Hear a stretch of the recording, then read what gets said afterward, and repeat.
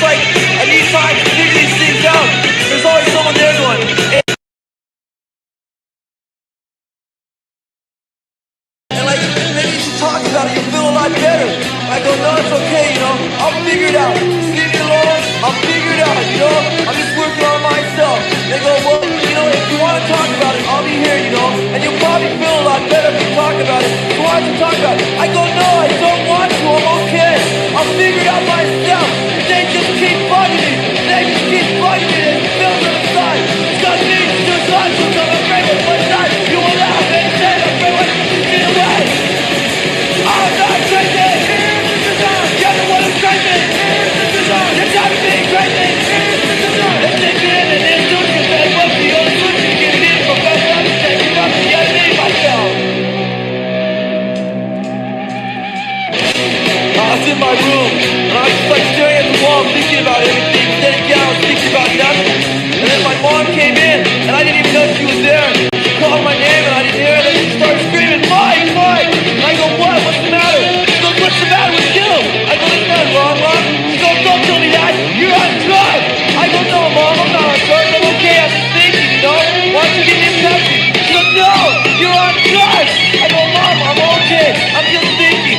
She goes, no, you're not thinking, you're on drugs. Normal people don't act that way. I go, Mom, just give me a Pepsi, please. All I want is a Pepsi. And she wouldn't give it to me. All I wanted was a Pepsi. Just one Pepsi. And she wouldn't give it to me. Just a Pepsi. He went through it with my teeth. Got me back to the teeth. Got me up. He just let me into the good now. Crazy. Oh, I'm not crazy. You're the one that's crazy. You got to be crazy. I'm sticking in this institution. They love me. All the solution to getting in. But that's not the thing. You fucking get me myself. I'm sitting in my room. My mom and my dad came in. They pulled up the chair and they sat down. They go, Mike, we need to talk to you. I go, okay, what's the matter? They go, me and your mom, we noticed lately you've been having a lot of problems. And you've been going off for no reason. And we're afraid you're going to hurt somebody. And we're afraid you're going to hurt yourself.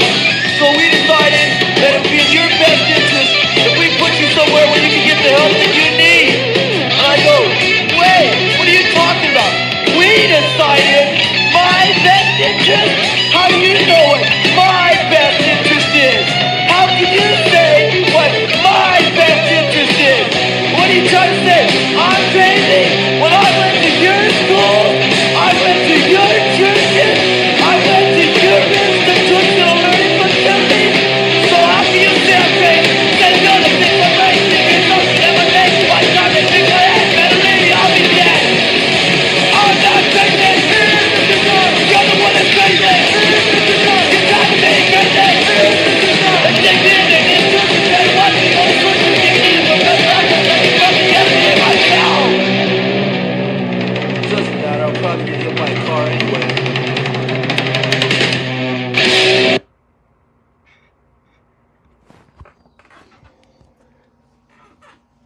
I wish you could understand all the lyrics. They're so great. Hey, everybody. Dave, Fish, Kai, Black Flag. Who else is in here? JC, what's up, man?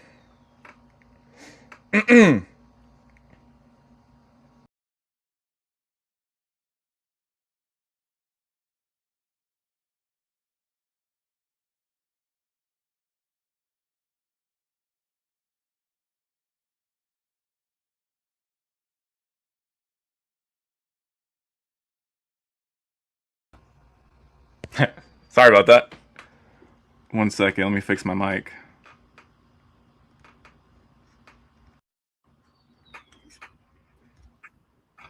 All right, we got Dave. What's up, man? What's going on, Joshua? How are you doing today? Doing good. I'm so glad that you knew what that song was. I'm surprised. It's one of the greatest albums ever made. Suicidal Tendencies debut album. Almost every song on there is just awesome, killer. Yeah, it's great. And the lyrics to that song is freaking amazing because that's how I feel every single day. I just want a fucking Pepsi, man. Can they just leave me alone?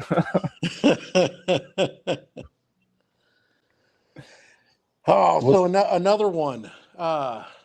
Man, I've been meaning to talk to you, and I've been watching a lot of your videos, actually, really getting in deep to a lot of the stuff that you're talking about, um, as well as one of my favorites.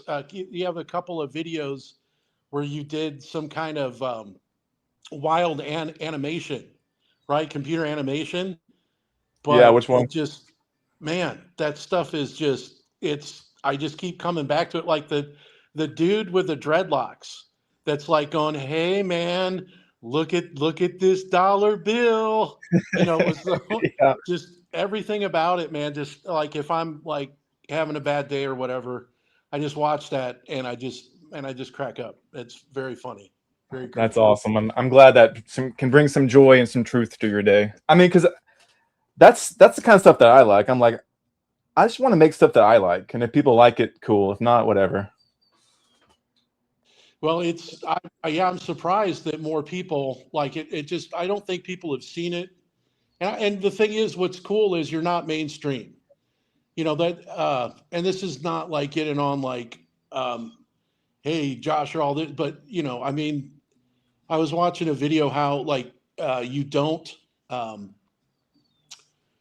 don't, commercialize your YouTube videos, and you explain why.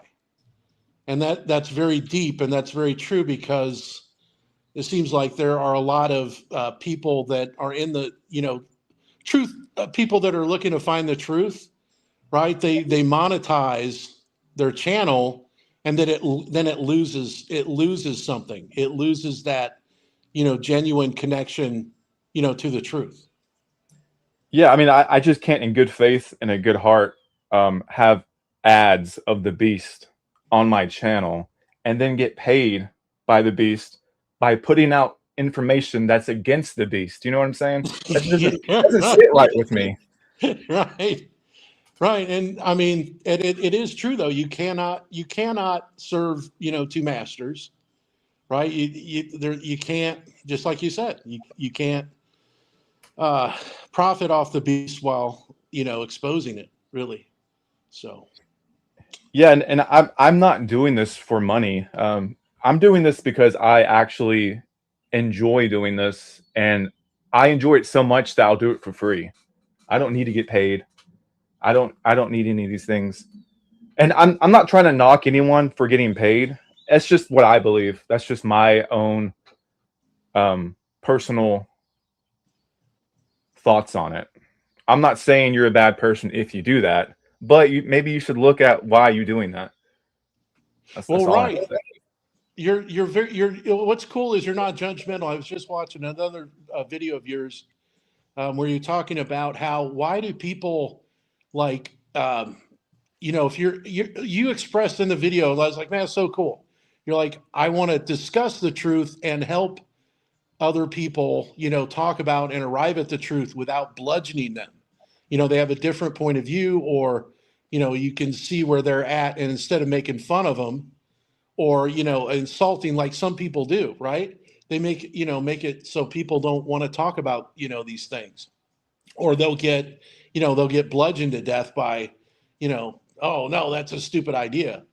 So it's good to have like a safe place, right? To With people who are respectful, but yet understand, and they're not, it's not an ego thing. It's, everybody trying to get a handle on this, and try and, hey, we're in hell. What now? You know? That's the question. What now? What the hell do we do now? Yeah, but I think this kind of thing is doing something, right? I mean, even if it feels like it's nothing, at least we're coming together and discussing things and not being institutionalized by society. We have our own little space here. And yeah, I don't like that bludgeoning over the head of I'm right, you're wrong. Because I've had that happen to me so much throughout my life, and I have done that as well. I've also done that. So I don't want to do that.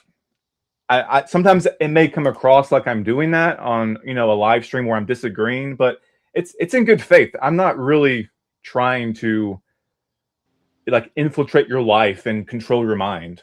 I'm just saying how I feel and what I think, and end of the simulation, you're free to do whatever you want. Yeah, right. And I'm sure you'll come back because you feel like, oh, okay, I guess I'm welcome here, even if I disagree.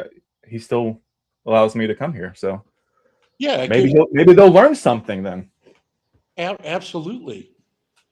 So I know you've had some friends.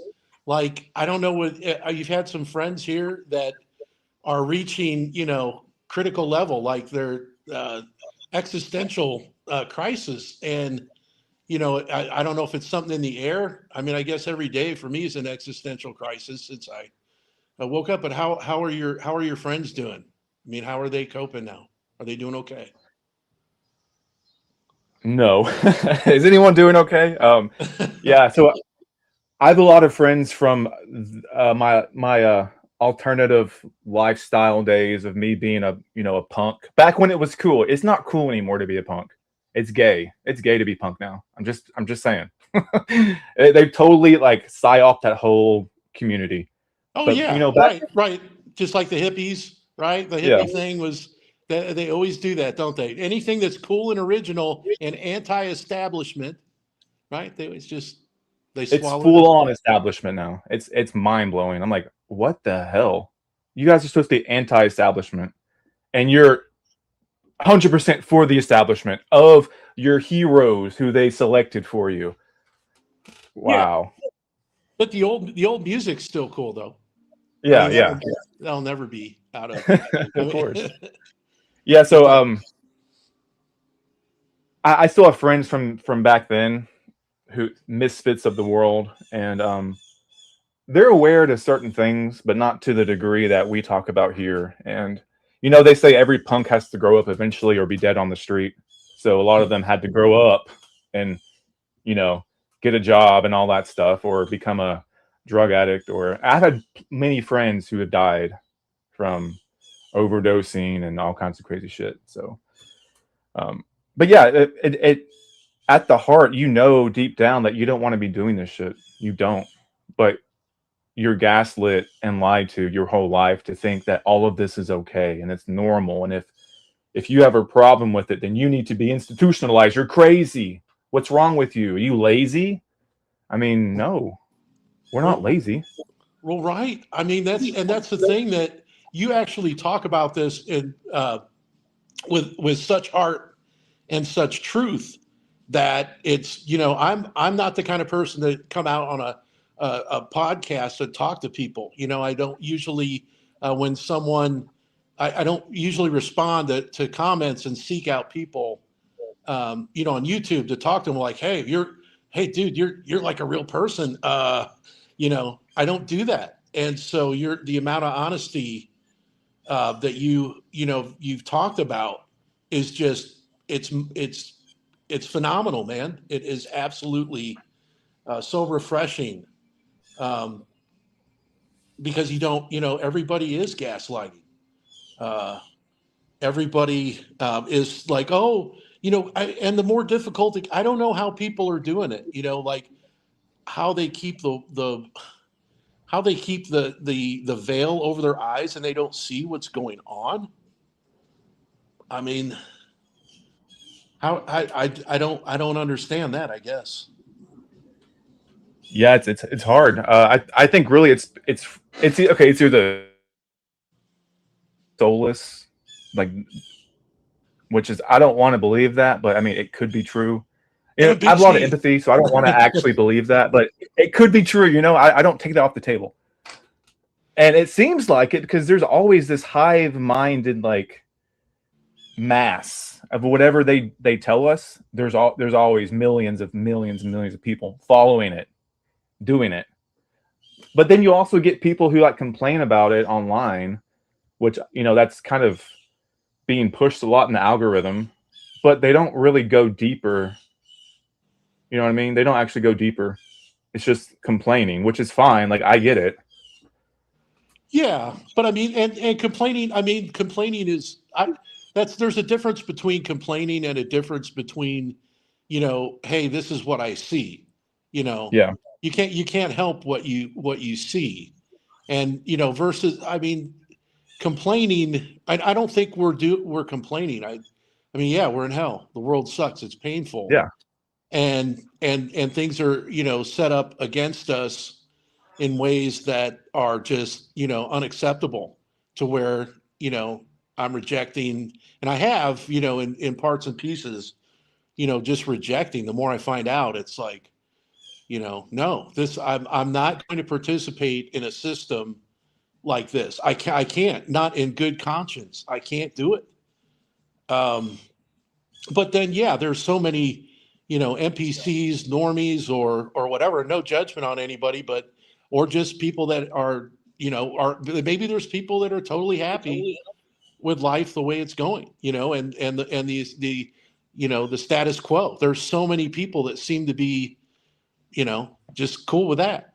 But uh, the other thing too is when they want to, when they take we're all down here all squished together, and then when they shake up that beehive, and one of the ways they do that is, they start messing with people's money. All of a sudden gas is, $4 or $5 a gallon, and groceries are more expensive, and then it just makes people just more miserable than they already are. And I mean, I guess that's somewhat of an opportunity for some people to, to wake up out of, the hive mind, you know? Yeah, and on top of that, they purposely show us that they're all thieves, they're all liars, they're all stealing from us. They're allowing other people into our country and sucking us dry. All this is on purpose. It's like they Yes. want us to notice. Here's what I think. I think all this is happening because they're going to have some kind of like savior to come out and save everything. Like, the Bible talks about, like the Antichrist. Yes. They're going to come on the scene and fix everything for the whole world because the whole world's on fire. Just Yes. trust that guy. Yep.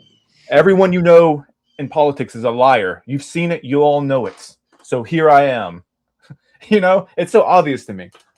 It is. It's another. It's what a Hegelian dialectic, where they create the problem, and here's the solution, and that, I think that's what they're doing now too. They're definitely dismantling the United States right now. It's clearly evident, and it's happening in Canada too. It's happening in Europe. It's like you said, it's pretty much worldwide. And then, of course, then they'll require us to, everything's going to be your digital ID, social credit score. I've opted out. I'm not doing any of that. I've opted out. I'm not going to do that. I'm not going along with that system already, and it's coming, and it's coming fast. Some people say 2030. Some people say even, they're trying to push it earlier. But it's definitely coming. Yeah, the great reset, as they say. Yeah. The thing is, here's the thing. They've been talking about this in the alternative media, which is controlled by them. It's like they want us to know all of these things. Why? Why do they want us to know all of these things? That's what kind of like boggles my mind. It's like you're purposely telling us, the ones who are awake but aren't really awake, still listening to your little pig pens who they think is actually real, but they're not. I just, it's hard for me to fathom why they're telling us all of this unless they want us to know. I don't know. Yeah, I don't know. You've heard that where they're supposedly have to, because of some, secret occultic thing, the way the universe works, that they have to divulge to us what they're going to do to us before they actually do it. I mean, obviously they're doing that. Is there some universal law for it? I don't know. Universal law. I see. I don't think there's any universal law after all this shit down here. It's just coping. It's just coping. Right. Exactly. We're literally being tortured, raped, and eaten alive down here, and there's some kind of universal law. Yeah, oh, look, right, we told you, so now we can rape and eat you. Yeah, right. Well, Right. that is the law. We can't do anything about it now. Uh, so very true. Yeah. And if that is the law, we're gonna have to make a new law. Well, if We're there's a gonna have to, law, then there has to be something that they have to follow, right? If there's a yeah, universal law, then so that's the thing. And no, nobody. I mean, we all see parts and pieces, and we all see this and that, but that's the whole thing is once we step outside. I mean, and I'm not talking about like having a near death experience or out of body experience, because even then, I think that the soul or the spirit or the consciousness is still tethered, I guess, in some way to the physical body. So it comes back. It hasn't completely crossed over. You know what I'm saying? The realm. So how much of the information that we are getting from this stuff is reliable? And that's because of that. I think there's a certain amount of it generates a certain amount of fear, right? Because like, oh, what's behind the black curtain? What's behind that door number 3? And so the fact that nobody, that's all been completely hidden from us, and we have our own intuition, in our spirits or our consciousness, it seems like, but yet then the body, then it's the fight between the spiritual consciousness inside you, and then the hardware and the software of the body that fights against what your spirit kind of intuits, right? yeah, yeah. I think that's about right. Yeah, there's some kind of knowing within us that once you Hello. kind of, hello, can you hear me? Can you hear me? Hello. Can you hear me? Hello? I somehow I got disconnected, so I'm Can sorry. you hear So me I now? don't I don't this happened last time too. Uh, I'll give you a second. Hey, what's up, James? What's up, Josh? How you doing? Thanks for showing us your home. Looks lovely. It's my grandma's home. Okay. It's 100 years old, and my grandma was 100 as well, and she just passed within the last couple days. Oh, I'm so sorry to hear that. Yeah, and this is up in Ohio, but I was on with Rebellious Meat Puppet the other day, and you were in the comments, Yeah, yeah, I and remember. I don't know how much you heard of that. I forgot that Keith was from Florida, but that's where I'm from too. So.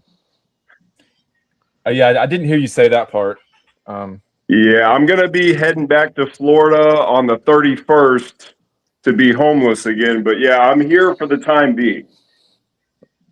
you can't stay there. I can, but I don't want to be abused by my family any longer. So Oh yeah, get the hell out of there then. I'll Get be the hell out. abused by the other people on the street in Florida. But Yeah. no, it's good.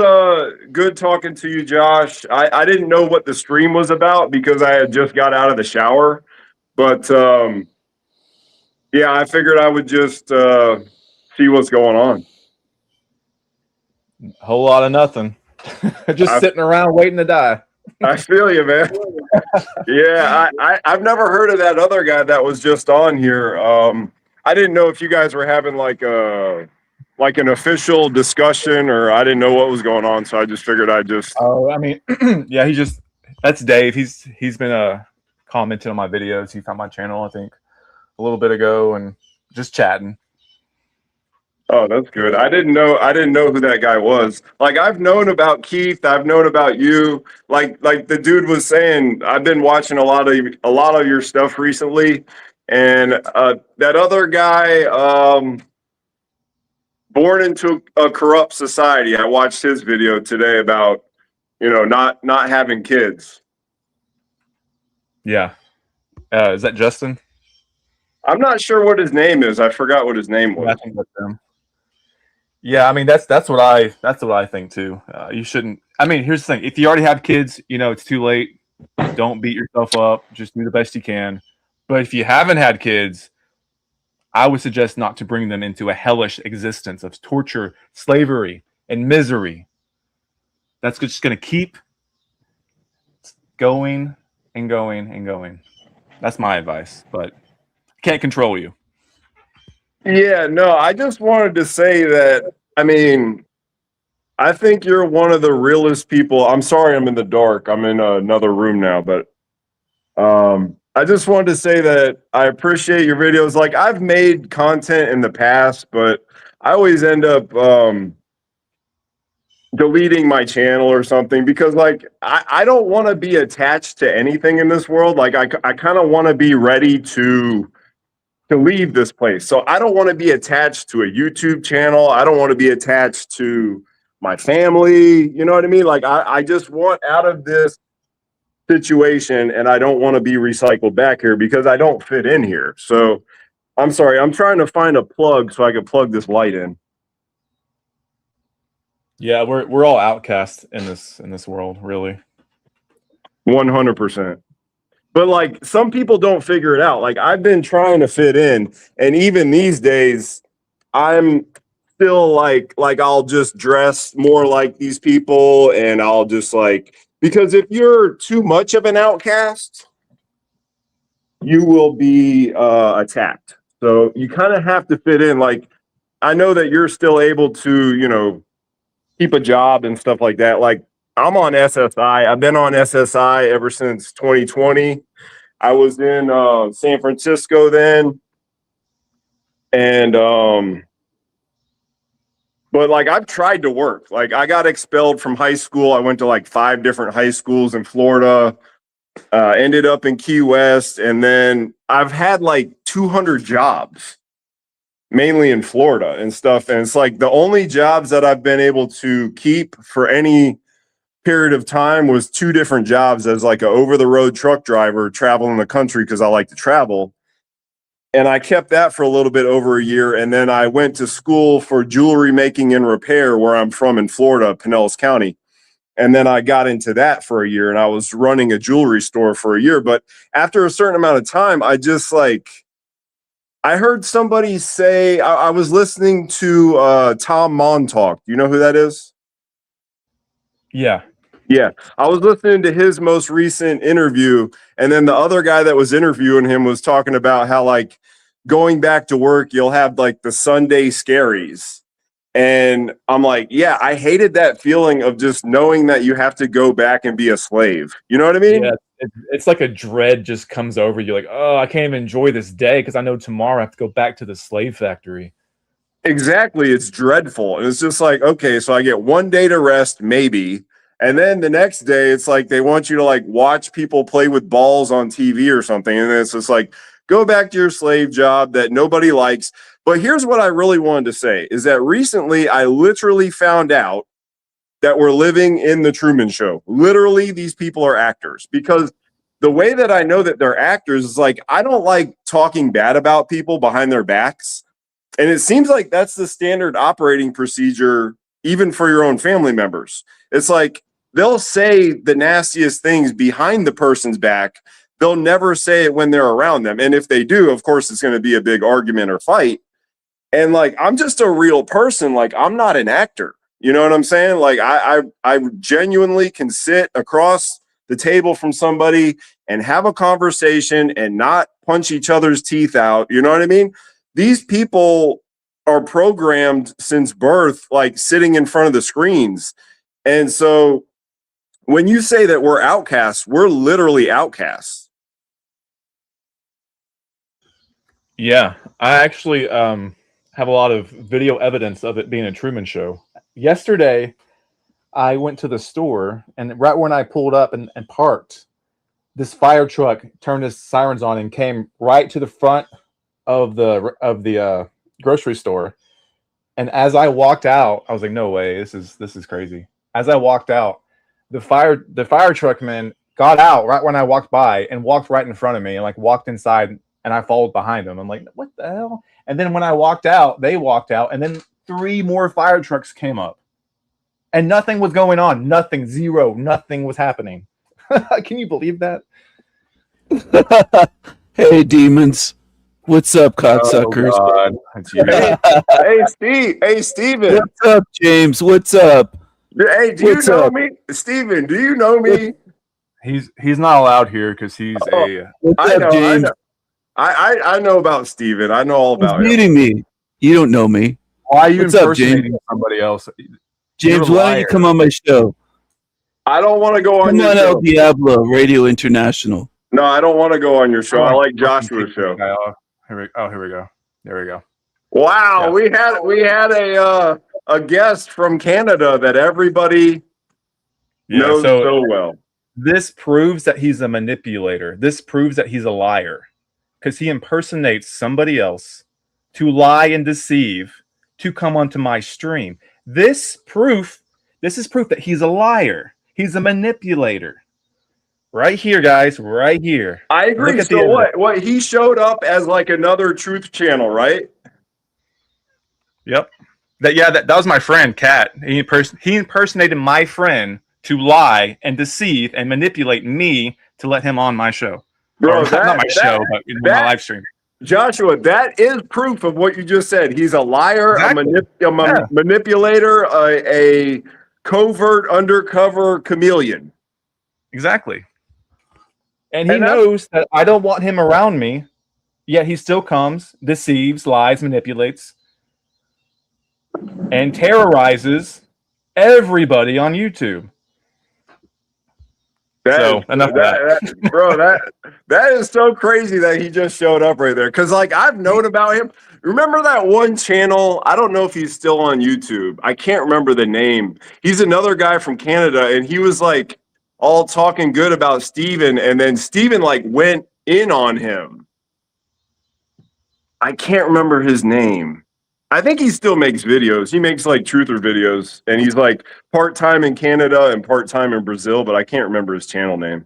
Anyway, Joshua, I just want to say you're the fucking king of this shit, and I'm glad that you're able to hold down a job. Just try to keep chugging on. I mean, I'm not trying to tell you what to do, but like you're lucky that you're able to make a living. I'm not. Like I've literally tried everything, Joshua. I've had almost 200 jobs. I've done everything. It's like once you're outcasted to this level of like having this level of information, it's almost impossible to integrate into the society. It literally is very, very difficult for me. So I just want to say that you're the king of this shit, man. I love what you're doing. I love the art stuff. I love the walking around and just clowning around and like I think you're a really genuine guy, you know? Oh, I appreciate that. So I'm the real king. No, I don't want to be king. I don't want to be king. That's pathetic. I don't want to be a ruler over anybody. I want you to be free. I don't want you to be my servant. That's ridiculous. We're all kings. We're all kings. I agree with that. I wouldn't want to be a slave master or a slave, but in this world, they force you to take. They force you into one of those roles, and that's why it's so difficult. But like, yeah, I mean, like I said, like I've heard you talk about how even if there was like a truther community out there, we would go at each other. People don't get along. Like in this world, like people just don't get along. But I'm the only one out here. Like there has to be some way to connect with people in real life. Even if we're gonna have quarrels, it's never gonna be perfect. Like, but I do look at communities like this new one, the Nomad Syndicate, where you're traveling, you're out in the desert, and because the only reason that I know that this is the only path is because we're gonna be attacked by these fucking actors. Once they know that you're a real person and you're not an actor, they attack you. And there's nothing we can do about it. So at least we could have a little bit of insulation if there was some way we could figure this out. Yeah, but I know that you don't see it that way because you're like, we're just gonna get on each other's nerves, and I agree with you, but like, it's turning into hell, man. It already is hell, my friend. Yeah, but I'm sorry about you not being able to get a job. That I don't want you to have a job. I don't want to have a job. I don't want anyone to have a job. Okay, first of all, that's my intention, that we don't have to fucking work for somebody just to live. But since we have to, then I have to have a job to provide for myself and people I care about. But that doesn't mean I'm better than you or that I think, lower of you, because this world puts us in these positions where we're fucked. We're fucked if we do. We're fucked if we don't. I want us all to be free. So I don't think of you as any less than for not having a job, because I don't believe that we should be forced to work. Yeah, I mean, if our families, the way that I look at it, in an ideal world, when you're brought into this world, every single person should be given at least 1 acre of land, and that you shouldn't have to pay property taxes on it. And you can have your garden and you could build your home and you could be free. But we don't live in that world. And most of these NPCs don't realize that even if you pay off your home, if you don't pay the property taxes, they will come and kick you off your land. And that's what most of these NPCs don't realize that. You know what I mean? Yeah, I've heard stories of retired elderly people getting their house taken away because they couldn't pay the taxes on it anymore. Can you believe that shit? They already own it. They're retired. And you're going to steal their house? Yeah, we don't even own our own bodies here, man. Yeah, that's okay. I don't want this piece of shit anyways. They can have it. I don't either, man. I hurt my knee like a couple years ago. I'm like, this is actually okay with me, because it makes it easier for me to drop this fucking meat suit off. You know what I mean? Just get out from under this shit, because my spirit is so free being in this meat suit, like every little thing. And even now, it's like when my family attacks me for speaking the truth, I don't wish them any harm. As a matter of fact, I want them to live here longer. The punishment is living here. I am going to be dead soon. Somebody's going to murder me because I'm not an actor, or I'll be thrown in jail. I want all of these actors to keep playing on the stage, because they don't realize that when they act the way that they do, and they're liars and they're manipulators and they're deceivers and they're everything that's making this world hell, I want them to stay here. I want them to live in Groundhog's Day. I want them to continually come back here, because that's the worst punishment.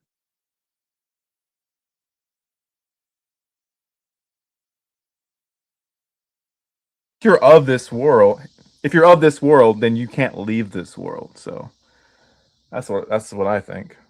I'm not from this world. You're not from this world. I'm getting the fuck out of here.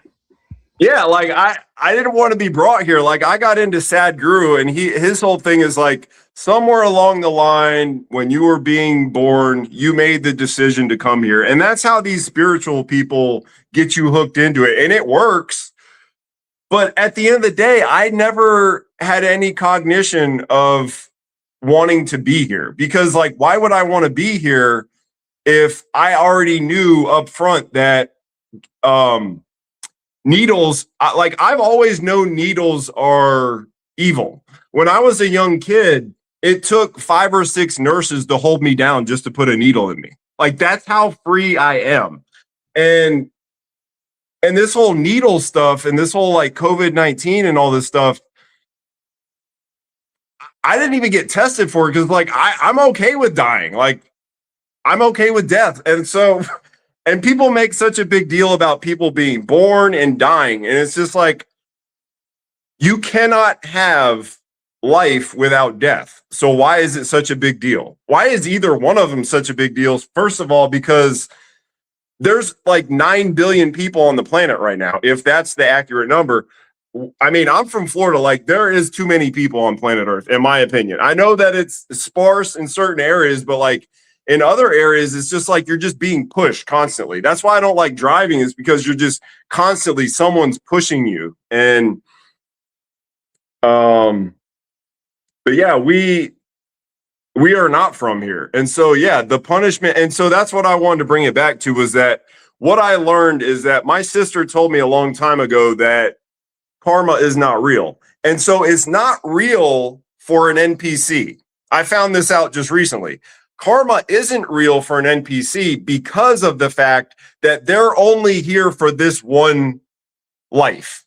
Whereas you and I think we're we were here before, and our spirit's gonna be here afterwards. And so we kind of realized that we can't just act any old kind of way here, you know? And so that's kind of how I thought about this whole NPC thing, and how you could tell that they don't know. They just do anything that the screens tell them to do. And that brings it back to the Truman Show. The way that I know that they're actors is because my uncle would tell me things when he's by just with me, not with my mom or with Barb there. And he said some pretty crazy stuff. So when people are with me, they feel free. They feel, because they know that I'm not an actor, so they can let their guard down and speak how they want to. But then when there's other people around, he attacks me. And so that's how I know these people are actors. I know that they're just living in fear. They're just acting out a script. They saw how people act on watching, the Goodfellas movie or something. And so now they act like the actors. I'm telling you, this is how this world is run. These people are literally acting like people that they see on the screen. And so, like, I can make that, like, I don't act like people on a TV screen. Obviously, it influences me, but I know the difference. You know what I'm saying? And so, yeah, hey, you got a question here on the screen.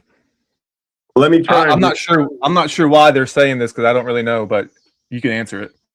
Let me try and read it. Let me try and get a bigger, because I'm new to this whole StreamYard. Okay, I can make the screen. I can read it to you. I'm reading it right now. I appreciate it, Josh. Hold on. While holding. Oh, well, okay. First off, I'm not a white supremacist. What I am is, okay, the thing went away. I was just going to try and see who that was. I am not a white supremacist. What I am is a person who has been attacked my whole entire life by black people. I grew up in Florida. I've been being called every name you can imagine, being physically abused by these people ever since I can remember. So this is me living in reality. I'm not saying white people are superior to anybody. What I'm saying is that there is an agenda here on planet Earth for everybody to rip each other apart. And I'm just cognizant, like, I got attacked last year by a black person. Where I'm from in Florida, in Pinellas County, at a bus stop, this guy came up to me and literally was a black racist, talking about how he hates white people. I'm responsible for everything. And then he literally attacked me. And this has been going on my whole entire life. I don't know where you're from, but where I'm from, it's real. Okay. And I've been to California and the same exact thing happened. Okay. And so these people who think I'm a white supremacist, I am not a white supremacist. But I am also not a cuckold faggot. So I'm going to see the truth and defend myself if I need be. So that's where I stand. And I'm also an Odinist too. So Christianity was started to bring everyone together. And as you can see in the world today, it hasn't worked. It's made things worse, in my opinion. Now, I'm not saying that if all white people were still in Ireland, they would be all hunky-dory and things would be perfect. That's not what I'm saying. What I'm saying is that when you mix up the bag, like Joshua S. John said the other day, and hit it with a stick every day like they do with the news and with everything and with the whole media, these people are controlled by the media.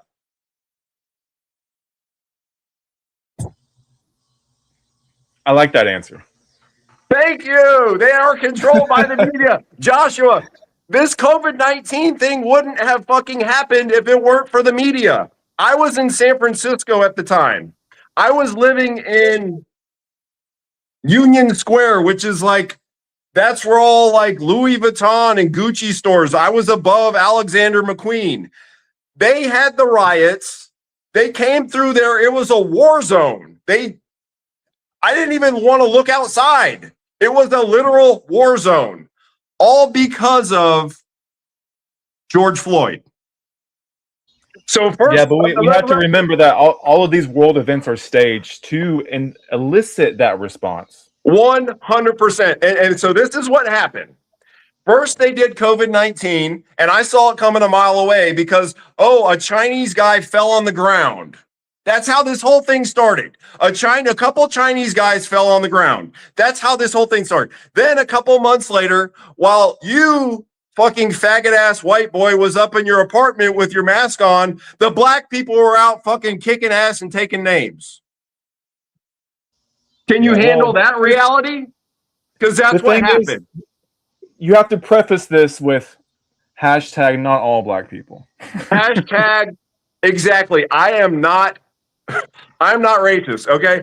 There are plenty of every color people, Hawaiian people, Native American people. Like I said, my first girlfriend was half black, half white, and raised by Puerto Ricans, okay? I am not a white supremacist. I am a realist. White people, they have put in the green light on you. It's open season on you. I don't care if you know it or not. I have lived it. Okay, it's open season on you. So that's how this whole thing started. Donald Trump was the president. Then Joe Biden got in there. And look, Josh, you're completely correct. It's all staged just like the Truman Show. Just like the Truman Show. Yeah. What the white people? Yeah. Dude, fuck all the races. Who gives a shit, dude? I'm not this body. I'm not this race. I don't have to defend white people. White people suck. Black people suck. Indians suck. There's all people in our races that suck, okay? I don't have to defend what my white ancestors did in the past. I wasn't them. I have nothing to do with them. 100%. And all of the history, I don't even believe it. I live in the now. I'm alive right now. If I didn't witness it since I was born in 1983, I don't know if that's real or not. I don't know if we're going to Mars because of Elon Musk. I think there's already an off-world civilization here that's already doing stuff like that. We're poor.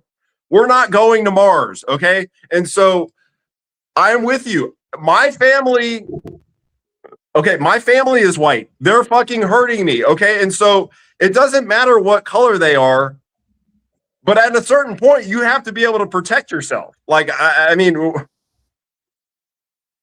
Yeah, I mean, the most damage that was done to me in my life was from white people, which was my family, okay? Like, I'm not taking any sides here. I'm just calling it all out. You have to be able to call out your own race because you're not your own race. That's your biological meat suit. 100%. 100%. Defend your race. 100%. And like you said, you were abused by I don't know what color person, but then your own family members didn't even care about it. And so that's what's happening to me right now. My mom is abusing me by lying to me and deceiving me. And then when I label her, see, this is what these people do. And these are white people. This is a white person who brought me into this world. What they do is they use censorship. All these people who are getting censored in the UK and getting put behind bars because they're speaking the truth, these baby boomers and all these other people, they're using censorship in real life by not allowing you to label them what they actually are.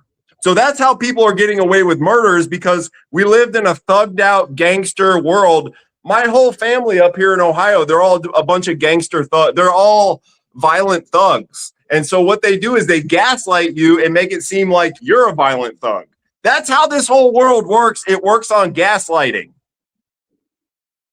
Absolutely, man. Thank you. Trey, what's up, my friend?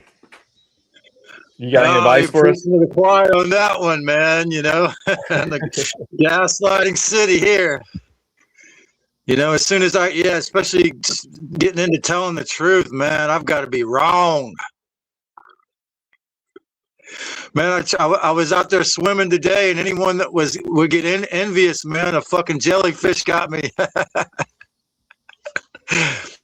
But man, I can relate to a lot of what this guy's saying here. Gaslight City. Hey, thank you, man. That's what this whole world is run on. Think about it. Your parents brought you into this world. They should have never done it. But I reached the level of awakening recently, guys, with this whole my uncle and them just, getting violent with me.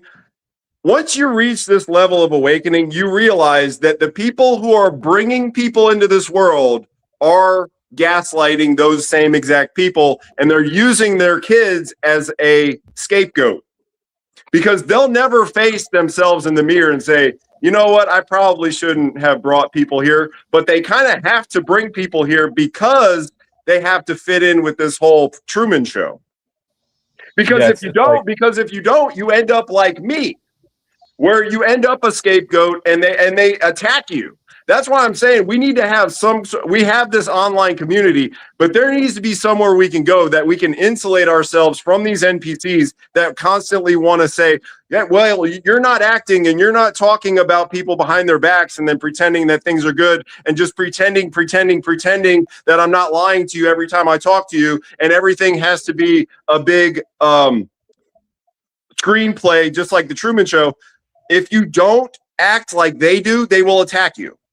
And that's what happens. You can't be real in this world. You can't speak the truth in this world. You will be attacked if you even.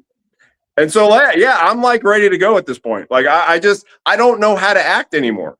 You know what I mean? It's all an act. If you don't act like they do, but the way that they're acting is very toxic. You know what I mean? 100%. Every parent says this. All right, honey, you can be whatever you want when you grow up. And then they say, can I be free of all suffering, desires, things that I don't want of this world? Can I just be somewhere? Oh, no, honey, you have to be a slave. You have to fulfill all these desires of the flesh. And you have to get a job and make money and suffer and die just like the rest of us. Ha ha ha ha, you fucker.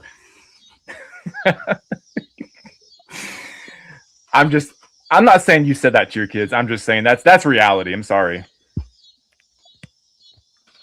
Yeah.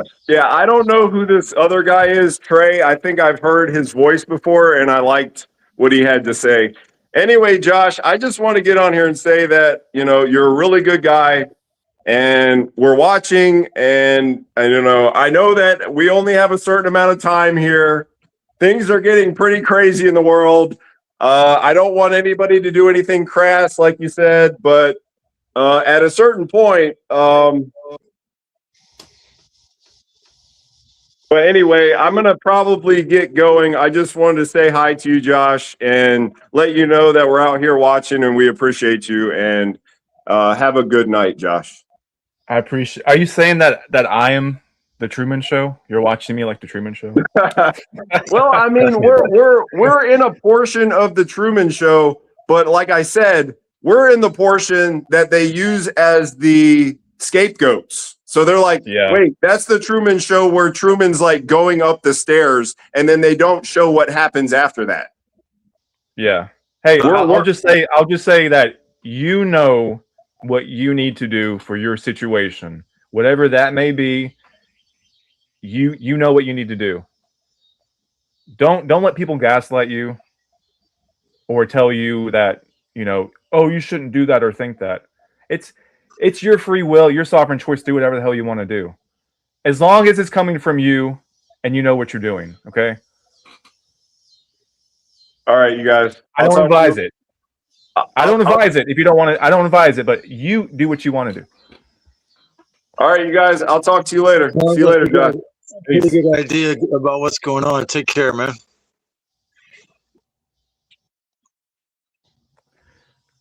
Hey, I gotta go tinkle, so you can entertain these guys, girls, white, blacks, Indians, all of them. I've been thinking Chinese, about what this.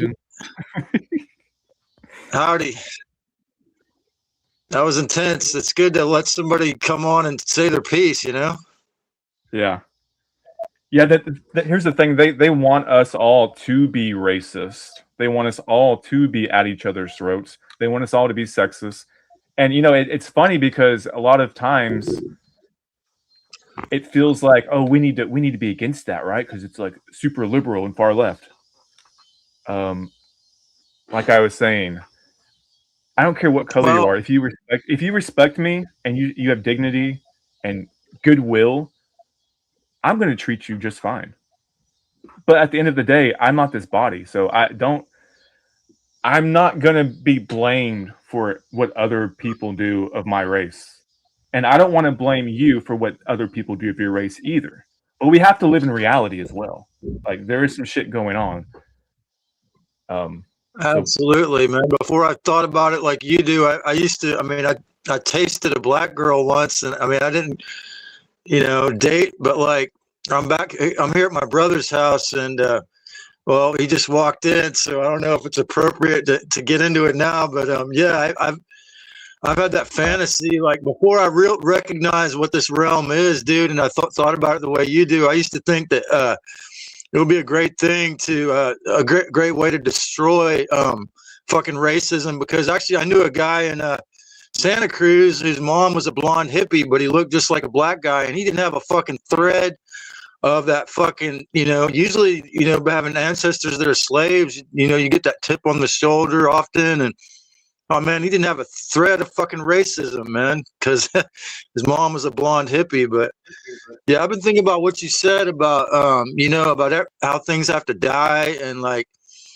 I've been eating a lot of fish lately, and I haven't ever, I consider myself a proxy killer as long as I do that, and I'm not catching it myself or cutting its head off. I drink raw milk, and eat the placenta, the eggs of chickens, and it's like this, these bodies. disgusting. It's all just disgusting, right? Yeah, But it's like you a have to fucking. do it. It is a fuck. It's like, how can we not be fucking cannibal and be healthy when the fucking devil redesigned these flesh sacks probably like 1,000,000 years ago to need cholesterol? He's such a fucking master geneticist. He made these things so that we need cholesterol. Like, I don't think the devil created this realm, but I think he fucking changed it around very fucking masterfully to be exactly what he wanted to be, where we all have to eat each other or eat other animals to fucking live. It's sick, just to be healthy.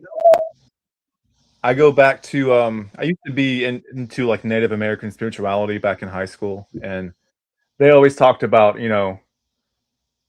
giving thanks to the animal that, shed its life for you to live.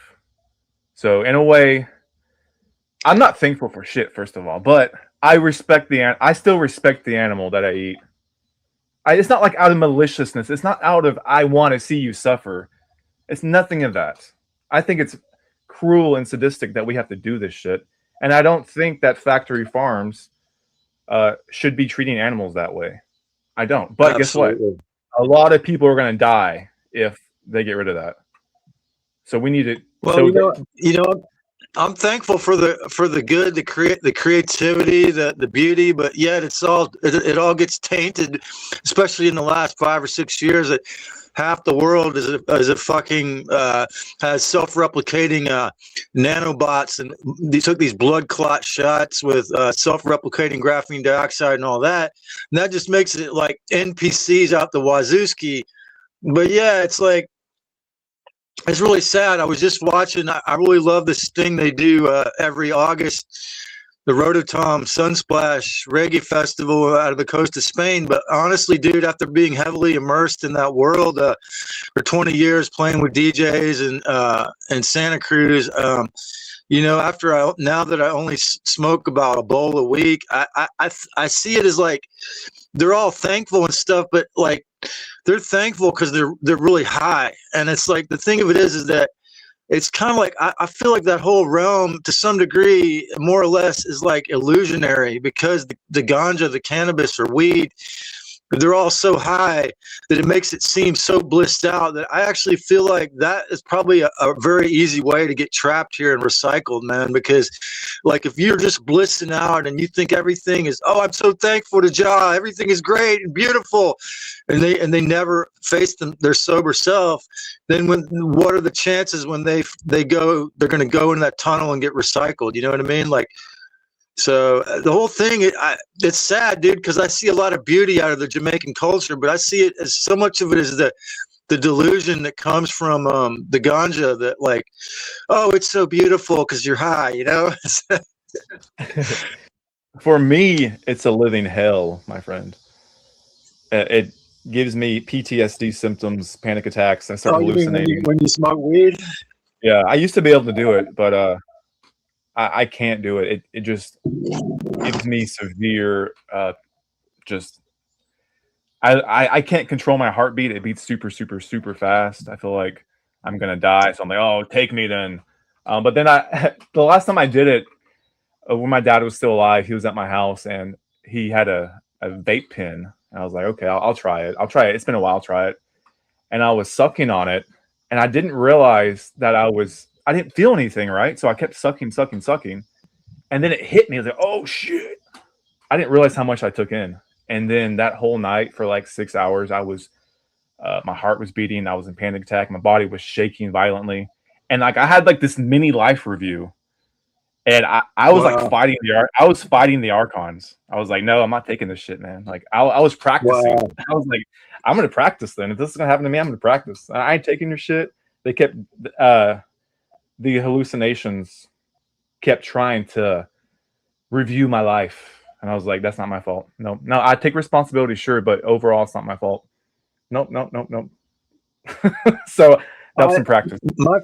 My friend gave me like a hero dose of shrooms like about a year and a half ago. I felt like shrooms kind of have given me the one time, another occasion, this dude gave me a bunch of cubensis, and I took so much of that. It's another kind of psychedelic shrooms. It felt like it was downloading everything in my head.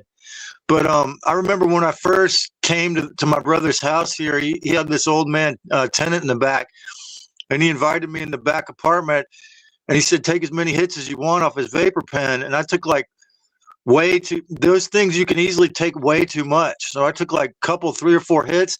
And I remember I got what's called a green out, where like I had a hangover the next day. I was like puking the next day. It's just way too fucking strong, man. Yeah, I mean, you gotta be careful because they're fucking with the weed nowadays. You know that, right? It's controlled by the government. It's not natural anymore. Well, if it's not grown in the sunshine of the greenhouse, I think it's kind of alien. I mean, when they legalized it in Colorado, I really think it was some kind of like dark side conspiracy. They intentionally, because there's so much sunshine in Colorado. I mean, they have a much shorter grower season in California, but the fact that they've barely got any sun grown operations there, that shit is like more alien. But dude, I was wondering, I didn't get a response from that, but I was actually relatedly when I was on my way to Folly Beach to have a swim and go dance at the free Jamaican the Jamaican night at the washout Sunday before last. I took a photo I sent to you of the Freemason Lodge on the way there, and I was curious what you thought about that. That it was a sign, and the bottom of it, like I didn't want to put this out on I don't want to put this image on my YouTube channel because I don't know. My grandfather was a sun sign Capricorn 33 degree, and I don't associate with it at all. But dude, like the bottom, right as I was taking a picture of it with my cell phone, and the reason why I'm sure you know about for the audience, the bottom of it was a female Freemason fraternity, and it had the upside down 5-pointed star with like rainbow colors in it. And I was like, man, like they're just putting that upside down 5-pointed star like right on the sign on the road. And of course, dude, this being like a realm totally controlled by a fucking loose factory in a lot of ways, man. A fucking vehicle rolled in right then. A Freemason fucking rolled in right then, bro. So I was real quickly like, I'm from the family. I'm just taking, but like they didn't say anything to me, but I just thought it was trippy, man, that like they just put that fucking upside down 5-pointed star right up against the road, for everyone to see. Is that like mainstreaming what it's about or what? I mean.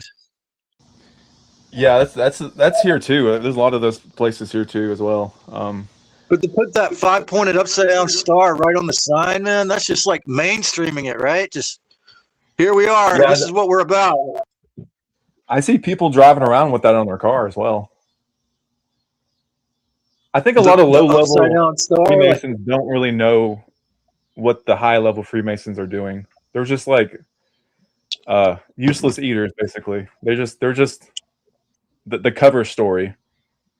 And to tie back in with what I was just talking about, man, like, because I got all these friends that are Rastafarians. Like, I was watching a really good, roots reggae band at that event, at that free reggae night a couple weeks back, and I looked at their website a couple of days ago, and they're holding two of them were holding the upside down, the upside down triangle with their hands.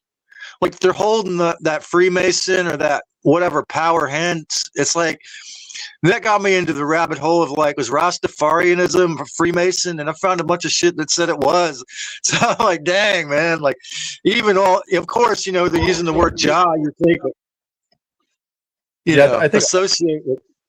All religions and spirituality come from the same source, which is the evil. Wants you to think you're doing something good and you're really worshiping the evil.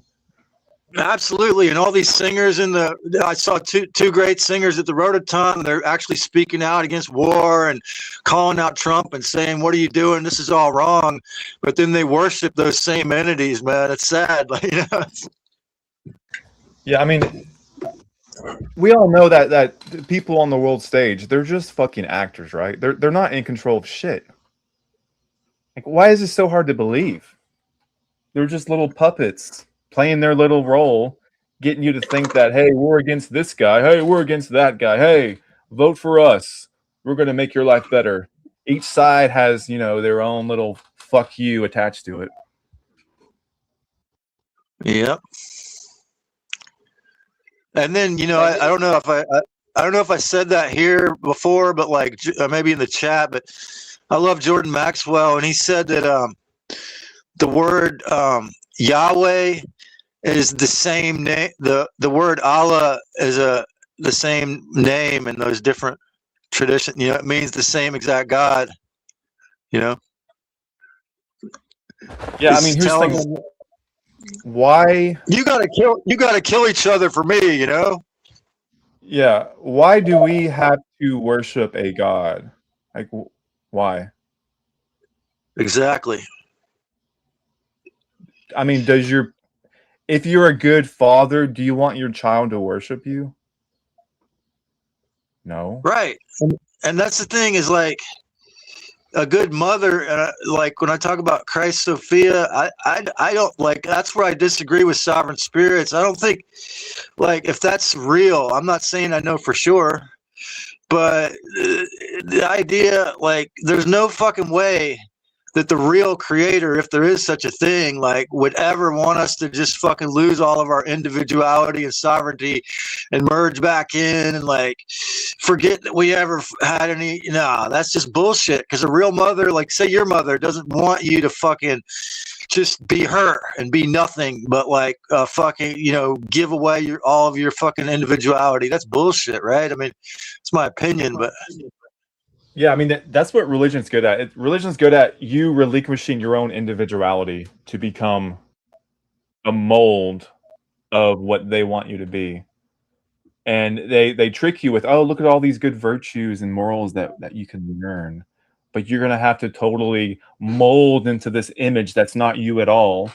And why am I even in an evil world to begin with, in this evil flesh that has its desires that are evil? Why? Because I love you and I want you to grow. So worship me. It don't make sense, man. Well, like I say, my interpretation is that this fucking Enki or whatever the fuck his name is, Yaldabaoth, forced these things to fucking need to steal or figure out how to take out other animals' stuff. But the financial aspect is really obvious that like in war, why the fuck are we so fucking dumb aside from this trauma bond to these fake gods, that we have to fucking kill each other, and but also financial slavery, man. If we're so fucking smart, I mean, when you look at I've written songs. I mean, think about inventions like, Nikola Tesla died in a fucking stag hotel, one room apartment after they stole his plans, but even musically, but any kind of genius that's been in the public, that's been successful, they all fucking either got shot or died in poverty, hated on, and and now his name is used for an electric, an electric car for the rich. That I heard if you get in it, it pumps you out with really shit tons of fucking levels of microwaves that can make you sick to get in a Tesla. And yeah, the whole thing is really fucking obvious that we're up against the fake gods, I call them, are very, very good at organization, at genetic engineering and mind control and terrifying us, and but yet, man, the reason, if it was really only a hell, I don't think we'd be able to do this, man. I mean, if it was just that.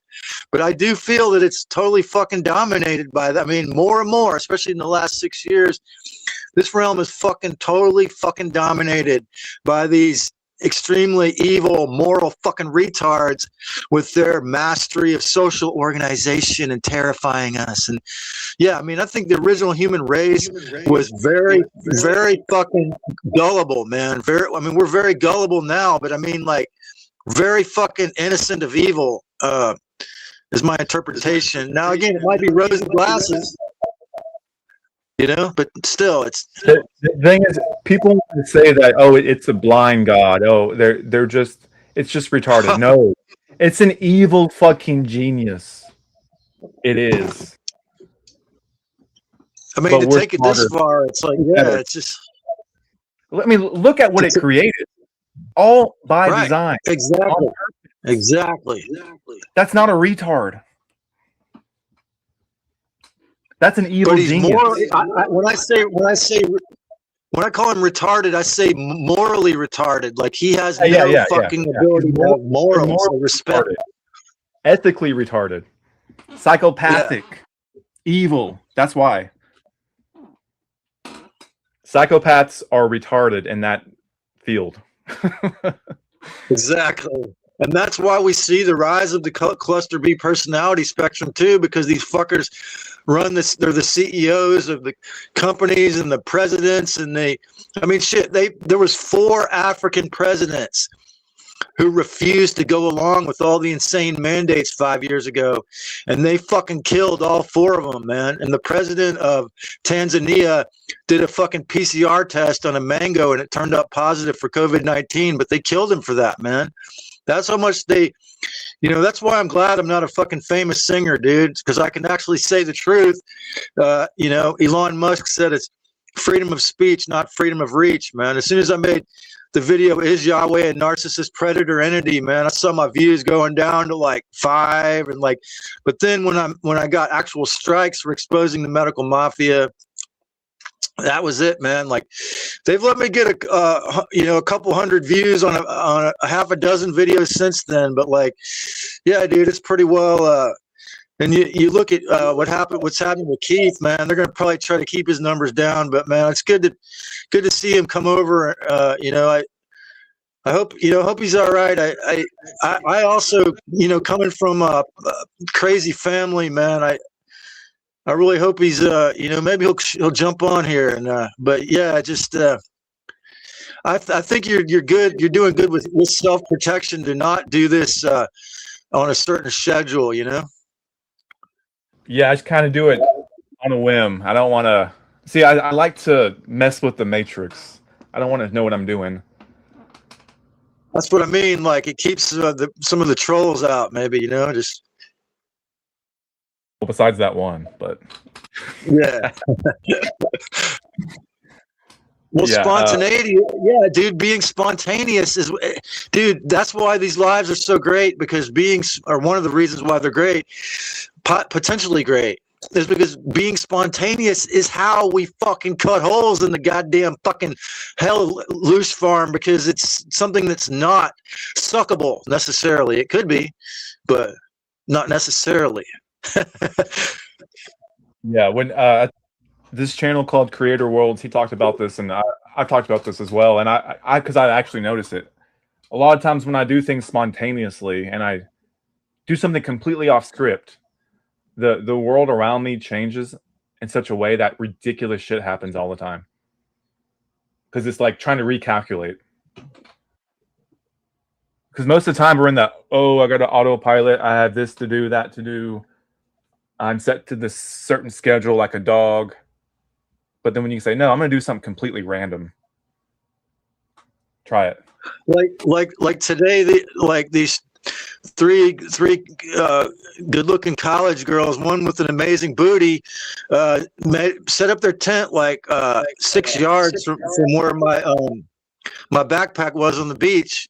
And dude, the beach is wide fucking open. They could have gone. There's so many other places, and I'm probably not going to publish this video, but I first I made a short saying like, is it because I'm scared of cute college girls that they're coming right up? And then I was kind of joking around and to talking about how I got the bit by the fucking jellyfish. But then when they came back, dude, I was like, I was trying to say how you doing or say hi to them or something, and then I was trying to discern if they were like friendly or, you know, NPCs or like so archonically possessed that like they decided to like kind of sit next to me just to cause a, you know, because they were possessed, maybe because they took all their boosters or whatever to cause a confrontation.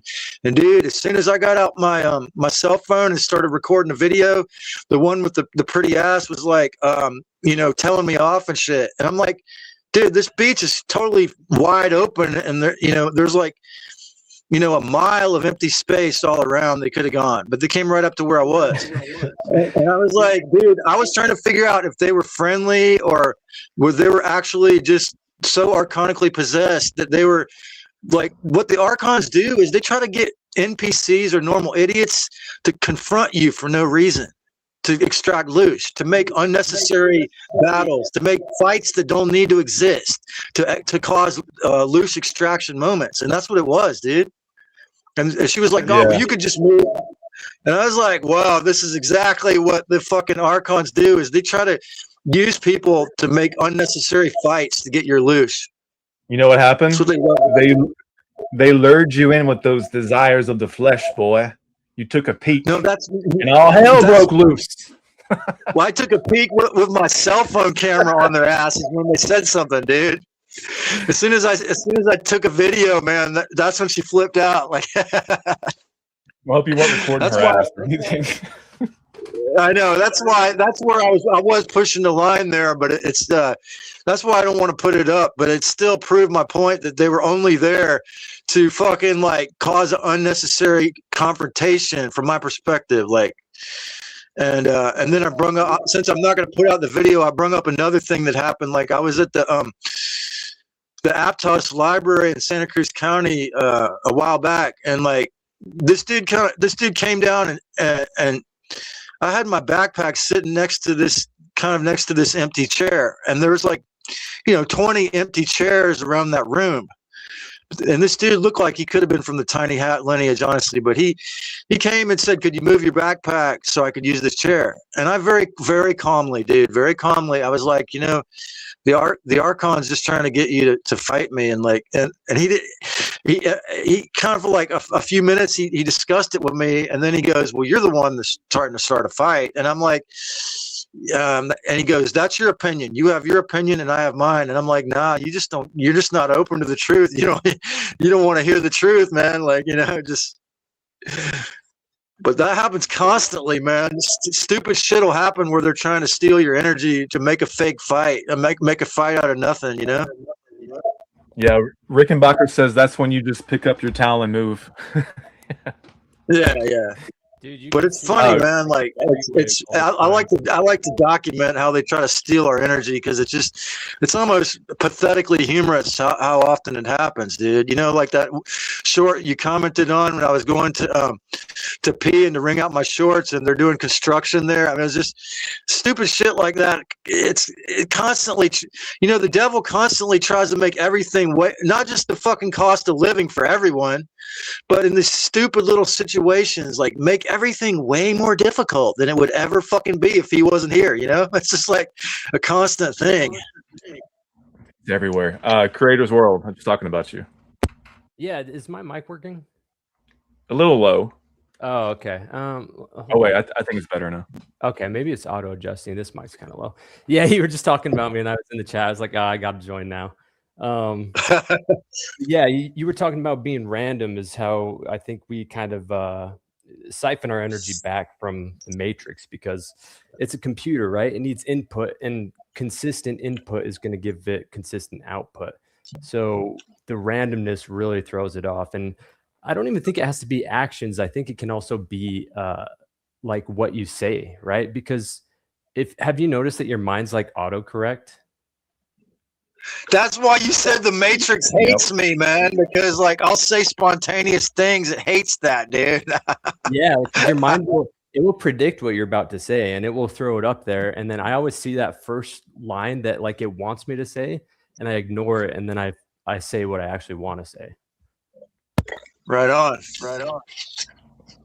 Yeah, I also noticed that too. I notice when I'll be thinking and wanting to say something, like, wait, where are these words coming from? Let me just like not say that, and like just say something that it's not pre-planned, and just see what comes out. And that's usually that's usually the best stuff that comes out of me. It's the best stuff, but then it's also like the NPCs don't know how to react to it. Exactly. I think they're expecting that pre-scripted conversation. That's your real essence coming out, and they don't know how to react to the real essence, man. Yeah, most of my videos, I know what I want to say, but I don't have anything planned out. And I'm like, how am I even going to do this? And I have this thing within me that says, don't do it. You don't know what you're talking about. Don't do it. See, you don't have a plan. Where's your plan? Where's your script? And I'm like, fuck, you're right. I'm like, That's no, the Archon, man. I'm just going to That's the say whatever. flyers. I'm just going to say whatever comes out, because I know within me it's true. Well, and it's heartfelt, and genuine people can actually feel that. Because I mean, I feel it with your videos, and then when I'm making my videos as well, I struggled with that so much because I had that in my head too. It's like, dude, you're not making any sense. No one's going to understand what you're saying and things like that. But genuine people do get it. Oh man, the Archons, the false self turns up the volume when you're about to make a good video, huh? Like, you can't do that. Yep. Yeah, it's ridiculous. I get attacked so much before I start a video. It's like this. I can feel it. It's this overbearing presence that's like, shut up. You have nothing good to say. I'm like, fuck you. I'm gonna talk anyways. And I can feel it as I'm talking, and I have to like push through it until I feel like, it's gone. Yeah, but it's crazy how that's in your head, but like as a listener, from a listener's perspective, it doesn't feel like that. Same to you, and you, Trey. Even though you called me out for having a beer, I saw that video. Well, the thing is that, yeah, man, there's a reason why we call it spirit. I know. But the thing is that I don't know if you saw that short I made, but the real people, he did a post of the short I made, and man, the thing of it is that it's especially with what we know, it's totally natural to have anhedonia and depression. However, the fuckers they'll turn that. So it's very, I know it's very tricky when you're at this level, but I made this short clip about how this one occasion when I was having one of those thoughts like, man, I want to go or whatever. And they didn't even try to fucking mimic that it wasn't me, bro. I hear this voice go, yeah, you should kill yourself. And the first thing I said was, in my thoughts was, no, you should do that to yourself. Ooh, And instantly, got him. instantly after that, dude, instantly 3 seconds later, all I heard was fucking crickets, dude. The fucking Archon left, dude. It left right then. It didn't know what. It had no idea how to fucking respond to that, dude. The You Archon burned their ass. The I Archon got. deleted itself. I'll be right back so you two can talk. Okay. Well, touching on the beer stuff, because I have a drink every now and then, but I did notice that whenever I have a drink at night, the dreams I have are always like very negative. Like I'll have giant insects, like giant killer bees and stuff, like chase me, things like that. I've had one where it felt like literally like hands were like all over my face. Yeah, it's weird stuff. I have a lot of weird stuff happen at night, but it's always negative whenever I drink, which sucks because it's nice to self-medicate. Yeah. But I don't know. Well, I it's that mean, weird- like if you can self-differentiate between you and the false self, I mean, I don't know. I have that gene on my dad's dad and my mom's mom, and I don't know. For me, yeah, I definitely felt like kind of like I was on Infinite Zebra the other night in her chat room, and she's saying, yeah, it feels like you're or some kind of feels possessed, but yeah, it's. I was gonna say that it's weird though, dude. Like Chogyam Trungpa was the guy that the Tibetan Buddhist. They gave him like the full authority to bring Tibetan Buddhism to the USA, and he would go out on stage hammered drunk off his ass on liquor and shit, and be totally elucidate deep spiritual points, and all that. And he was very wise, but he definitely died young from the booze. But the thing of it is that he started like a college, like a tantric Buddhist college in Boulder, Colorado, and within 5 years after he died, the fucking CIA started running it and made it into some kind of accredited university thing. So you know how they are with stuff. But yeah, I mean, some people have been able to, or another one was interesting to speak on the other side of it from what I normally say. Yeah, Joshua, or the guy I met, the guy I was looking for when I found Joshua, Keith Sorelli, used to be called the Rebellious Meat Puppet. These guys, it's kind of like reminds me of this dude named Gurdjieff, who is another brilliant sun sign Capricorn Russian mystic, and he would get really hammered on alcohol, but he would do crazy shit to yell, like to scare, kind of shock people. He said we couldn't have kundalini awakenings, like the serpent sexual power rising in our chakras, because we had kunda buffers. He was aware that the moon was fucking with us, and that was like 150 years ago. But dude, he had this thing called the Institute for the Development of Man. When he first started, and he did crazy shit, like he would hire a brute bully to verbally abuse these wealthy students he had.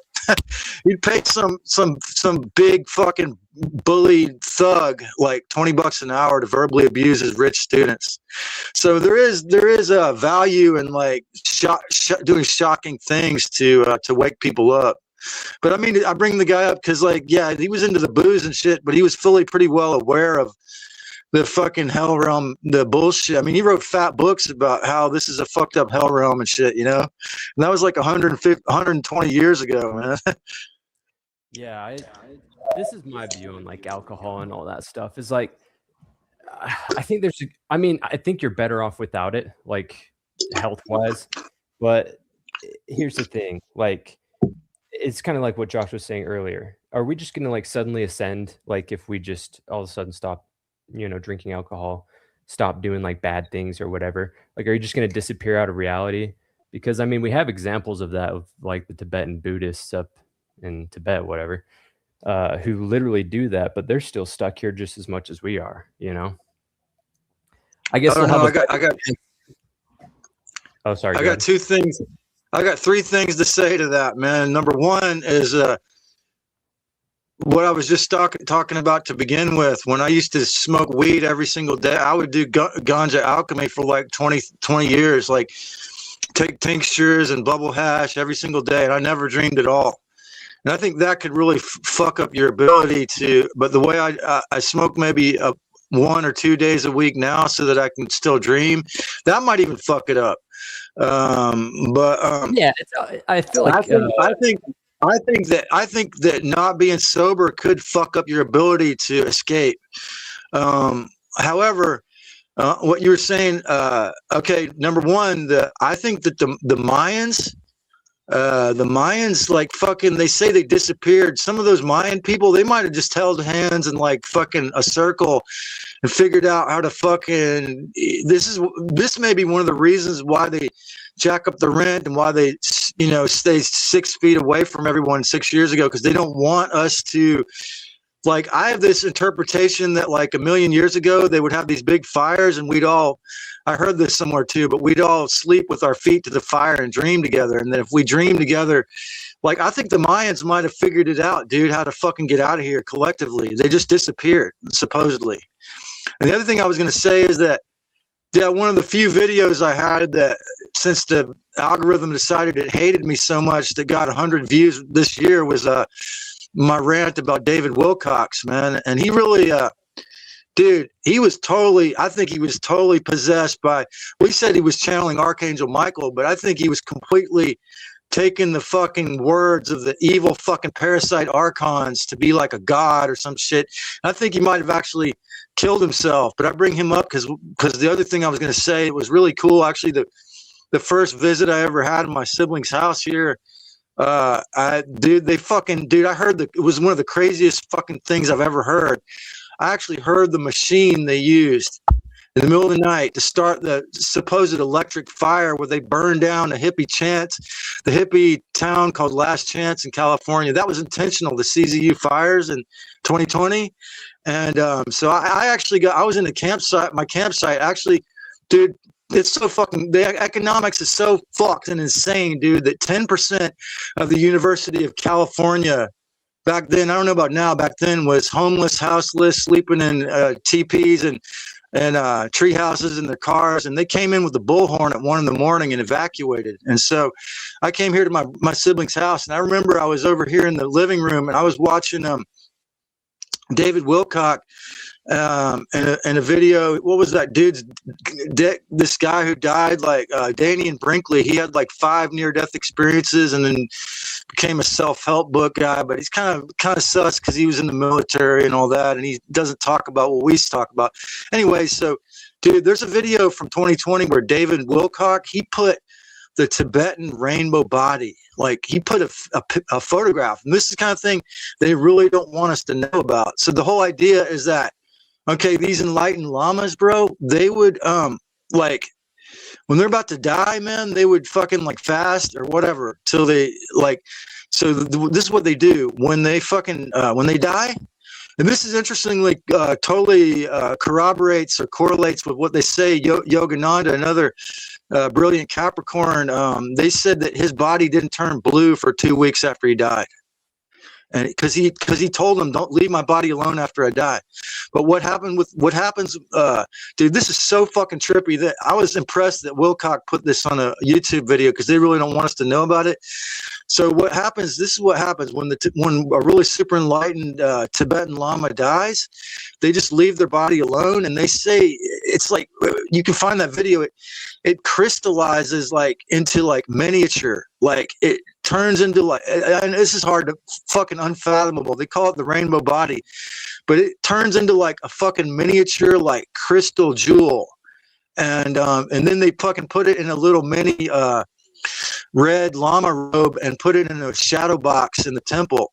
And so what I think is there's a possibility that some of these enlightened lamas, they actually fucking like, they might have like been able to escape the wheel of samsara, bro. And because they were that enlightened, man, they fucking, their bodies like just, I know it sounds far-fetched, but man, I couldn't believe it when I saw the photograph of it. But like, they just let him shrink down. It looks like a little miniature jewel, like crystal skull or crystal body, but it's like it's hard to believe, I know, but it's some trippy shit, dude. The way they die is like totally fucking different than anything you've ever heard of over here, you know? Yeah, I mean, I don't know all the answers, but to me personally, that's just like another carrot on the stick. And man, I've chased so many carrots throughout my life. Like, I tried to Kundalini and all of that stuff, and even had like this shaman dude teach me things about it. And I don't know. I just feel like they're all just, oh, enlightenment's just around the corner. You just got to, you know, push a little further, push a little further. It just keeps you here, though. Well, what I heard, you know, Keith's story and Joshua went down there, and you know, I always think that, you know, I'm glad that I've listened to them a lot, because I was one of those people, bro, that maybe because I was a chicken shit coward, or maybe because I have a physical disease that I didn't want to leave the country, or I couldn't leave the country. But like, I was thinking I need to go down to Peru and take ayahuasca. But before I ever heard of Keith, bro, like I heard of people going down there and getting ripped off, and you know, the whole idea is that the politicos of Peru, instead of being is the politician shady, is like is the shaman going to rip you off or rape you or take your money. And so it's a pretty well common thing that a lot of those ayahuascaderos fucking rip people off, rape women, and all that shit. And like, so yeah, it's like, yeah, there's a lot of charlatans down there, and a lot of narcissists. And a lot, they even like have like feuds. The shamans have feuds with each other and do curses on each other. Oh man, I'm not even joking. That's how I witnessed it. Wow. Like, don't put your trust into a human because they call themselves a healer or a shaman. No, but dude, I'm not saying we're all like that. That one guy on here who was kind of who Keith was reprimanding a little bit, because he said, I don't think it was Reaper, but another guy with the English accent. He said he's never, it might have been Reaper. He said he's never taken any psychedelics or weed, but that, you know, because it was made by the demiurge, it is bad. But the thing of it is, man, what I was saying to begin with about ganja and all these plant medicines, dude, even like shrooms, dude. Like I used to think shrooms were, you know, oh, this is a gift from God to help me get enlightened. But now I just think, man, it's because what happened when I took that hero dose is, man, that I stupidly took it at 8 o'clock at night in this hotel, and it was a haunted hotel room, man. And but like at 3 a.m, the shrooms told me that I'm going to write a book about the power of forgiveness. And as cool as that sounds like an idea and all, the way that shrooms are, man, I wouldn't be shocked if like that's just another thing to pull me back in, you know, like all that shit, all the psychedelic plants, you could say, you know, that they could be used to get you to think that God is good, you know, like, yeah. Yeah, for me, I'm glad that I did psychedelics because I saw firsthand that my consciousness could expand to states that I didn't think were possible. And now that I know that's a thing, I'm aware that we're in such a low-level, mundane torture experience. And yeah, I mean, I just cannot see it any other way now. That's the same. Because they're limiting our consciousness on purpose. That's the same I think they could be a gift from the original creator, but then yeah, they can get you trapped too, like addiction itself, like blissing out, like that can trap you, you know. Yeah. Last song, what were you saying? That's the same thing that happened when I did shrooms. Is like my first thought was like, holy shit, like the world functions completely different from how I thought, like sober.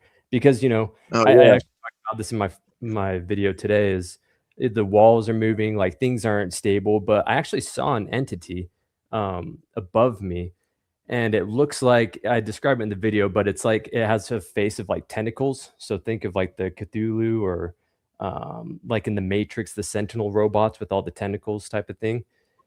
So I look up and I see it. It's just a shadow. Like it's not like there's not details of it, but I see the dark outline of it. I can definitely see the tentacles. And it seemed like it recognized that I could see it, and it just like bolted. It was like, holy shit, this guy can see me right now, and it left. So like that experience right there, I was like, hey, there's other things out there, and why was it around me right then? You know, while I was on shrooms, I was like vibing to music and stuff. So who knows what kind of loosh I was creating, but it's Sucking you. yeah, hopefully not with the tentacles, man. But it's just a bee, right? It's just a bee gathering the loosh to take it to the queen. That's probably true. Michael, what's up? Speak whenever you feel like it.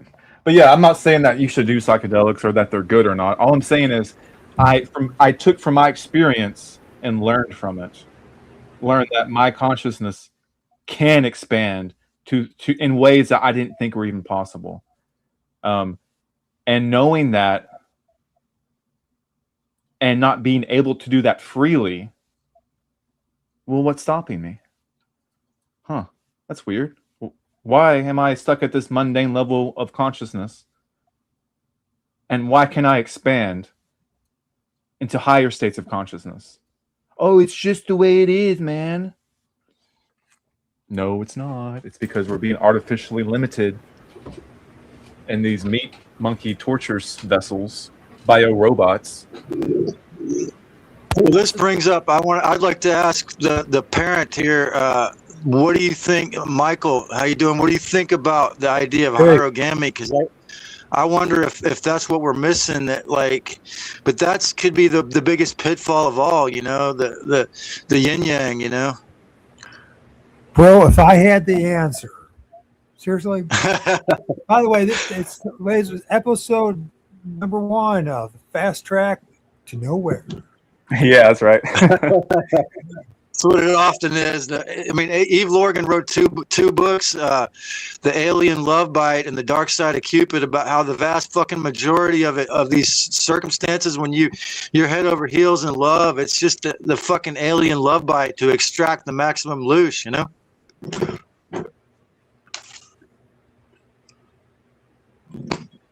Sure seems that way. Man, the degree of suffering, an unreasonable amount, never seems to cease. And never.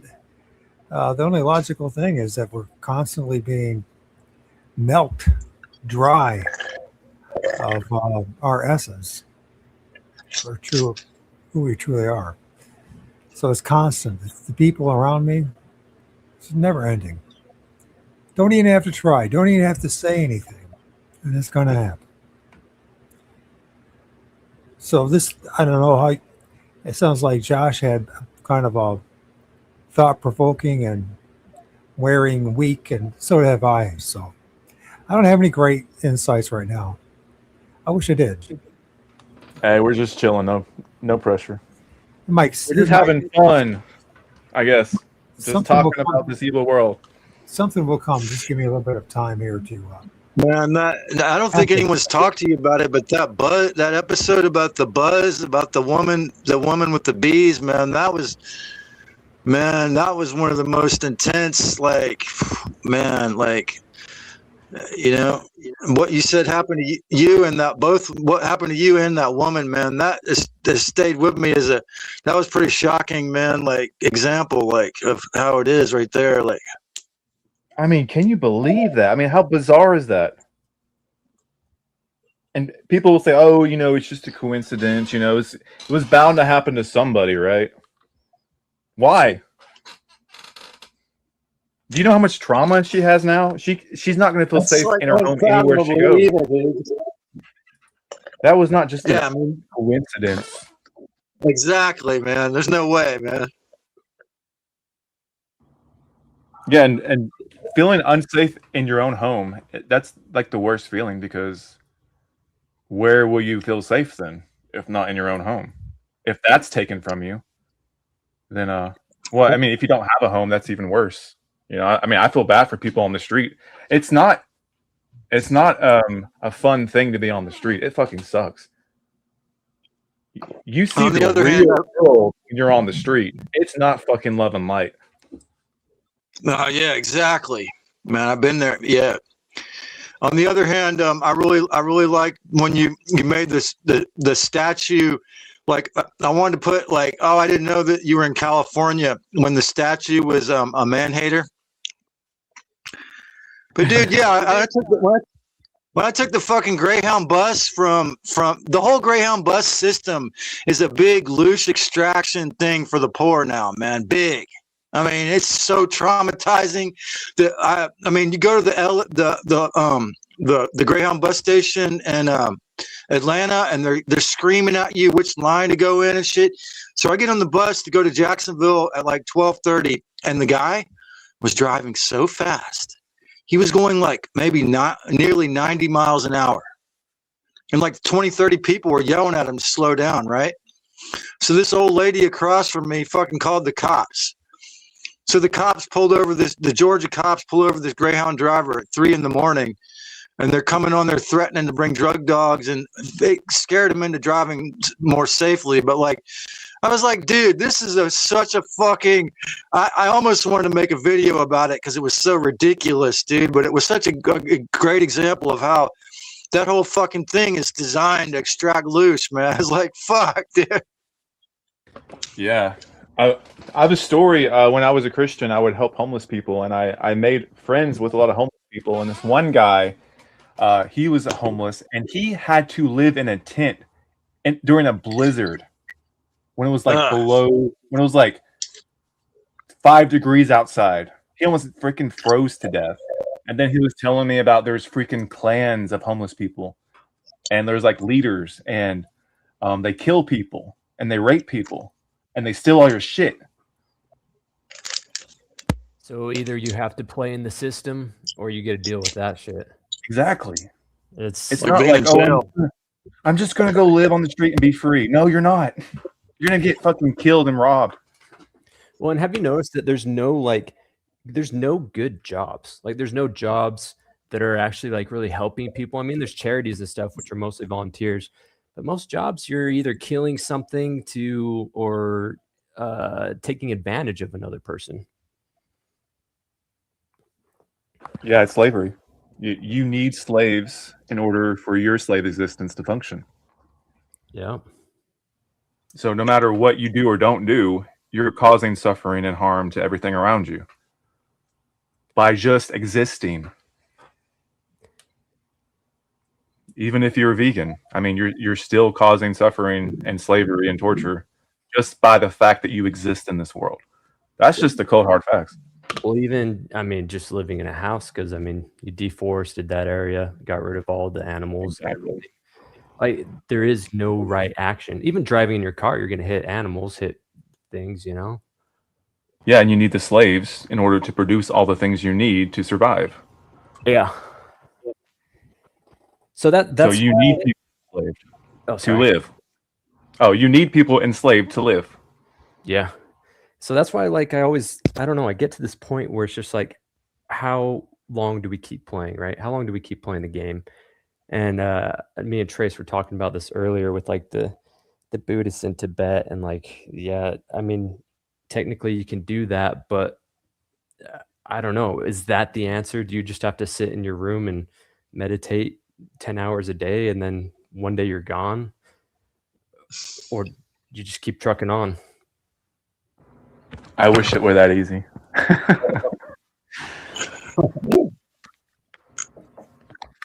Cooler Ice, welcome. Hey man, how you doing? Thanks for having me here. Can you hear me, by the way? Yeah. All right, man. Let me have a breather and thinking about, especially what the last song has said about his experiences. Very interesting, and I want to add something to it as well. But later, give me a breather while I think about what I'm going to say. All right, man. Thanks.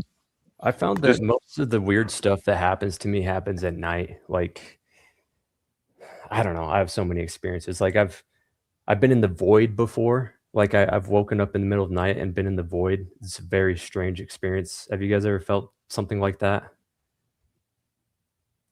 Like, no body. Yeah, no body, no mind, no anything. Like, it was actually extremely peaceful. And then it was like the artificial spirit, the ego mind, like, was like whoa, what are we doing? And then like I snapped out of it and went back to my body. So it was like it like almost tagged along with me outside of there. See, honestly, I still kind of I probably still have the fear of like leaving all this and being an essence out in nothing, and like having the self-confidence. I mean, there's a channel called The Dark Matrix. Tina, she says she's an artist. She says she's going to, I mean, she's had the horrific experience of her son dying. She always talks about how this is a hell and that she's going to create her own reality. I always think about the old Star Trek from the 1960s, how they would go off. And people say that Gene Roddenberry had disclosure, but the thing is, I think it takes a lot of self-confidence to actually leave the wheel, man. I think you know what I mean? Like, I feel like you're going to have a lot of self-love, respect, and confidence to be in essence out in the middle of the blackness and feel comfortable, you know, like 100%. It's a lot of like deprogramming too. Because we're programmed to believe that I am this body, I am this person, you know. Exactly. We don't know what it's like without that, or we just don't remember. That's why the memory wipe is like the key to all of this to keep going. If we can somehow get past our memories getting wiped, we're clear. Plus, man, if this thing wasn't run by these filthy parasitical masterminds of war, then it could actually be a place where we could have exponential learning and creativity and make inventions and total freedom. I mean, I know it might be rosy glasses, but I'm just saying, if it weren't for the memory wipes, it could actually be a really expansive learning place, you know? Yeah, hey, can you fix your mic, says somebody in the comments. Me? It's kind of like, yeah. Oh, that's probably the archons, or I'm getting too close. I might be too close. It's getting kind of scratchy. I'm probably getting too close. It might be the archons, or I'm getting too close. It sounds like the connection maybe is. Are you on a phone or computer? If you're on computer, try plugging it in better. I got a 20-second delay on the computer. I can't even do that. All good, all good. If that's the best you can do, we'll accept it. Or you could drop out and come back in. That might help. Sometimes. How about now? Does it sound better now? Still crackling. Okay, well, it's probably the archons, but that's all right. I'll just be quiet. No, it just drop out and come back in. That usually is what solves it. Okay. Drop out of StreamYard and come back in.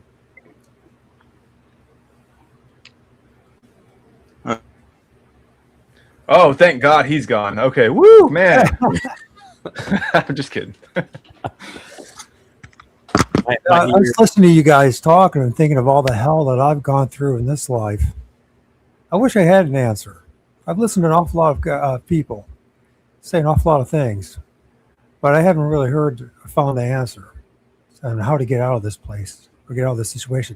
One thing I do know, this place is perfectly designed for what it's meant to be. You know, if there ever was a thing, if there is such a thing as hell, we are living in it.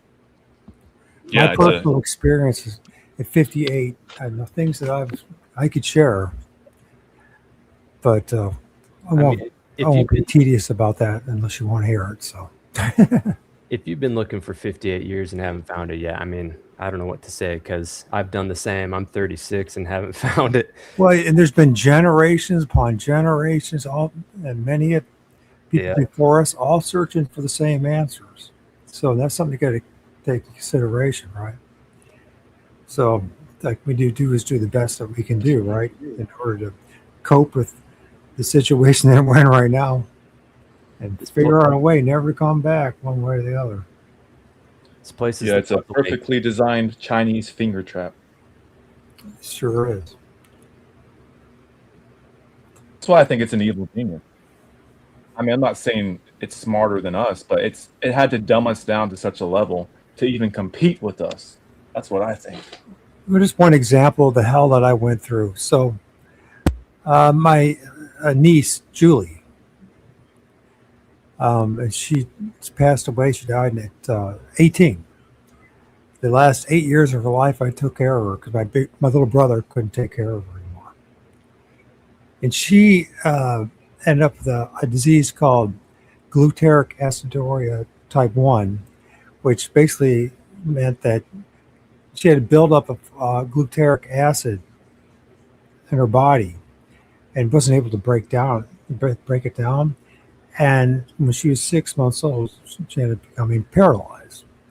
So she was only able to use her eyes. She could smile, she could laugh and cry, and that's it. She had a G tube, and she was in a wheelchair.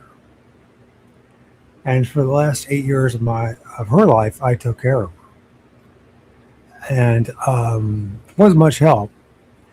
But just going through that every day, you know what I mean? Taking care of her, cleaning her G tube, feeding her, giving her a bath, take her for walks, going to the school and other things. And it's just like every day going through that. And it was interesting how people treated her and myself. People, you know, in the park and everything else. And just one of the endless examples I've experienced that demonstrate to me how cruel this place is, how evil this place is. And she, 18 years, and she ended up passing away because a year before she died, I ended up being poisoned or severely damaged from the swine flu vaccine in 2009, in which I ended up getting, quote unquote, MS, multiple sclerosis. So I wasn't able to take care of her. So she ended up in a children's home, the Sunshine's children's home, and then getting blood poisoning. And it's a terrible way to die. And the system is so corrupt that they would not clean her G tube properly. And I couldn't do anything about it because I couldn't take care of her. So it's just one of the endless examples, and I'm not here to anybody feel sorry for me. It's an example because I represent one of billions of people that have lived before us and that will live after us. And this place is not, God did not create this place. I cannot believe that. And if there is a God that created this place, it's an evil God. No questions asked. In which case, I don't want to follow it. But I still have hope and faith that there is a creator somewhere beyond this place. But it doesn't seem like it's here. And I imagine everyone something similar. It's a similar story. And that's just one example. That's heartbreaking. Seriously, it really is truly heartbreaking. And why? What purpose and reason is there for someone to go through that level of suffering? None. There's no justification for any of it. A lot of times I look back, and a lot of times as I was taking care of her, I felt almost guilty that I was taking care of her. It's like, am I doing the right thing here? Am I actually doing the right thing? And I know it sounds terrible, heartless, but it's like when you actually love someone and you care about them, and you're wondering, is my behavior, is it causing just more suffering? This is long before I ever heard about solution, anything like that, right? So yeah. Well, you're a good man for doing that. Seriously. I imagine there's a lot of people in the room that are good people. And that's the reason why we're here, right? Yeah. It's because we've all gone through this suffering and this pain, and we want to be in the company of other people who are willing to listen to our stories and try to figure out some answers. Because you're not going to find this anywhere else. So hats off to you, Joshua, for actually doing this. Well, hats off to you for joining. And I want to say that very story is why I think euthanasia should be legal. 100%. Her suffering could have been ended immediately at any time, but no, we have to keep them alive. For what?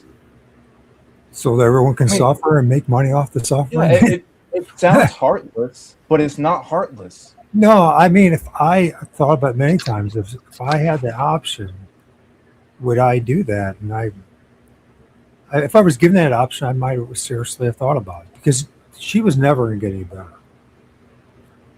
And I saw the pain and suffering that she went through on a day-to-day basis. And she couldn't speak, right? That's what you said? No, she couldn't speak. She could only laugh or cry. She could smile. That's And wild. she could recognize a good joke. But she, that's about all she could do. That's rough. That's terrible. And you'll hear stories like this and still have people say, no, she can't relieve her suffering. It's not right. You can't make that decision. It's like, well, I got a lot of pressure from my family too, because my sister's Roman Catholic. My big brother now is Eastern Orthodox, but he was a hardcore evangelical Christian during that time. And by the way, none of them helped. Man. But they passed their moral judgment on me. I know that. Isn't it crazy that in this world they let you have control over everything except for your exit? At least, I mean, unless you do something dangerous. But yeah, it's not like you can go to the hospital and just be like, "Hey, I'm done." we need to put you in an institution so we can make it think different. Yeah, here's the thing that I always think about. If everyone knew that you existed beyond this world, and all you had to do was, kill yourself, and that was 100% sure fact that everyone knew, everyone would kill themselves. True. I'm just being honest. I always think about like what Tony Sayers, what you guys think about is like the love and lighters or the religious people. It's like their willful ignorance, like on a deep level. It's like there's a certain amount of dishonesty to not seeing how much of a suffering pit that most people are in, and this, it's like so fucking vast that like so much dishonesty about that. Yeah, and better yet, you don't have to kill yourself. Here's a peaceful exit. Well, okay, great. Let me into an infinite eternity where all this shit doesn't happen. Hopefully, no. It's we're not going to tell you anything about nothing. Why? Because we want you to suffer there and not leave. Exactly. If we knew the truth about what happens after we die, we would all make the right decision for ourselves, whatever that may be. But since we don't know, it's always like, I don't know. I don't know what to do. Should I believe in this? Should I believe in that? Or should I not do this? Should I not do that? It's all a mind game. That's a good point. If you think about it, most of at least my time spent here is studying and looking for people talking about what happens after we die. Like it's that fear of the unknown that we just can't get over. We keep playing those mind games. I was just thinking about psychological torture. Yeah. And the sad part is nobody knows. Nobody knows. Nobody ever returned from real death. Not a single human. Well, you know what I was just thinking about earlier a little while ago is they definitely suicided Robin Williams, man. There's no way. I think he knew what was going on, man, and didn't like it. I mean, maybe he took himself out, but I think he exposed a lot. My theory. Go ahead. I was just gonna say my theory on actors is that they actually are being controlled and basically sold their souls, right? So they're being controlled their whole lives. Like, why is like Guns N' Roses still going on tours when they're like 85 or whatever? Like, I highly doubt they want to do that. But like, they sold their souls. They're in this for the long run for short-term pleasures and rewards. And some of them can't handle it anymore. And that's why there's so many ODs and stuff like that. Or they take them out because, they're going against what they want. I don't know, but or they play a different character. Or yes, I've seen a few of those. The last song you mentioned something about your psychedelic experience where you actually encountered something that is watching you. Can you repeat that experience in short? Yeah, so basically, I was just on the couch vibing, and I look up, and there's a shadow being uh, basically in the ceiling. Like I could almost see through the ceiling, and I could see it. No details of its features except for the outline of a creature, a shadow, and then I could definitely see like tentacle-like waviness coming from its face. Um, and then it looked at me, I looked at it, it realized I could see it, and it took off. How many times have you taken psychedelics and encountered these type of beings watching you or interacting with you? Is So it only once or multiple times? that was the only time I encountered a being, but I've done psychedelics a couple times. Oh, there's the reason why I'm asking, by the way. So what I came to realize is that when people, well, it's the same for most OBEs and NDEs and psychedelics. Is that once you take psychedelics, and there is a fuck ton of people online who taken especially psychedelics that open the mind, so to speak, not for relaxation when you feel like jolly laughing. I'm not talking about those. Most often they talk about some figure, some identity watching, looking at you, sometimes interacting with you, sometimes they just watch you, they look at you, and they don't do anything.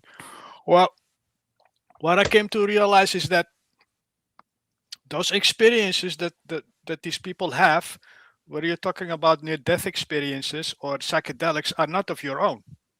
They're literally not yours.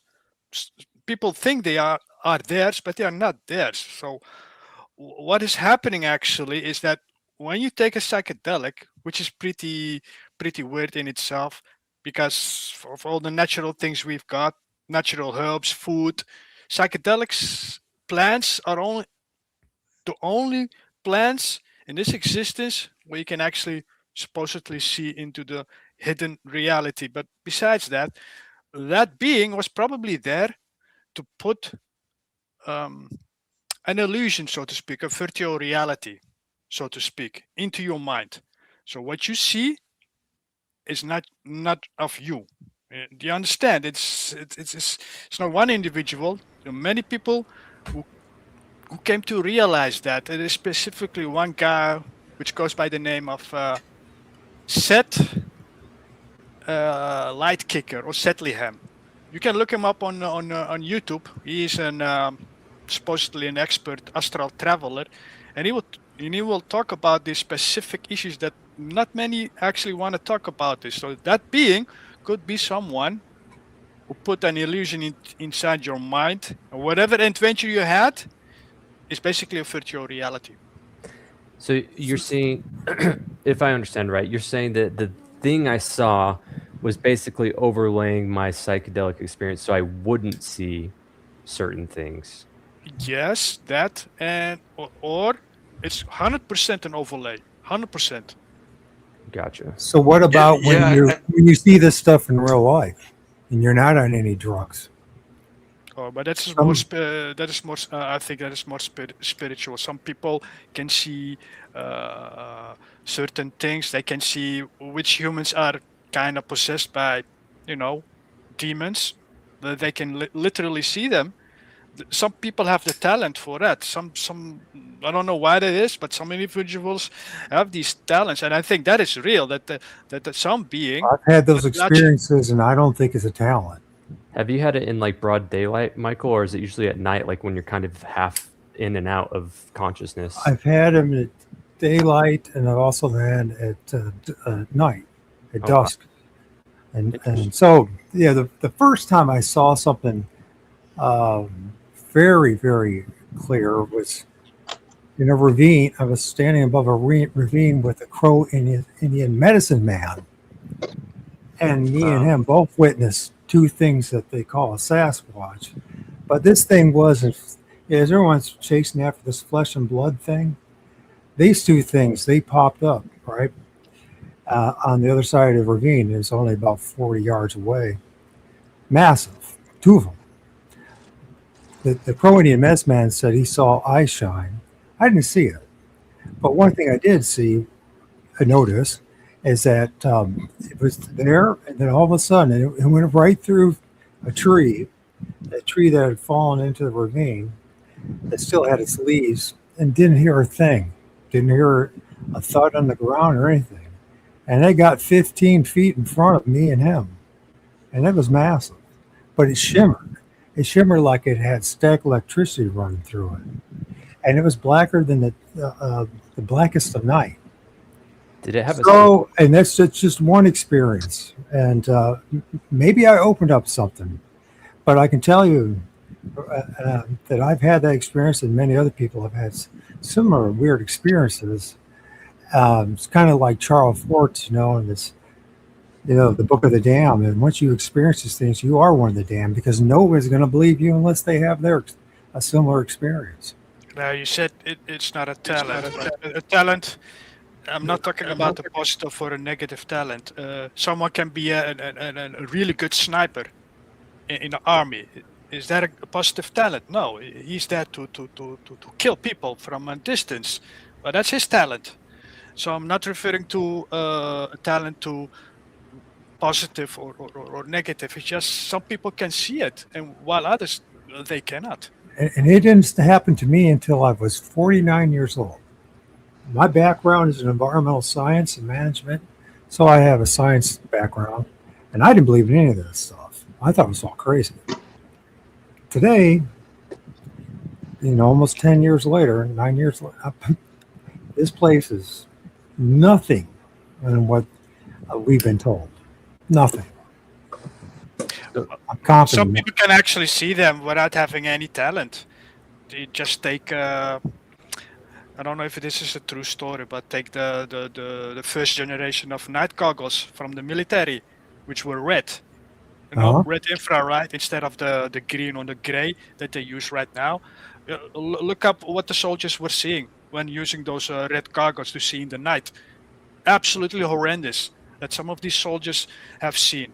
Literal demons. Literal. That's why after a while they scrapped red goggles and introduced the green ones or the gray ones that everybody can see online, especially in the red works just as good. I got buddies that do this. Yeah, but that's the spectrum where you can most often see demons at work. It's the Diasin goggles, right? I think they're purple, actually. But here's the interesting thing. You talk about green. So this is what I discovered. So trees, they have their leaves, right? And their leaves, the way they interact with infrared light from the sun, this is one of the things I discovered. If you want to film stuff like spirits, tree spirits, and all that other stuff, if you focus on the trees, especially the edge of the woods, and you film at the trees, especially at certain times during the day when the sunlight is hitting the leaves and the trees just right, you can film the stuff, and it's not pareidolia. I got endless images of things that I have filmed. And but it's interesting how the energy and how it interacts with the trees, and particularly the leaves. But even if it doesn't have leaves, it's still, if say it's February and there's no leaves, I filmed some very shocking things. But most people have never even thought about doing that or paying attention to the trees. Trees are very conscious. I'm convinced they're like the neurons of this place. And other cultures talk about how there's the underworld below our feet, the middle world where we walk upon, where the trunks are, and the upper world is where the branches spread out. And these trees all create like a vortex, and they interact with each other. And somehow, and you can hear about it, you can see how electricity will be shared from one tree to the next. It's scientific. And also that it's sharing water and everything. So it's somehow they use the trees as some kind of like an elevator or a way of transporting from one part of the realm to the next. Well, It sounds really bizarre, but if you look into it and you do it yourself and start looking at it, you're gonna say, "Holy crud, this old man actually is saying the truth about this." No, I it's see it all the time. proven by science regarding trees. They've done a scientific experiment where they in a forest where they took an individual tree and cut it. They literally cut the tree. What happened? They used special cameras. What you would see and notice is that this tree was basically crying and warning. I don't know why it's warning his other brethren, the other trees, from hey, I'm being cut down. So the tree releases some form of pheromone or a chemical something in the air to warn other trees for hey, I'm being cut down. So there is something going on with the trees. It's like when you have a knife and you cut a tree, how does it know that there is a cut? How does it know? It sends signals to the cut and try to heal it, basically. Just like when you cut yourself and your body tries to heal Sure. it. A tree has a form of consciousness. Well, just imagine this: what it was like 200 years ago when there were What I was large. going to say is, I think Large- trees predate the hell realm. Trees are harmless. They have a perfect symbiotic relationship with us, but we have to come and cut a hole in it to steal the sugar. You know, I mean, That's trees that are thousands of years old that have witnessed everything. You know what I mean? And just like a couple hundred years ago, this North America was just covered with these large trees, huge oaks and trees of all different types. 1,000 years old, 2,000 years old. And what did we do? What did the ancestors, the people that came here, cut them all freaking down? There's hardly any left. Methuselah, About that, if you think about oldest that, tree in the world, 5,000 years, I think. Methuselah. that's his- nearly impossible to cut Oh, down no, all no, of those fi- trees. Oh, you mean that? Okay. and the chemtrails are making them sick too. Think about all the trees that were cut down. How the hell did they cut all these trees down? Think They about did it. it. They did it because we have the images, if we have the photographs, they were there once, right? Huge. Okay, but think about the human effort it would take to cut down all of those trees without any advanced technology. Fair enough. As far as, just using I mean, Which just trees where are I you talking live, about? there had to be thousands and thousands and thousands and thousands of trees cut down. How? that's all they were doing. That's for 200 years. That's all they've been doing ever since they came here. Oh, Right? how? That's easy. They use like really heavy chains, like steel chains, like seriously heavy, and hook him up with two bulldozers. One chain on one bulldozer, the other bulldozer, and then start driving. And it takes everything, dude, in just a quick amount of time. You can look it up. It's very fast. They take out trees and all, everything. But Joshua's his point is that they didn't have that. They didn't have that back then. Oh, 1800s. that's why I asked what trees are you talking about to Josh? Yeah, 1800s. Ain't no fucking way. Oh, okay. 1900s.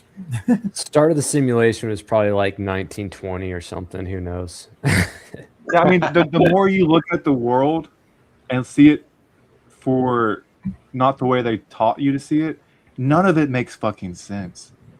No. You guys have seen like all the World Fair stuff, right? Yeah. Yeah, we don't do that shit anymore. We have a huge piece of the puzzle that is being kept from us about what the fuck happened.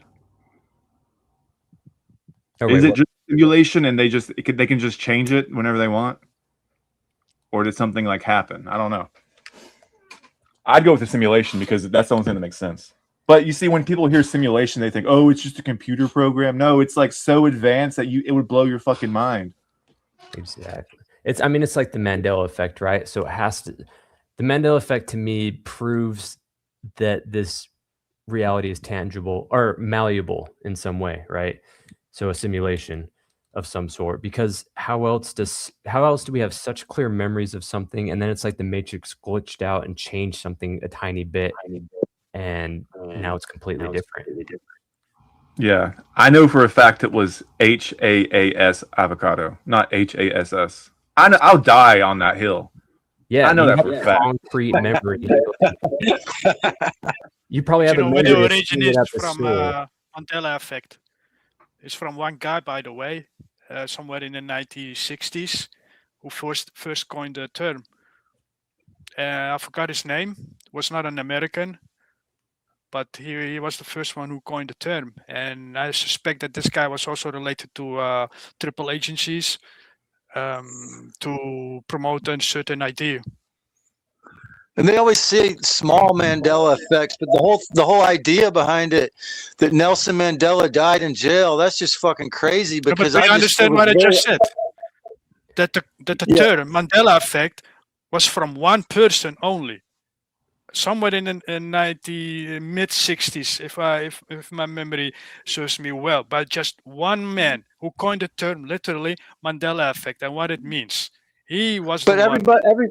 but most everybody knows Nelson Mandela got out of prison and became the president of South Africa, right? I mean, you know.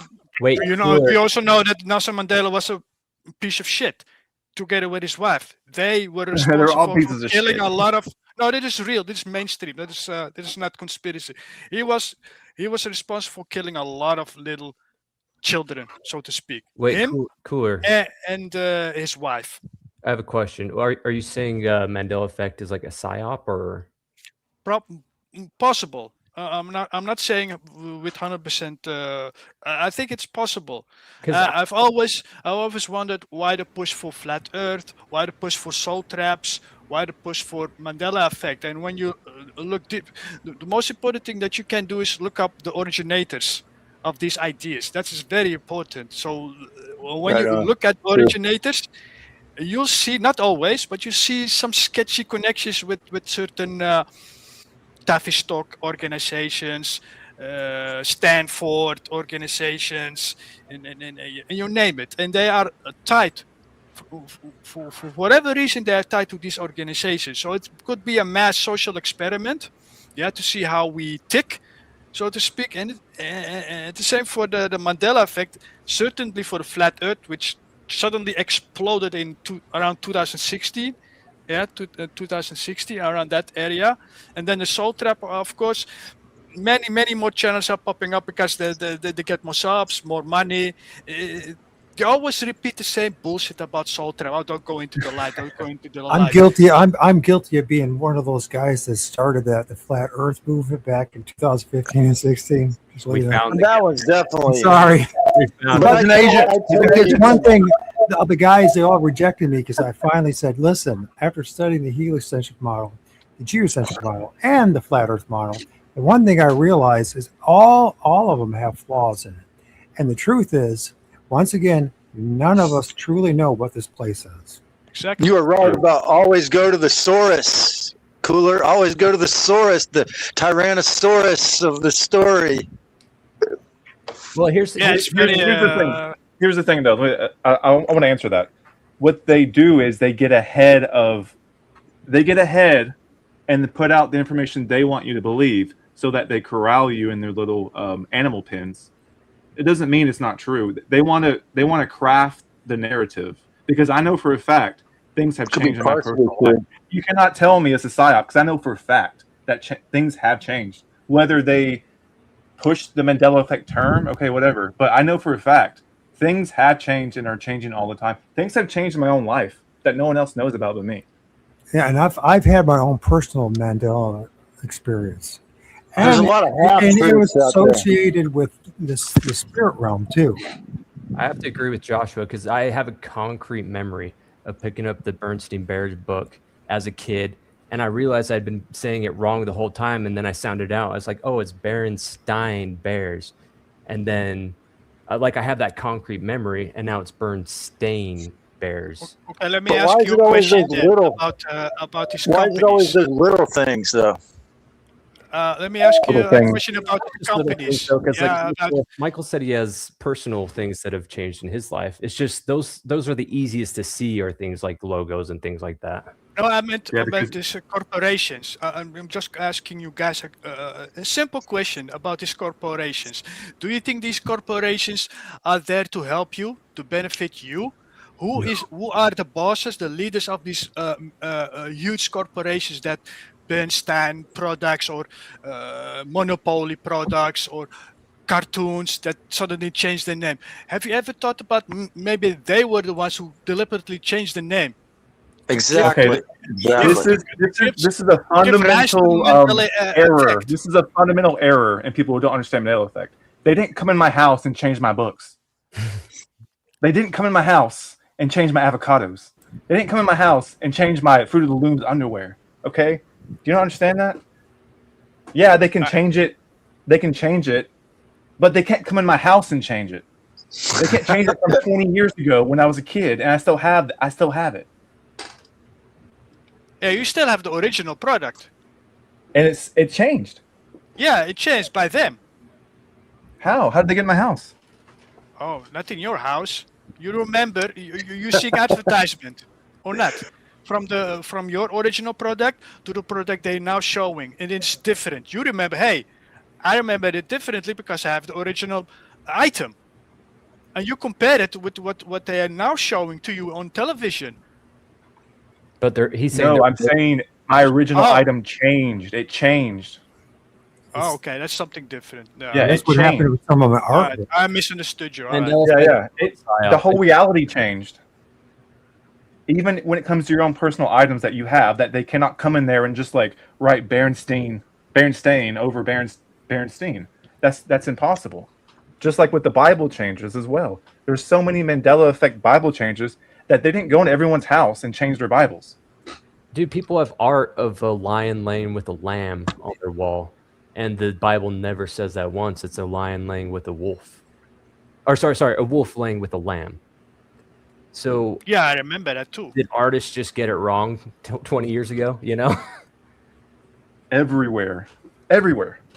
Like the reason why pop culture is everyone like can say, hey, something changed, because there's so many people who agree like that changed. But when it comes to personal things, it's just you. There's no like mass collective saying, yeah, that changed. So you can easily gaslight yourself. Oh, I guess, maybe I misremembered that. But when there's like millions of people saying, no, I remember that too. You're like, wait, how can we all misremember the same thing? It doesn't make sense. Wouldn't we all have different opinions? Like, oh, I remember it being Baron Slain. Oh, I remember it being Baron Payne. No, it's the same thing. We all remember the same thing. Here's a fun thought, okay? Like, let's just for an instant say, like, it's not the simulation glitching out, like it is some kind of something else. Then maybe those memories are inserted in, and that was when, okay, how do I say this? That was all simulated up to a certain point, right? And now the real reality started and everything changed. I don't know if that made any sense. Yeah, I mean, I'm not saying I know what happened. All I'm saying is I know it wasn't the way it is now. Like, No, for a fact. I have concrete memories as well. I mean, I remember Jiffy peanut butter, and then I went to the store one day and I was like, oh, they rebranded as Jif, just J-I-F. I was like, that's interesting. I don't know why they rebranded.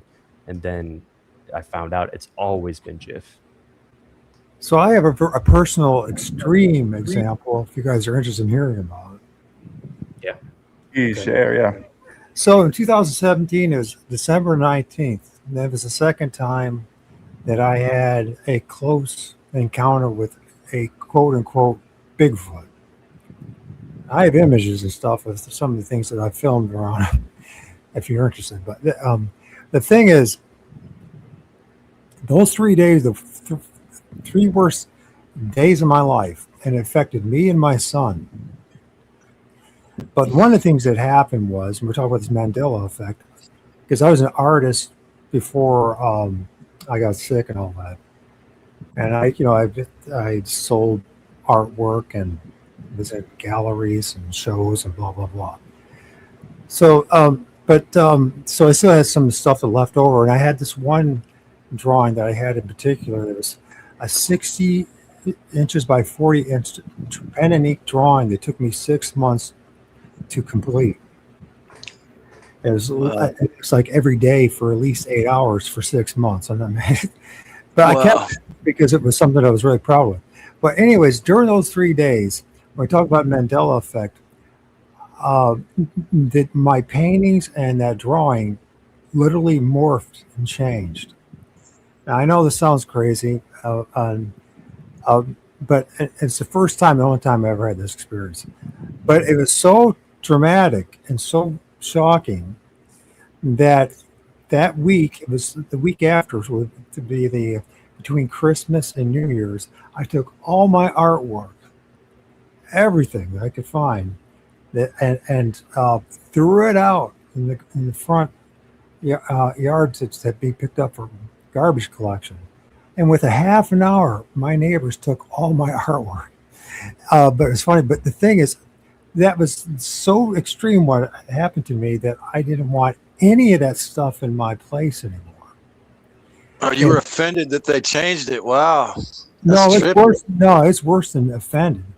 And I tell you something, like my son saw the shadow people, and he just told me about this a couple of weeks ago. Never talked about it. I never talked to him about any of this stuff. And the weird stuff that happened to him those three days. But he saw shadow people, he says, for at least 2 years. And I started seeing stuff too. So I don't know if it's because of me interacting with that Crow Indian medicine man or the Choctaw medicine woman, whatever. Something happened that opened up something that just was crazy for like a couple of years. And since then, whenever I had tried to go out and do field research, as they call it, finding tree structures and all that stuff, I'm able to film stuff in the trees all of a sudden. And it's like some of the stuff is pretty darn clear. I mean, it's really clear. It's not pareidolia. When you look at it, you're like, that's not pareidolia. But can you repeat it? Well, you had interactions with shamans and those type of persons, shamans. Medicine. A medicine woman and a medicine man. They're not the same. Short, what happened with those? Because you're saying it may be linked to your art. So can you please explain what happened? Well, it started out because I was a truther back then, right? So after going through all the stuff that I went through, by 2017, I was really disenchanted with the truther movement. And I realized nothing was going to get done. Everyone was doing the same thing they're doing today, just grifting. No one's serious about changing anything. At the same time, so I discovered that what the Bible actually said, and I tried to talk to my fellow Christians at the time, and no one was interested, and they all rejected me. The truthers rejected me. So I decided to what's the one thing you cannot research? What's the number one faux pas, the biggest FU, middle finger to the truther movement? I know what. I'm going to go research Bigfoot, but I'm going to prove that it's a government psyop, right? Within 6 months, I'm freaking standing in a ravine next to a freaking Crow Indian medicine man who practices dark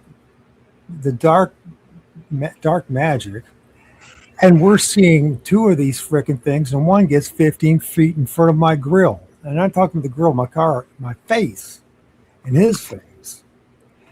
But the weird stuff started happening leading up to that, and it stayed that way for several years until one of the things that freed me of it, when I stopped calling on the name of Jesus. Now, I know a lot of people say otherwise, but for me, my own personal experience, when I stopped calling on the name of Jesus, and then finally 3 years ago, I finally got to the point where I literally burnt the Bible, the Old and New Testament. So this stuff is not good.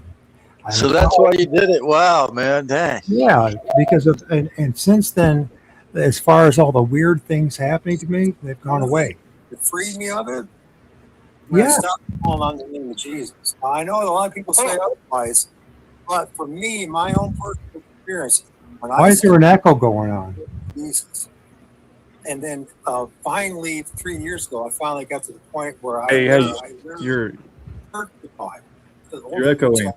This stuff. Grazi. So that's why you did it. Wow, man. Turn the YouTube stream off. Hey, Grazi, you got it. You're echoing. Yeah, turn the YouTube stream off and just keep the StreamYard open. Hold on, I didn't get Either that. that, you can just drop them and it can come back. Yeah. Okay. So do you have a YouTube video of the Bigfoot, man? I'd love to see the image of it. Yeah, just go Michael Adams ORD. It's on YouTube. What's the name of the one with Bigfoot on it? Both of them, both channels. There's ORD and there's ORD too. Both channels have stuff, video, images. Wow. You get better actually. Actually, Facebook, you get better images. Just go to Michael Adams, Sylvania, Ohio. I don't care if anybody knows where I live. I generally don't care at this point. So, But what is the connection with the art that you thrown away? what's that? The art. You thrown away art. And I your feel neighbors took it. They did take it. But what's the connection with the art? Well, the art is, as I was telling you, we're talking about Mandela effect. I saw my artwork change before my eyes. Oh, okay. And it wasn't the same of what it was before. Now, because I have MS, I can't be on drugs. So I literally can't be on drugs. It just would not work for me. And I tried medical marijuana, and it doesn't really work for me. So, and I didn't start trying the medical marijuana until like 3 years ago for a period. And it's just, I need to be there for my son. I'm a single father. That's another one of the stories. I'm a single father raising my son since he was 6 months old by myself. Wow. Now he's 15. So, but the point is that when it comes to art, what happened was when I saw that thing that looked like Bigfoot, and once again, it just manifested. And maybe I didn't say that. And it came out of a tree. Then it's no longer there. I noticed one thing: when these things do manifest, and I do see them, soon after, start trying those trees die. 3 years ago for a period. So Hey, you gotta mute. You gotta turn the stream off if you want to come on because it's gonna echo. So, but when that thing manifested, whatever it was, a bunch of things showed up with it, and they were messing with me and my son for 3 days. And the thing that happened was 3 days later, I got so sick of this, I was so exhausted, and I'm sleeping in the same bed as my son because I'm worried about him. Right. This in the meantime, I'm talking to like expert exorcists and all sorts of things because back then, when I was really into being a YouTuber and a truther, I had connections, right? Interviewing people and all that. And everything that they suggested didn't work. What happened was I was so exhausted, and it was 3 a.m, and I hear something messing around on my front porch, and it's about 5 feet away from me and my son where we're laying down. And I got so sick of it, and I rose up, started screaming. I must have woke up everybody in the neighborhood and F-bombing it and telling them to fuck off and get the hell out of here. And it freaked out and it started banging and hitting stuff in the front porch. And my neighbor, Mike upstairs, he pulls in because he's in the Air Force Reserves, and that's his part. One of his jobs is in the evening or night is work there at the local Air Force base. And when he came home, he saw, because I asked him the next day, did you see anything weird, man? And he said, yeah, man, there was this really, really tall black dude, all dressed up in black. I mean, and he was in our backyard. So he said he got back into his pickup truck and he went after it to figure out why is this dude in our backyard. And he said as he was chasing it, it just disappeared. He said they couldn't find him. Now, can I say it was a Bigfoot? I don't know. But one thing I do know from what he's describing, it was a huge jet black entity, kind of like what I saw 6 months earlier with that Crow Indian medicine man. And so all I can say is, gentlemen, this place is nothing in what everyone told me.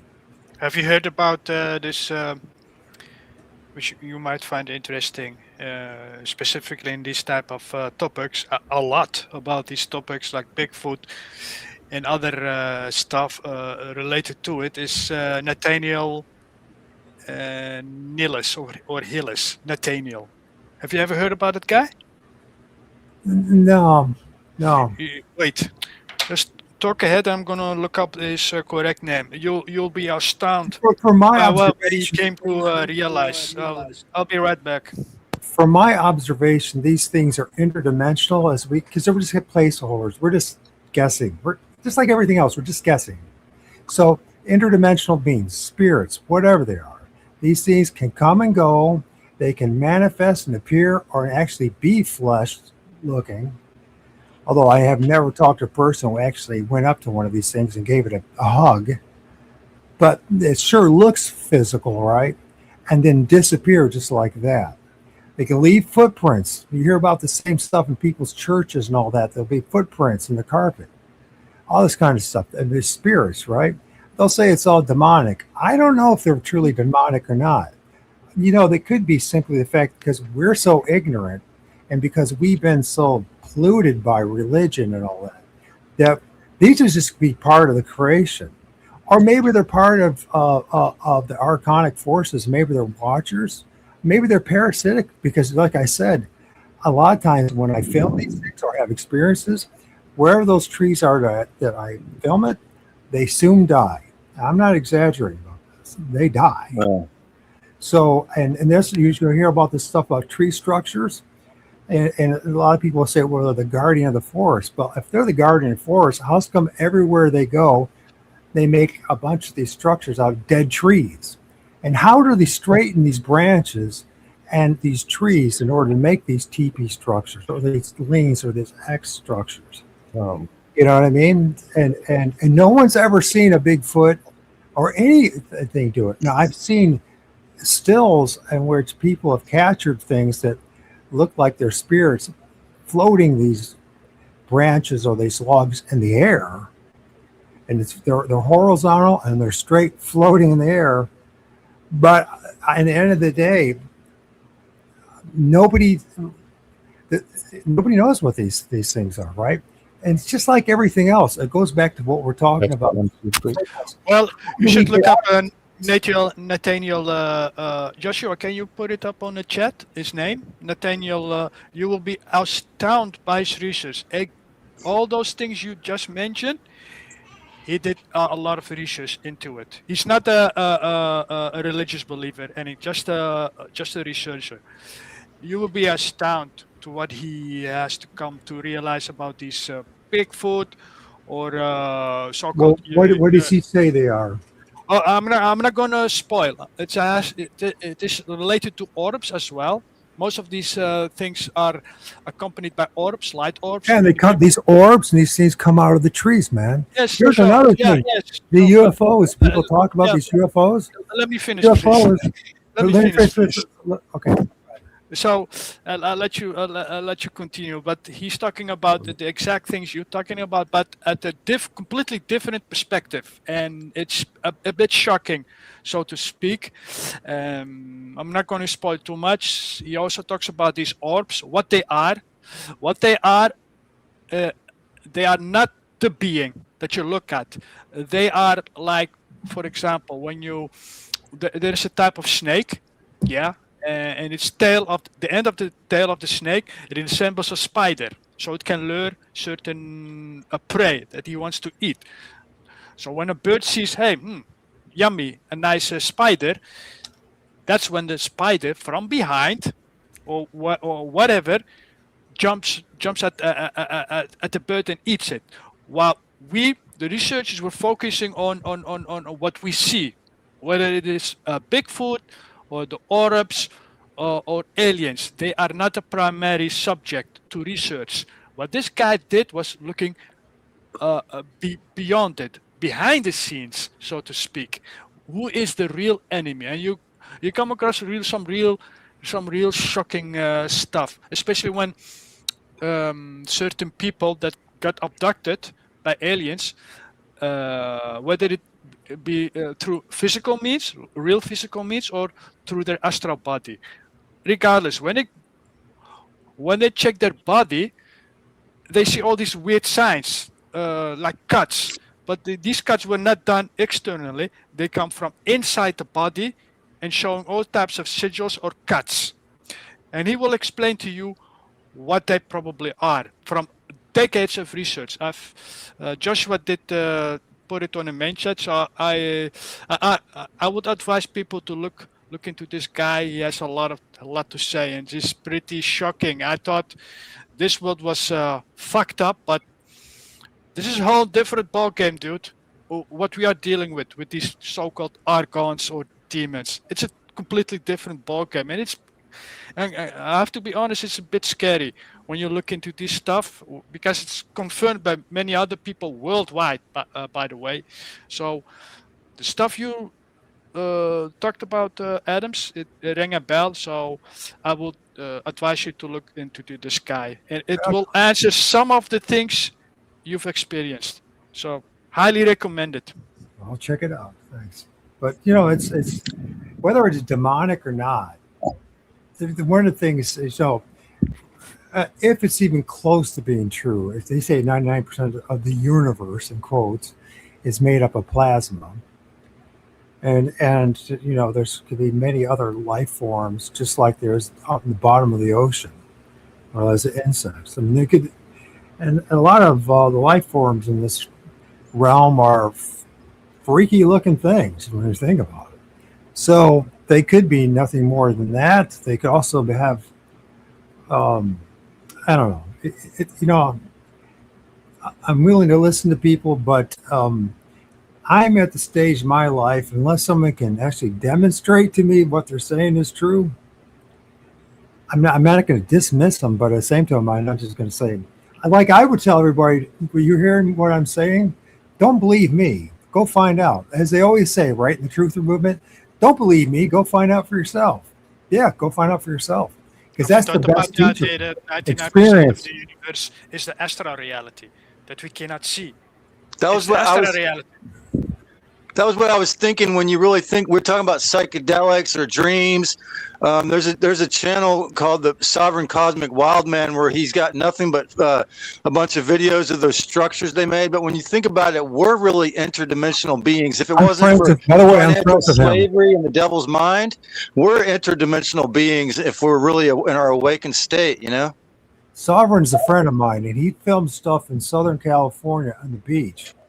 And tree structures just show up. They just show up, man.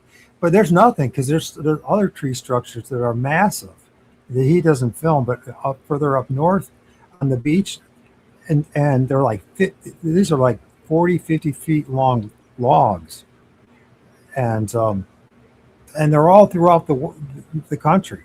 I filmed them in my own area, so you don't have to go very far. You don't have to go out in the mountains. You don't have to go out in the woods to have these things. Now, if there's some secret cult out there that's all these human beings are doing, I have yet to find one video of them actually doing it, or one person exposing this cult of people going around building these tree structures.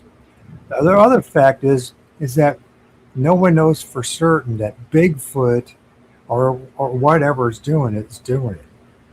They just claim. This is all part of the psyop, is that we're psyoping each other, right? The governments, they're part of the psyop, is they're trying to convince everybody that there's this 8-foot tall humanoid running around in the forest.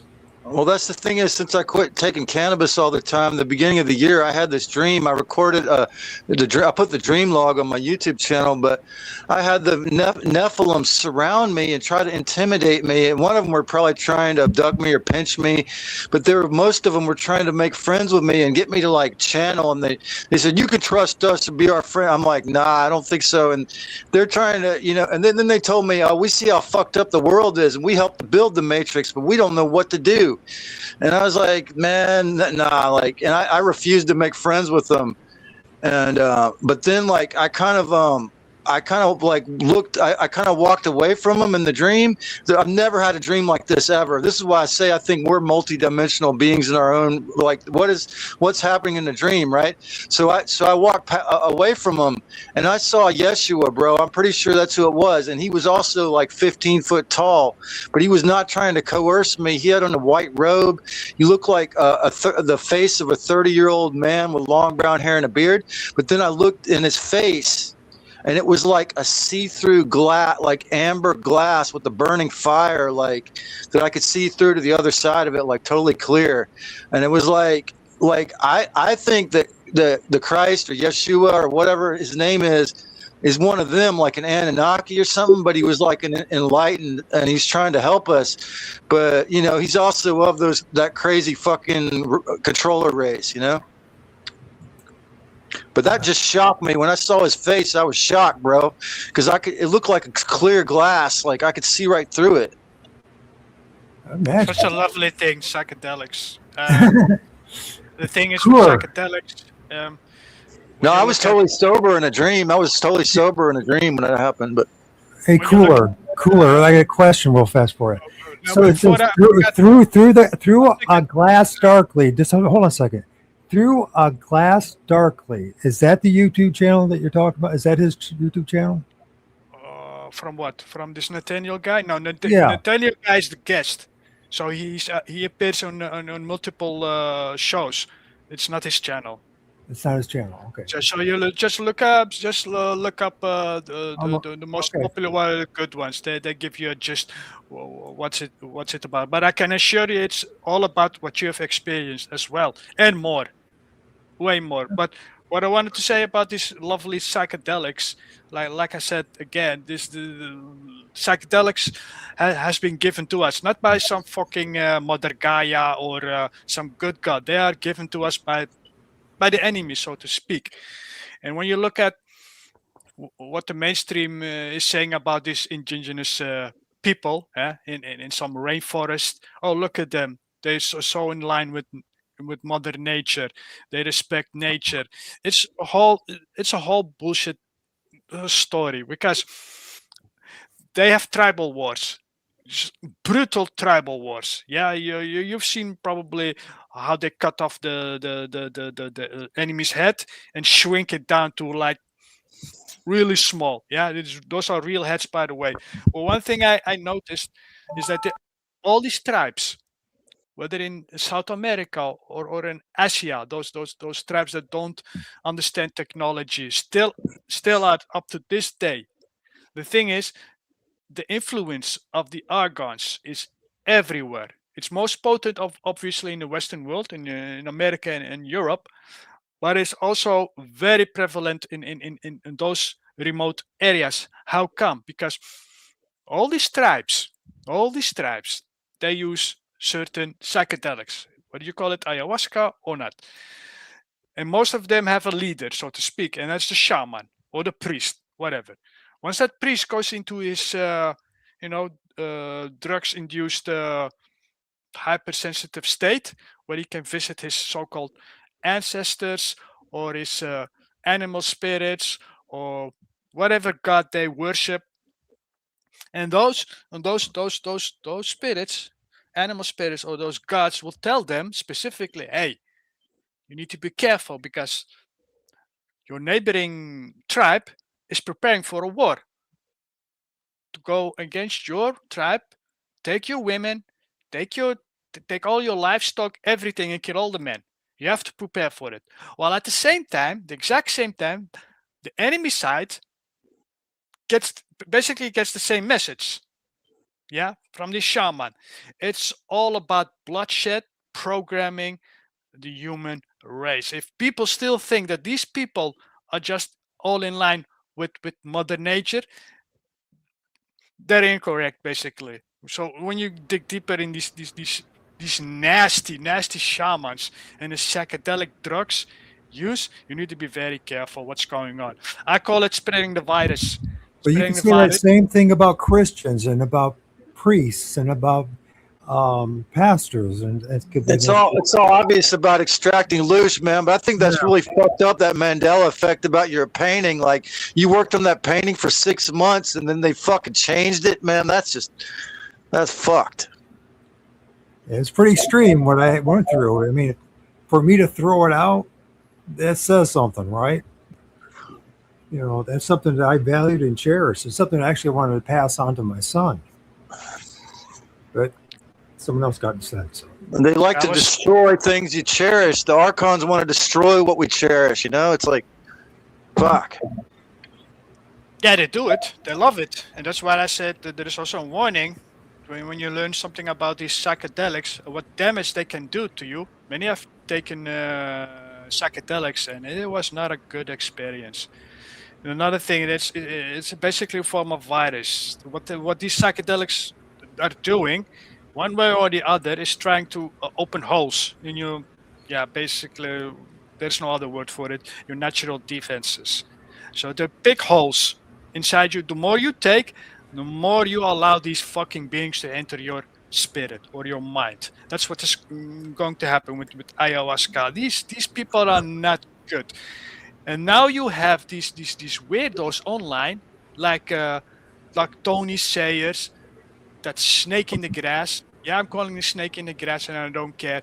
At first, I thought he was a good guy, but once I looked up in his so-called remote healing session, remote chakra removals, just like with the other truther, Anne-Marie Uber, she always takes you to the wrong destination because she's Uber after all. But anyways, they give you free virus, literally a free virus, remote healing you with their garbage new age practices. What they're doing is sending a certain gatekeeper, certain demons, right to your auric field or spirit, whatever you call it, and potentially can destroy your fucking life. And there is a shit ton of people who actually on Reddit or on other forums who speak about do not ever take their remote seminars ever. You pay for it, but you pay daily for it in form of your spiritual sanity, because once you do that, you open up gateways and you get nasty dreams, nightmares, or even visitations by these demons. And then they're going to say, oh, maybe you have some traumas that you still need to resolve. That's their excuse while they took your money. A lot of these truthers are doing this. I'm just giving out you a warning. Don't trust these people. Don't trust them, because they are spreading a virus. That's what I came to realize. They're spreading a virus from one body to another body. That's what they're doing.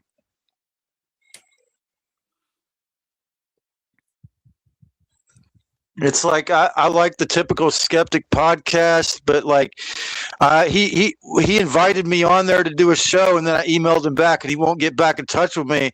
And it's like so many people go on there that are grifters, and these kind of people you're talking about that, like, I've even told him, man, you know, he probably doesn't like me because of that, but like all these people that are making a living doing this shit, man, I don't trust the fucking fuck them.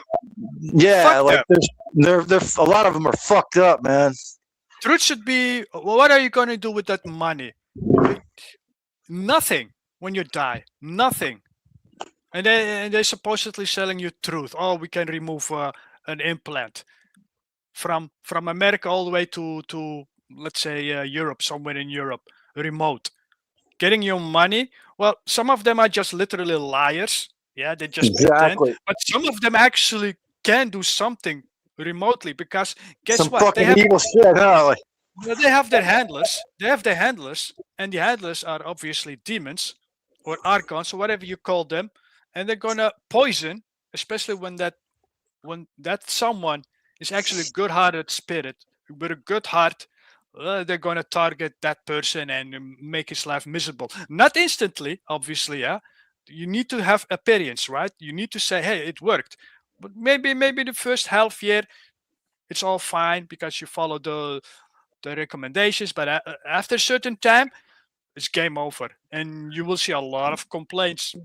so do you think all these guys So do you think all these guys who say they're psychics who can remotely heal you of entities and shit all over the internet, over YouTube, or they're all lying grifters, or what? I mean, Some of them are fucking liars, like 100% liars. They just researched a lot about this stuff, read books from real persons who can do that. I believe a certain portion of them are just fucking grifters, like pure grifters. They have knowledge because they read stuff, but they have no ability to actually heal you. Just a placebo effect. You know what a placebo effect? yeah, That's what they're yeah, relying I see on. that. It's psychology, dude. The one thing I've noticed in the Exactly, I see that. one thing I've noticed in the truth movement, they ignore certain organizations like the Tavistock, Stanford. How can you manipulate the human mind? And it's not necessarily about these interdimensional beings. You can do it right now via advertisements, subliminal messages. How can you infiltrate your human mind? It's pretty easy to do. That's what these people do. They study human behavior, what makes them tick, what is popular, and capitalize on it. And especially capitalizes on fears that people have. Oh, fear. Do I have an implant? Do I have a demon attached to me? I need help. I need help. I need help. That's what these fuckers will show up, pretending to help you for lots of money, dude. I'm not talking about $10, like everywhere between, let's say, 75 to a couple of hundreds of dollars. For what? Empty. See, that's why several of those people told Rob to never fucking get in touch, never have me on the show or respond to emails, because they're all a bunch of fucking grifter con artists, and I'm the kind of guy who would expose their ass, like. Yeah, obviously you don't want that.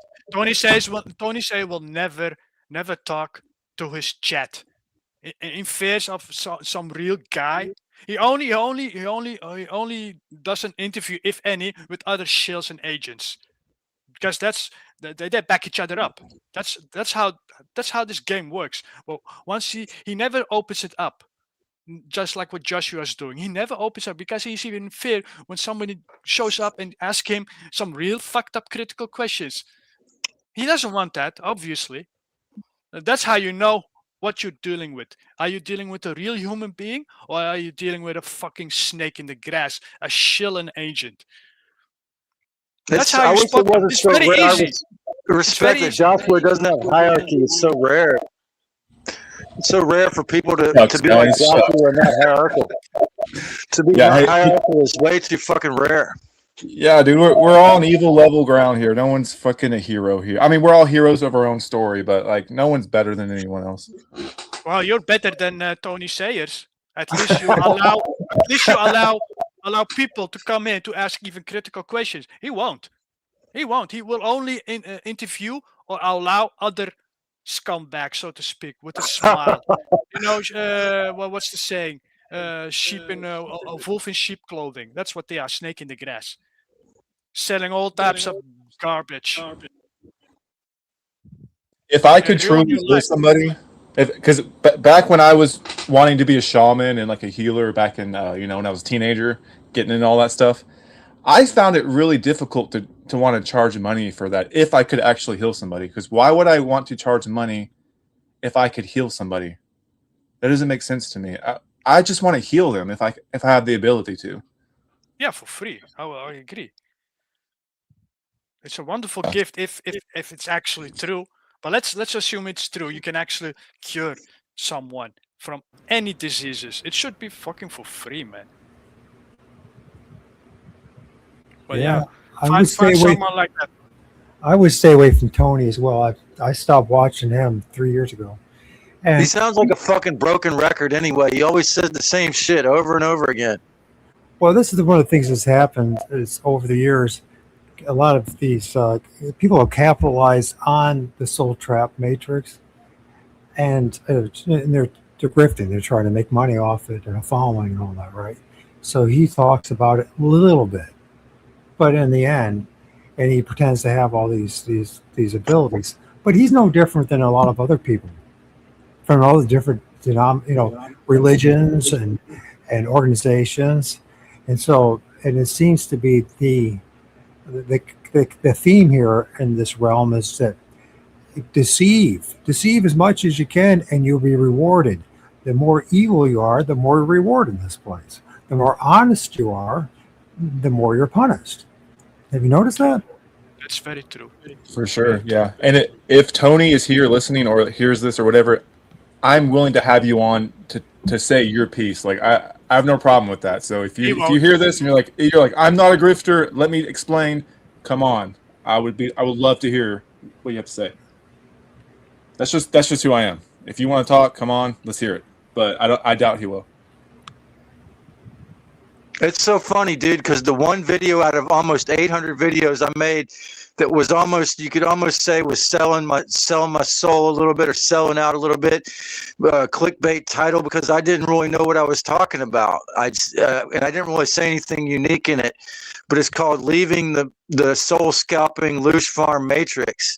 Simply because I say that because I don't really know what soul scalping is. I just thought I'll talk about the archons and how they steal your soul. And because I made that title, the algorithm likes that one video, and out of all my videos, it always recommends that one. And it's like so ironic, funny to me, because it was like I didn't really know what the fuck I was talking about with soul scalping, because I don't know much about that.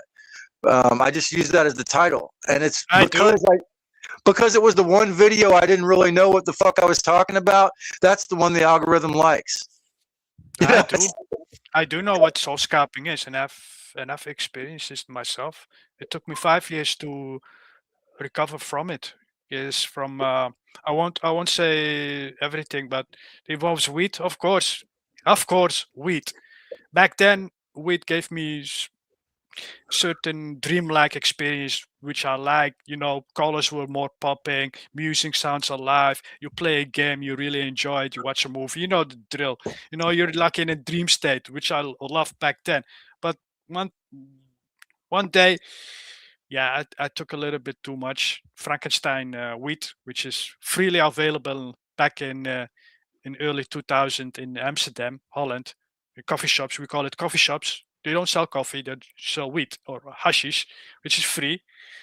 And I did that, went back home, lay down on bed, watch some The Box, which is like an alternative to MTV back in the days.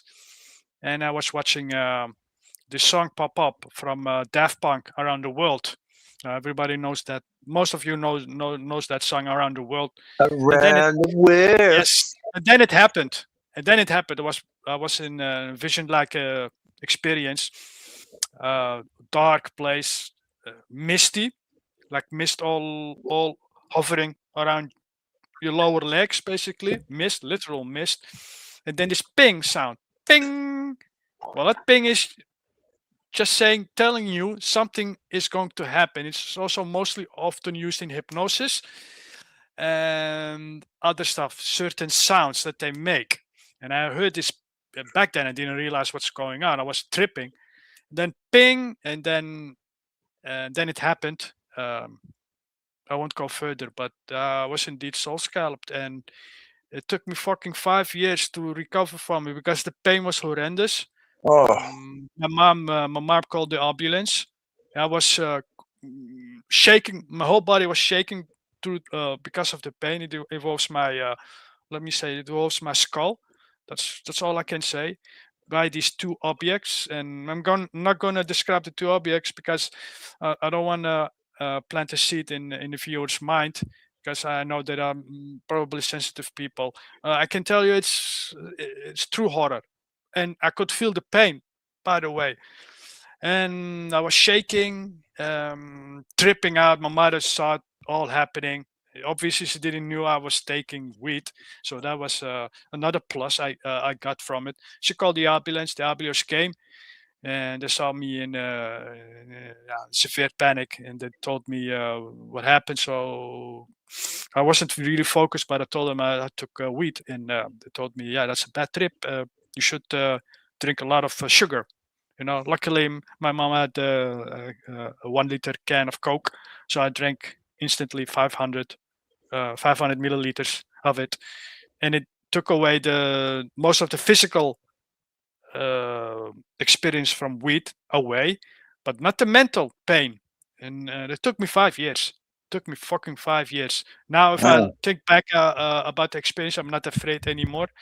Not anymore. But you need to be very careful what drugs you're taking, dude. It can literally fuck you up, man. Literally fuck you up. Psychedelics, all of that stuff. Be careful what you take, man. Man, that's so intense. I appreciate that. I was going to say a while earlier when you're talking about psychedelics that because I started off talking about I've been enjoying the Rototom Sunsplash Festival for free on YouTube this week, but that ganja or cannabis is an aphrodisiac. So that just for me, I mean, I thought when I was like in my early 30s, I thought I was just so horny, and it can make I think it keeps people stuck here because it keeps people reproducing and totally caught up in that. You got a visit from the lust demon through ganja. That's what it's called, a lust demon. That's what you got inside your spirit. Yeah. That's what it's doing. So that's what's happening. Yeah, exactly. Yeah. It does make sex better. So that's the truth. Of course, that's the lure. Otherwise, nobody will take it, right? Right. So we can bring another soul into this place. But you know what happens with drugs, right? After a while, the drugs won't work anymore. Eh? Either you have to take more and more. Yeah, it's only temporal. That's the so-called reward that you get. Otherwise, nobody would take drugs if it doesn't work. It needs to work, and it needs to work absolutely wonderful for the amount of time. For everyone, it's different. For some, it's just a couple of months. For some, it might take 1 year, 2 years, and then boom, then it hits you hard. Then you have to pay a price, a hefty price. But all things in life in this realm are that way. Even in a relationship, if you find someone you truly love. I mean, the women I've been with, they all told me they loved me. Not a single one is with me now. Oh yeah. That's a whole because love in this realm is taking and eating. It's just a feeling. It's just a feeling for most people. And the feeling passes, and I don't love you anymore. Sure seems that way for a lot of people. This is my life. I thought you told me you loved me. What's going on here? What happened to commitment and all this other stuff? Yeah, we're designed to not get along. I mean, even the people I love, like, we don't get along sometimes as well. It's just like, do you actually love someone to accept them for who they are in this shithole and actually care? You don't have to like be with them, but like, do you actually care about them regardless of what they do? Okay, then yeah, cool. I guess we can get along then. Just look at family members, the heartbreak that is. You know what I mean? Yeah. And the ones who are supposed to love you the most, fuck you up the most. Parents, I mean, that's what I told my son. I said, I don't mean to do this, but I'm probably going to damage your life. Don't mean to do it. But I'm just an older version of you. You know what I mean? I'm pretending to be an adult, but what the hell does that mean, really? You're very good and obedient at taking care of the bills. Yeah, like, so if we were all forced to be together in person all the time, we would all get on each other's nerves. Okay, that's just the facts. There's not a single human being that's not going to get on your nerves. Are you the one, Joshua, that pointed out Artemis and the 10 days that those people were spending together in such close quarters? And how did these people not go nuts? If not that any of it's real. I mean, none of it's real. It's all illusion. But it's a funny thing, Artemis. But go ahead. I mean, there's so many things you can look at to point out that it's not real. But just say if it was real, they spent 10 days in outer space and in this capsule, and it's super small, and smelling each other and farts and everything else. And you're going to tell me they wouldn't drive each other nuts? They would. But you saw the 4 elevators coming down just before the launch. Yeah. It was funny, all right? Gay. We all know it's fake and gay. And the guy who's prepping one of the astronauts, yeah, he had a tattoo on his hand. Guess what type of tattoo he had? He was using on his hand. Yeah, look it up. You can see it. I can't remember. What was it? They literally show it to you for a reason. Eh? That guy who was prepping the astronaut had a massive tattoo in his. I think it was his right arm. You could see it for everyone to see it. But guess what? Well, what he had tattooed on his fucking arm. I won't spoil it. You can look it up. It's all there, man. It's all there. Artemis. Well, man, I gotta say, speaking of love, man, like in a platonic sense, because I'm not really like that, but as much as I could love some guys I've never seen that I just met on the internet, man, I respect you guys. And as fucking ridiculously, fucking pathetically stupid as the program in charge of YouTube can be, I'm really thankful for this conversation, man. And I really appreciate it. And also, speaking of dreams, I got to slip out of this version and into the second Bardo here. But man, it's been really fun. I appreciate this conversation, man. And you guys, I hope you enjoy the rest of it, man. Yeah, thanks for being here. Much love. And all that gay stuff. Yeah, take care, man. Take care in there, man. The truth is in there. The truth is in there. Sleep well and have nice little dreams, and the Archons will fuck with you. So I was saying Artemis. Do you know what Artemis means? Can't remember. Kind of looking Luciferian devil or something. Do you know what? Let me put it this way. This is supposedly the first mission for preparation to go to the moon, right? They went to the moon, but didn't land, supposedly. The Artemis mission. Right. And I'm asking you, what does Artemis means? I don't really. You know what? It's all fake. No. It's a literal word. It exists. The word itself exists. We don't know what it means. Tell us what it means. It means moon. It means moon in Greek or Latin. Well, now I'm going to ask you another. What does Apollo means? Well, that's the god. That's which ties to the sun. Right. That's right. Yeah, that was the first. Yeah. Now you're gonna get a light bulb in your head.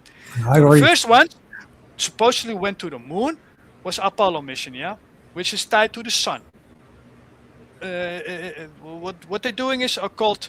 They're doing occult stuff. It's clear as day for me, but also others. The first one was Apollo, which is tied to the sun worship. The next one, after so many decades, dude, they go to the moon. Hello? Which is called Artemis. Artemis. What the fuck? Man, it's always the same thing, man. Are you serious, dude? Come on. Fuck this shit, man. Another loser. Yeah, and there's fucking PewDiePie backstage. Oh yeah, it's PewDiePie. I ain't gonna fucking click on that after that. Oh my god, what the fuck? How do I get rid of this thing? So Artemis is tied to the moon, literally. You can look it up. So this is what these fuckers are doing. For some reason they're doing an occult ritual. That's what they're doing. Absolutely. But you know, can y'all stop fucking around with us? Like, do you have nothing better to do? Seriously. Who is this? Don't tell me it's biking. Biking. Just be careful, because these guys, when they hack your show, you're gonna have to shut it down, man. You're gonna have to shut it down. If he keeps coming up, because the one time when I was doing a live like you're doing, the one guy hacked all our boxes and put the same image over and over again, him jerking off. And it's like, well, we gotta shut this down, folks. Yeah, you have to. I don't know if you can edit that piece out of your stream, dude.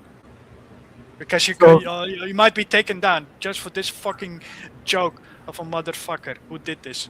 So there's a couple options too. You could maybe start doing this on Twitter or on TikTok, where you have a little more control over that. But it's live. How can he edit it out? It's live.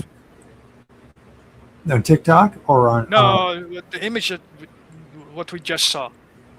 Oh, you would have to go through the process of recording it all, then taking it down, and then editing that part out, and then putting it back up.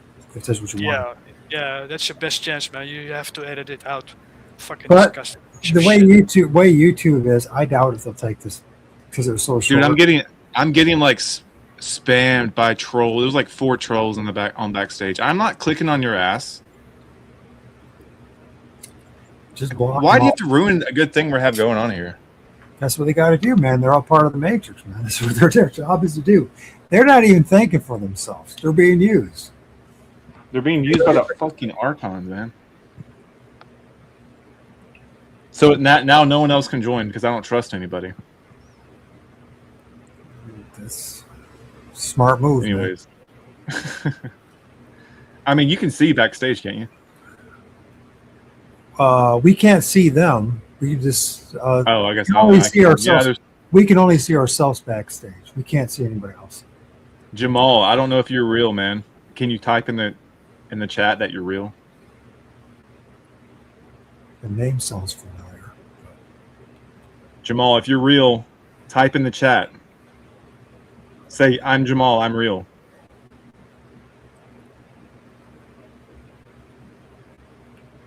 Okay, well, I'm not going to add you if you don't say something. Anyways, go on. Sorry. You know, what's interesting about Cooler is just bringing up all the ancient gods, the Greek gods and the Roman gods, and they seem to keep reusing them over again for the rituals. But in the same token, what we're witnessing, the ritual, is all fake, and it's all about putting our faith in them, that they are better than us, they're superior than us, that they're our masters, that they have the ability to master this place and go into outer space in a vacuum. Sure, but there's so many things wrong from the fact that when you the decibels, if you were in that capsule, the decibels on a launch would destroy you. You would melt. And you look it up. Look up what the decibels are for what it is, and what is the decibels. It's like 185 is when you go deaf, and that your brain would turn to mush. Anything greater than that. And of course, on the way down, when they're going 5,000 miles supposedly into the atmosphere, and magically within a few minutes, they are landing in an ocean and there's no steam. All of it's fake, from the beginning to the end. So that's just common sense. The issue, the interesting issue in all this is their attempt to play God with us, right? So, and they're not even that original. There's nothing new, as they say, nothing new under the sun, right? So they're using the same old gods that they've been using for almost 3,000 years.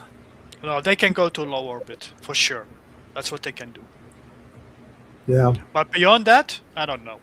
I've never been there, so everything we see is just GI generated slop. But they can go to low orbit. I'm almost 100% sure they can go low orbit, like the previous space shuttle. They can go to that height, but I don't think they can go beyond it. Yeah, this is an interesting thing. What is the container that contains this place? Now, this is something that many people, whether flat Earth or geocentric or even heliocentric, recognize that we live in a contained system. So I don't know how you go from a contained system to a vacuum in space, and that what do you push off against? You know what I mean? No, you can. There are amateur experiments with the complete vacuum, and a rocket can still work. Just a tiny, something tiny that pretends to be a rocket with a micro engine. It will work. It will thrust. For some reason, I don't know the physics behind it. It will work.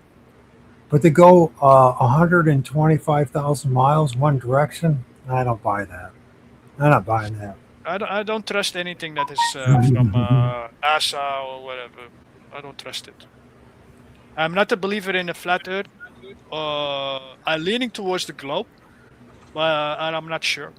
Yeah, that's the honest answer. If we don't know for certain, we're putting our faith once again in somebody else. What they say is the truth, but they've been proven over and over again not to be telling you the whole truth, and many of their models have problems. So, regardless of the fact, it's a safe bet to say, I don't really know this place, what it really is, and until it's clearly shown to me one way or the other that's convincing, I'm not going to make any decision. And by the way, it's not going to make much of a difference in my life, one way or the other, right? Because I'm still stuck here, still stuck in my own reality and my own suffering. And there's and knowing what this place is in my situation and anyone else's in this room situation, we're not going to be able to change that fact. Look, I've heard all the pros for supposedly the flat Earth, which is kind of okay to hear from my perspective. Is that if what you see are all spheres, right? Planets that are supposedly planets, they are all a sphere, right? All of them are a spheroid. The moon, Saturn, you name it, stars, they appear as a spheroid, right? All of them. Well, So they appear as a circle. As a circle. naturally, people will say, well, the Earth should also be spheroid, a globe, right? But then again, you also hear that the Earth is the center of the universe. How can it be the center of the universe, a unique position? I'm just assuming. I'm just assuming. How can you make Earth really special? Like it distinguishes itself from all the other heavenly bodies that are all spheroid. Guess what? It's a flat plane. That's how you make it special. In the center of the universe. I'm just speculating here. Sure. Just speculating. So there might be a. But we don't even know something behind. We don't know. We don't know, of course not. But I'm just speculating. Hey, that makes it actually very special plane. We don't know for certain that what we're looking up in the sky is actually a sphere or not. So it looks like a circle at bare minimum. But we've never, when it comes to the moon, we have never seen all dimensions, all sides, all 360 degrees. So, once again, it comes down to a belief. And if you want to believe in it, that's fine. But at the end of the day, the truth is that the same people who have lied to us about everything else are now telling us what is above us. And I'm not going to put my confidence in them. It's just not logical. It doesn't make any sense to put my faith in them when they've lied to me about everything else. Yeah, we know they're all liars. Everything they do is a lie and deception. Their shit don't make sense. That's what I know. I know that for a fact. So wherever this place is, sure, whatever. But I know they're liars. They're deceivers, manipulators, fucking evil demons, man. And they enjoy our suffering. They literally are basically demons. Most of them are. If you look up just how the atomic bomb has been designed, how it came to be. It's not through human genius. It was through demons. There was a guy even before the Manhattan Project. I think it was the Manhattan Project. Even before that, early 1900s, where a guy was somewhere in Europe. I forgot the name. But he got visited by this dark black being, and he told him the secrets how to actually make a fucking atomic bomb. That was the start, and then obviously everything surrounding the Manhattan Project and how they used the first atomic bomb is completely surrounded by occult knowledge. Completely. They had to do rituals, especially Farson. I don't know if I spell his name correctly. Parson or Farson, whatever. He was deep into occult stuff, dude. He was deep into it. And it was allowed by NASA. The NASA already know all of that stuff. When you see these big stuff like CERN, NASA, and all these big corporations, they all delve into occult knowledge, rituals, all of them. All of them. There's no exception. They all do it, especially when you go really high up, like BlackRock. Yeah, those people, a dangerous lot, so to speak. Very dangerous, and they all do occult stuff. I know this. I think most of you already know this, but this occult knowledge that they're doing and rituals. Well, why are they doing it? They don't do it for fun. There's a reason behind it, and obviously these so-called gods that I know are just a bunch of fucking high-level demons or archons. They exist. They give them the rewards. As long as you lie, as long as you promote certain ideas, we're going to reward you. Yeah, they seem to be serving them, the archonic forces, and deceiving the rest of us. Yeah. So that's what it comes down to. So. Yeah, it's the same with do you honestly think that all these channels with their soul trap, how to escape the soul trap? Come on, dude. Just please use your brains. Especially those people who just keep on repeating the same stuff. Oh, don't go into the light. Get the fuck out of here when you don't go into the light. As if the enemy doesn't know what we are supposedly planning to how to fucking escape. Guys, I figured it out. Just don't go into the light. It's just that's it. Okay, that's it. Or go turn around and go walk in or walk or float, whatever. Go into the void. Oh no! Just look up like West Penry. I don't know if people know West Penry. Oh, look up. You see little holes in the sky. That you need to go into one of those holes and you'll be in the real universe. Another one says you have to die inside water, basically like a ritual. Other says Robert Monroe says escape velocity. Dude, there are like hundreds of ways of escaping the soul trap, but none came back to tell us the tale if it actually worked. It's just guessing work. And let's say maybe one or two of them are actually real. How do we know? How do we know? And if those are true, how do we know if the enemy doesn't replicate it? Like with the Tibetan Book of the Dead, it also says don't go into the clear light. Yeah, it says go into the soft yellowish light. I might be mistaken. Yeah, go in that. But the Tibetan Book of the Dead also mentions other types of lights, like a blue light. When you enter the blue light, you'll reincarnate as an animal, if I'm not mistaken. I might be confused with other colors, but let's say it's a blue light. You enter the blue light, and you will be reincarnated as an animal. But the main point is that the enemy, they're monitoring us, everything we discuss. Oh, don't go into the light. Go into the void. Oh no, better yet, just create your own reality. Man, dude, I've realized that our thoughts do not necessarily create reality. It's the other way around. It's that reality that they've created for us little fucks. Yeah, we don't know nothing. I don't, even with my 40 years of research, I still don't know what the fuck is going on or what happens after we die. That's how massive the programming is. We don't know. That's the honest answer, and that's what it will be to the end. Yep, and that's how I know I can trust you, because you said I'm not 100% sure about anything. Where you have other people who say I'm 100% sure, blah blah blah blah blah. I'm like, okay, I'm not going to trust you because you're lying. There's an issue with that. With the whole concept is either we live in a completely unfair system and there's no rescue, there's no goodness.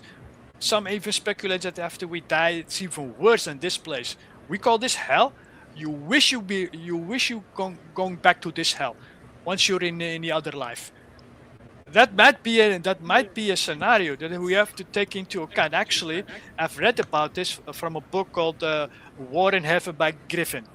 Yeah, I remember his first name, Griffin something. It's War in Heaven. He actually tells the same exact thing. You have three options, so to speak. What they say: you die, you get reincarnated or tricked or whatever. Option 2, you stay with the good guys, but you have to fight wars. That's what many of these so-called OBEs and astral travelers they'll tell you about. There are plenty of wars in the astral. 3 is the worst one. You just wither away and die. withering away, I mean your consciousness just simply doesn't exist anymore. Because why? All these wars that tell you it's about surviving in the afterlife. They need sustenance. They need food. Whether you are the good guy or the bad guy. And some they literally said some people just snap. They literally snap and say, "Fuck that! I want to go back. I want to go back to this planet because ignorance is bliss, so to speak." That's the book, and the book was written in somewhere in the 80s or 90s. That book, yeah, it's an old book, and I've researched a lot about this stuff, dude, a lot. Soul Trap, I came across it in back in 2005 from a site called xia12.com. It doesn't exist or partially exists. You can still look it up, but she told that the whole universe was evil, basically the Gnostic story of the demiurge. But still, I'm still here, and I just don't know, man. I know a lot about potentials, but yeah, what happens when we die? Name me one real guy or woman who ever returned from death. Name me one. No one. And that's sad. This is really sad. Dave, is that you backstage? Leave a comment in the chat because we've had some trolls, so I got to be on guard now. But yeah, go ahead. Yeah, that's basically it, man. It's just if this is true, yeah, I don't know. I might suspect that the afterlife might be a worse place than this place. This has been talked many times so far in this live, hasn't it? Yeah, Joshua? that's why they say as above, so below. There is a reason why they call it as above, so below. So when you think you're the sovereign fool, so to speak, I'm sovereign. Just a meme. They repeat, I'm sovereign, and you walk around on the street, and some guy with a gun or a knife or a big ass knife, and he's intent to killing you. What are you going to tell this person? Hey, I'm sovereign. Don't touch me. I'm sovereign. He slashes you. He slashes you in pieces if he really wants to. There goes your sovereign bullshit. As above, so below. So when you die, you're not prepared, except for the memes. You repeat, I'm sovereign. Where is your real defense in afterlife? Where is your defense? Where is it? That's what I'm come to realize. As above, so below. I was always thinking, well, why are you calling it as above, so below? What happens here? This cruelty is also happening after we die. If we keep existing after we die, I think we do, but it's not the fluff and fluffy things we keep hearing about these new ages, love and light. But then again, we have love. Where does that come from? It comes from somewhere. Otherwise, who gives a fuck about helping other people in need without asking for a dime, even sacrificing your own life for a stranger? Where does that blueprint come from? You know what I mean? The blueprint to actually do that, even for an animal. It has to come from somewhere. So there is a blueprint. There is of goodness, an origin point. It has to come from somewhere. Otherwise, yeah, we all would be evil, so to speak. But we are not. Some people are just really good-hearted people. Sometimes too naive, but they exist. Yet they are the ones that get fucked really hard. I noticed. But in the end, everyone does here. So what? I said, in the end, when it comes to this place, everyone gets fucked in the end. So even the people who are being, rewarded here now, they're doing all the evil, they're still screwed. They're coming back. I think it comes down to the individual. What can you live with? I can't be that person. I can't be this guy that's going to spend my time trying to steal from people or to take advantage of other people. So, and does that make me a vulnerable and a sucker? Probably, but I have to be true to myself. So I can't be like other people I know in my life. There are very aggressive and very much about the dollar bill and about being on top, the king of the hill. Whereas I just want to try to be the best dad I can be with my limitations, and I'm happy with that. But it's an individual thing, you know what I mean? And I don't think I even had a choice in the matter. That's how I see it. I don't think I could have been try if I tried to be a giant asshole. It wouldn't. I wouldn't. It might sound that way, but I'm not intentionally trying to be an asshole. I am just who I am, right? I really cannot. And I think all the rest of us are in that same boat, right?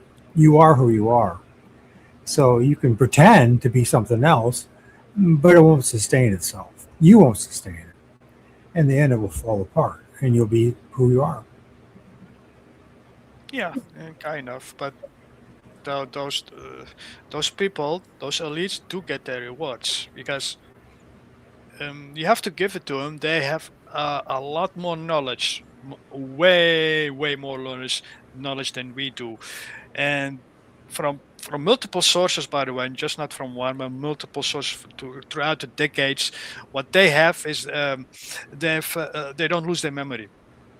Once their current physical body dies, they just return with some nasty rituals, so they can prepare their fetus that is already growing inside a mom, a mother, and then they go in and then reincarnate inside that fetus with memories intact, which obviously goes hand in hand with the archons who allow this. Why? Because these people not only get their rewards in this life, but also in the afterlife. Why? Because they extract massive amounts of let's call it loose. Everybody's using loose. They're extracting massive amounts of loose, and that's the reward. Because a proper demon or a proper archon cannot manifest on this reality for too long. Maybe temporal can change his so to speak, his or her physical spiritual body into a physical body, so you can actually touch it. But it costs them a lot of energy to maintain that physicality. So it cannot be done for. That's why they have representations in human form, and that's why they get the rewards. A lot of rewards in the form of wealth, health, shit ton of secret knowledge. That's their rewards, and they love it. Oh, dude, they fucking love it, dude. Yeah. What's interesting about the archons and the description, and when you look at the description, and one of the things you just said about how they're trouble maintaining the form. Well, I've noticed that when it comes to Bigfoot. So sometimes I wonder if Bigfoot, this thing that we call Bigfoot or Sasquatch, because when they describe the archons, they have the face of a female and a male, but it's not of a human. It's more of an animal. And I just wonder sometimes if there has some kind of connection. Once again, I can't tell you for certain that it is, but what I do know is that from my own experience and people that I trust who are speaking the truth about their experiences with these things, they manifest, they come in form, and they leave. They disappear. But you said you also saw them with orbs, light orbs, right? Yes. Was it with the Bigfoot? Did you also saw orbs of light, little orbs of light? I've a bunch of lights. No. I've seen them when they manifest. It's like they have static electricity running through them. But you never saw orbs of light floating. Oh yeah, absolutely. I've seen that. Okay, that one is crucial. It's but there's different types. There's small ones and there's it doesn't matter. Ones. The small ones, the bigger ones. They believe in a hierarchy, by the way, but that's another topic. But it's crucial that you understand that in many of those sightings, people do see these orbs with conjunction with the Bigfoot or even alien abductions. The orbs are there, and that's why I specifically I'm not researching this stuff like for 1 week. Decades. This is why put the name of the guy, Nathaniel Gillis, for everyone to see, and that guy will explain. And that's why I really highly recommend you to watch some of his. Well, I'll watch it and I'll give you my feedback on what. Yeah, sure, man. I think you will be very, But very the thing when it surprised. comes to orbs, from my observation, different sizes, different types, and so there's no way to say for certain that they are all the same thing. That's my Most likely, observation. they are most likely the same thing. They hide. They do this stuff in secret, and most of them are not benevolent. And so- Actually, almost pretty much 100% of them are not benevolent. So, from my experience, it suggests maybe something different. But you know, at the end of the day, it comes down to it's my experience, and that there's no way to say for certain that I know exactly what the frick's going on. Yes, true. And there's a sneaky game they play, huh? Yeah. And we all heard of it. Good cop. Yeah, you finish it. Good cop. Good cop, bad cop, man. Yeah, that's what they play. Yes. But they're from the same source. So if they play good cop, they're promoting a certain agenda, not with you, but with say people that write books, yeah, new age books. Oh, it's all fluffy and nice. Those are typical good cop data, and the real nitty gritty, the bad cop stuff, coming from people, independent people that don't necessarily get the voice on YouTube, or they stay small, like tiny small channels when they share their experiences, the nitty gritty stuff, because they're not allowed to grow like these other grifter channels, or these fake truther channels. They explode, and it tells you, oh, you can heal yourself through certain meditations, remote healing sessions, and get money for it. Of course, they can grow. This is a form of good cop, bad cop, in an eagle's eye perspective. Look above and see what these channels are doing. Have you noticed the influx of AI? Yeah, you can make a live stream with your body, but you don't want them to see who you really are, so you can change into a complete different person, like a female, and it's so fucking realistic, so fucking real. I'm telling you, the only way to spot that you're using an AI overlay is asking the person, hey, can you lift your fingers up in front of your face? And many will not do it. You know why? Because when you do that, the overlay will be scattered, so to speak. Then you can see, oh fuck, he's using an AI overlay. And many new channels that pop up, especially in the truther movement, with the shiny editing videos, and there's supposedly real faces. You need to be very suspicious, because there is a big chance they are using AI overlays. And it was a thing even a couple of years ago, and I'm telling you, AI is getting better and better. So the guys who are designing these overlays, yeah, are getting better and better at it. With the voice, they can mimic your voice. They can literally mimic your face, and you can look that up in just mainstream channels. Hey man, I found an AI overlay, and you can look at. You'll be shocked. Now what you're also doing is they don't even need a real person behind the overlay. They use an autonomous AI, and it's really hard. Yeah, right now as we speak, to distinguish if it's a real human or a fake. Yeah, but let's say in 1 year or in even 2 years, the possibilities for agents, yeah, agents or shills is staggering. I'm telling you, it's absolutely staggering. Back in the day, they had to send real humans or make real shill, agents, real human agents to disrupt anything that is very close to the truth. You can see it in certain forums, like Above Top Secret, short for ATS, or Godlike Productions, where it's forbidden to say the word Taffy Stock for some fucking weird reason. I've seen threads pop up, like really good threads, and it's mainly about life after death and who the real enemy is. We all know about the Archons and all that stuff, but it went deep. And then all of a sudden, thread got deleted on a conspiracy website. That's how these agents and shills work. they send real humans to monitor these websites. It's a long topic, but anyways, now with the advent of AI, they get more advanced, and guess what they can do? They can send just masses of these really advanced bots, by the way, that really behave like a human, but they are trolls and pretend to be real humans. So be very suspicious in the coming years with these channels popping up in a short amount of time, get shit ton of subscribers out of the blue. Yeah, you need to be suspicious about that one. Absolutely. I'm telling you, man. I'm looking for this video from Adam Green. Adam Green did a short video of him. He's walking on the beach, and as he's walking on the beach, you can see the waves crashing, and it looks so real. And the hat in his head, which is AI, blows off and flies in the air, and he points it all out.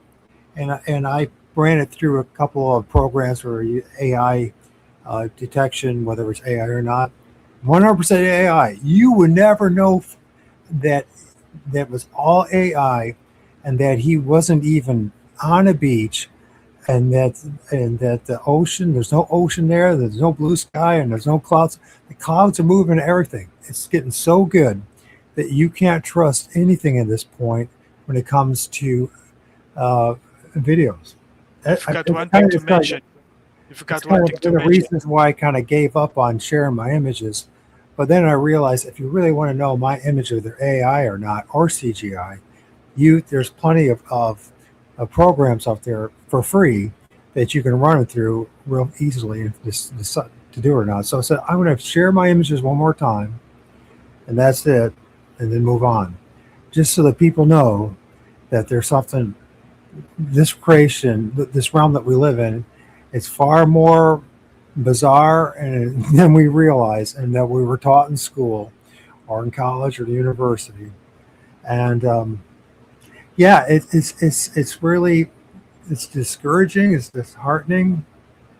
Yeah, it is. In my book, because it's like this point, you can't trust anything. AI is so good that you can't trust anything without first running through some kind of programs of AI detection first, and then soon that will be that.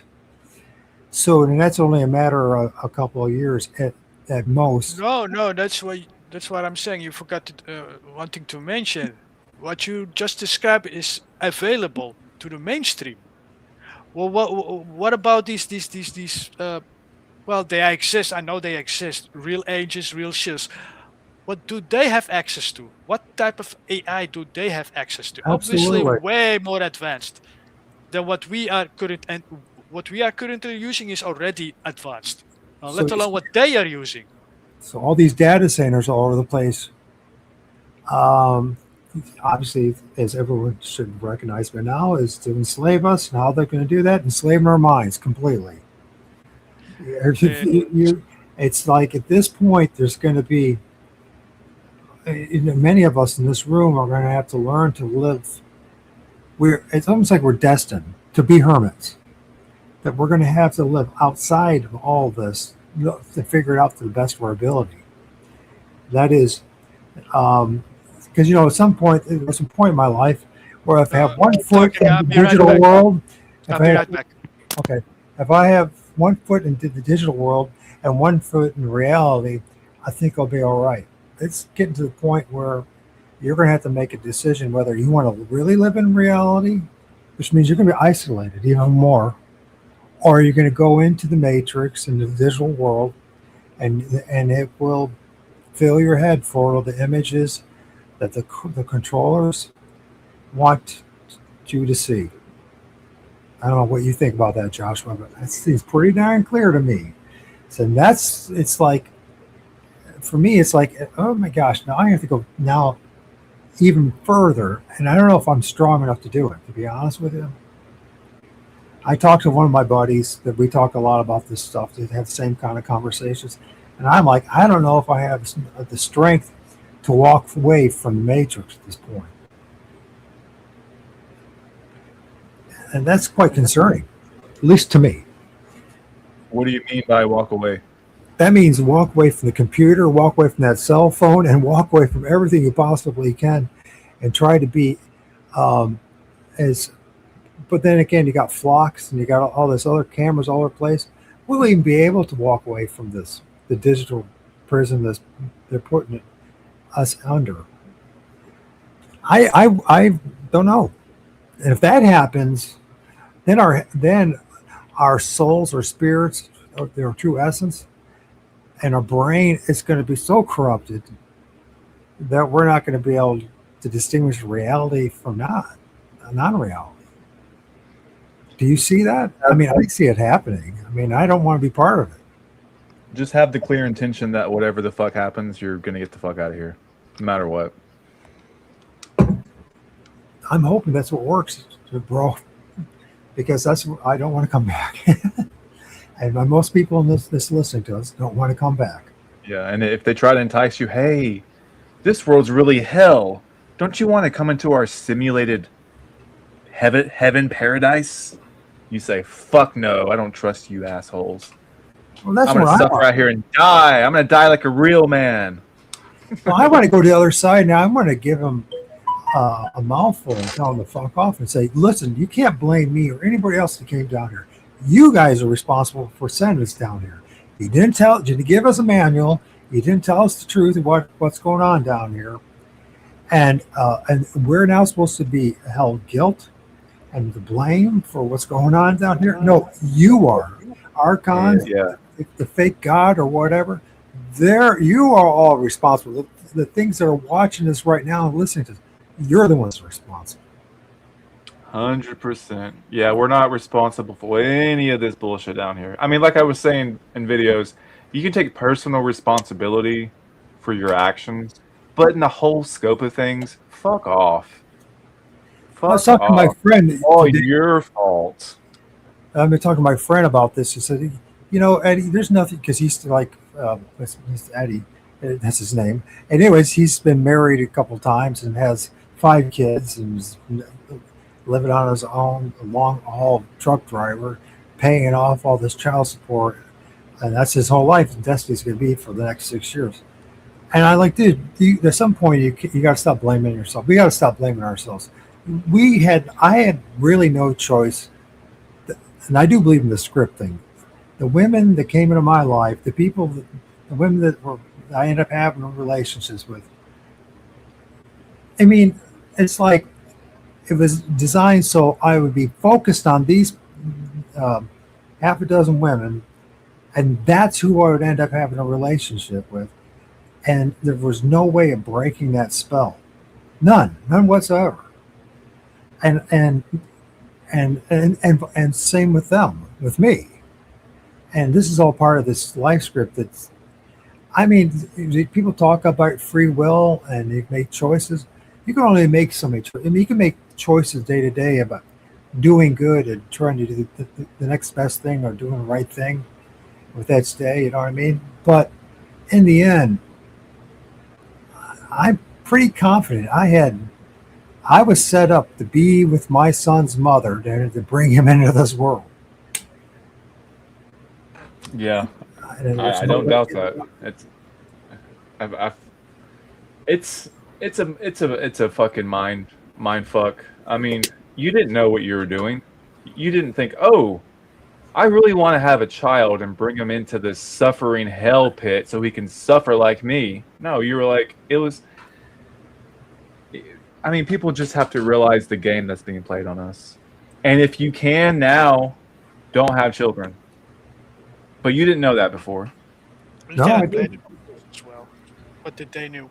I mean, I love my son, and I would have said, you know what, and I do love him, but I would have said, you know, knowing what I know now, Chase, you never would have come into this world, buddy. I'm sorry, not because I don't love you, but because I do love you. So I wouldn't bring you into this world. I'd be fighting tooth and nail, never to make it happen. I mean, that's one of the things, you know, that I've been, you know, I'm 58 years old, and I've had the choice. When I started to recognize there was something wrong, but I didn't, you know, listen to all the salt trap matrix stuff and all that kind of stuff until, 6 years ago. But me, before then, I knew there was something wrong. And I looked at my son and said, I'm not bringing the chaos in this boy's life. I'm not bringing someone else in. You know, find another person to be with. I have this son and I'm going to take care of him. And in the process, I pretty much lived like a hermit and I'm glad I did it because it's allowed me to wake up a lot and to recognize things that I never would have had the opportunity to do. So if I was in a committed relationship with another person. And now that I know what I know now, if which is pathetic at some level, not on me, but on this creation. If I would have known what I know now when I was, say, a teenager, forget about it. I'd be living like a Tibetan monk. Our version of it in the West. And in some ways, if you think about it, Joshua, isn't that how we're kind of living? A Western version of a Tibetan life? Isolated alone, trying to figure out the stuff, reflecting on things, trying to be honest with what's going on. Now, we might not be doing all the meditation and all that kind of stuff, although we've tried. I'm sure you have. I've listened to you. You have, and I have too. But we're still in the same boat. And at some point, you just have to for me, maybe it's because I'm weak, but I don't want to spend all my days literally staring at my navel and preparing myself without a clear script of what to do. Does that make sense? In other words, I don't want to spend any more time wasting my time following another guru or someone who knows it all. That's because you know it's not working. Meditation. Right. So at this point, meditation doesn't work. From this point, my realization is that, and we've heard it 1,000 times, all of us has, go inward and count on yourself. You need to start believing in yourself. That's the one thing this matrix has been pushing on us constantly. And that is, you're not enough and that you don't have the answers within you. And that's, I believe, is where the answers are. And that's going within. And it's not very appealing in a lot of ways because there's still a lot of the scales that need to be come from our eyes spiritually. Yeah, but what does it mean? Go within. People just look around. Go within. I know what it means, but yeah, I'll let you say it because I have my own. That's the thing. We all have our own interpretation of this. For me, is that I'm going to trust in myself, and I am going to believe in myself. Nobody else. For the answers, for what's on the other side, and in but you this can life. do that while awake. You don't have to be in a meditative state. Well, that's right, and that's what Josh is saying. He's kind of insinuating or referring to this whole idea of preparing yourself to mentally and emotionally and everything else to stand firm on yourself, to be. And that's a lot of things that these Soul Trap Matrix guys, I think, got right. And that is your own personal sovereignty. Do you know what the Buddhist nirvana actually means? Nirvana? I forgot. Tell me. Dissolution of the ego. Basically, who you are as a unique person is gone. That's what they want. And you'll be like a Borg or even basically non-existence. That's the nirvana. No more pain, no more joy, no more happiness, no more pain, etc., etc. That's their nirvana. And guess what? These nihilistic channels pop up in the last 2-3 years, right? These nihilistic channels promoting, it's better to not exist at all. Yet they don't ask themselves, where does goodness come from? Where is the blueprint coming from? It comes from somewhere, right? Otherwise, even as a child, you could see the difference between someone who's a nasty fuck, and someone who's actually kind and helpful. As a child, you can see that. As a child, as an infant, you can see I'm talking about an infant, like 1 year old. They can literally see the difference between something that is beautiful and some that is horrendously ugly. And they've actually done tests with the beautiful female taking care of the children, 1 year old, 1 year old, taking care, happy, smiling towards that female because it was literally a beautiful female. Yeah. Then they changed tactic and send in some ugly woman. Guess what? They shocked and they start crying. I'm not joking. They start crying. So where does the fucking blueprint come from? From an infant that actually recognizes what is beautiful and what is ugly. I'm not mocking the one that is ugly. Obviously, it's not her or his fault to be born ugly or born with certain ailments. You should never laugh at those people, but it's true. They can see it. These infants can see it. So then I ask the question. I want to ask these nihilists, dude, where does goodness come from? It comes from somewhere. So your definition of an afterlife, nihilistic, non-existent. No, it doesn't hive with me, so to speak, because I wonder where do we have these blueprints? Where does it come from? Everybody knows when someone drops a wallet. Yeah, you walk down the street, there's hardly anyone around, and this person drops his wallet. What are you going to do? What are you going to do? Are you going to keep it, or you give it back to the rightful owner? Something inside you tells you what to do, right? Right. I would You give can it back. yeah, but you can ignore it and say, fuck it. I'm gonna take the wallet and keep it. You open the wallet and there you go. There's $5,000 in it. Just let's say $5,000, but you don't know why this person is carrying $5,000 in let's say in a poor country. Maybe he's using that money for a sick mother who's dying and he needs the money to buy meds. How do you fucking know? You be an egoistical motherfucker and you just take the wallet and keep it in your pocket. But the voice inside you tells you you're wrong.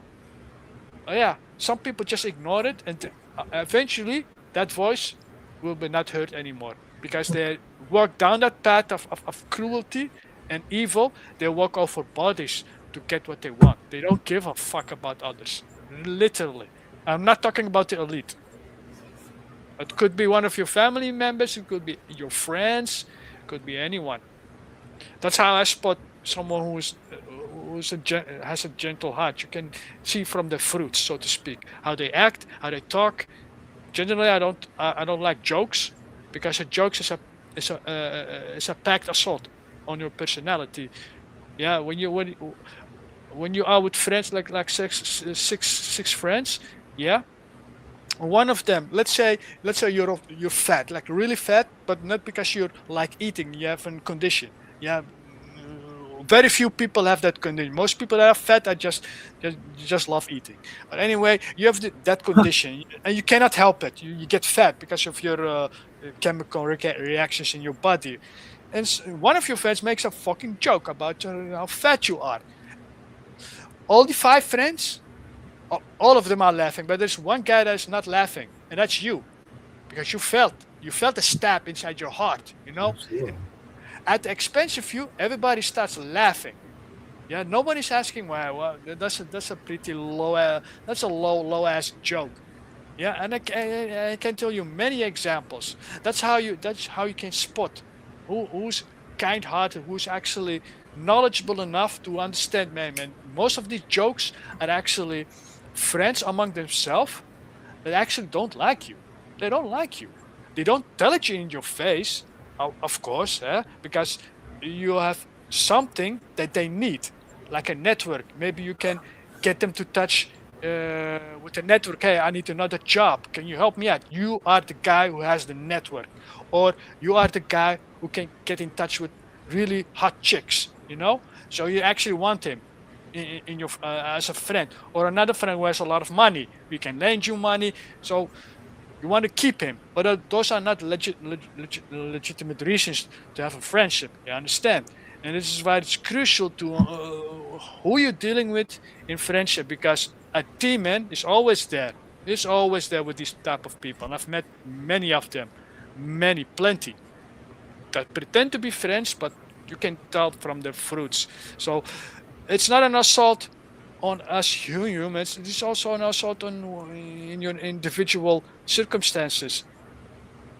Jokes, man. Jokes are plenty. Jokes are nasty, and I know people. You can feel it. You literally can feel it. It's not about he can take a joke.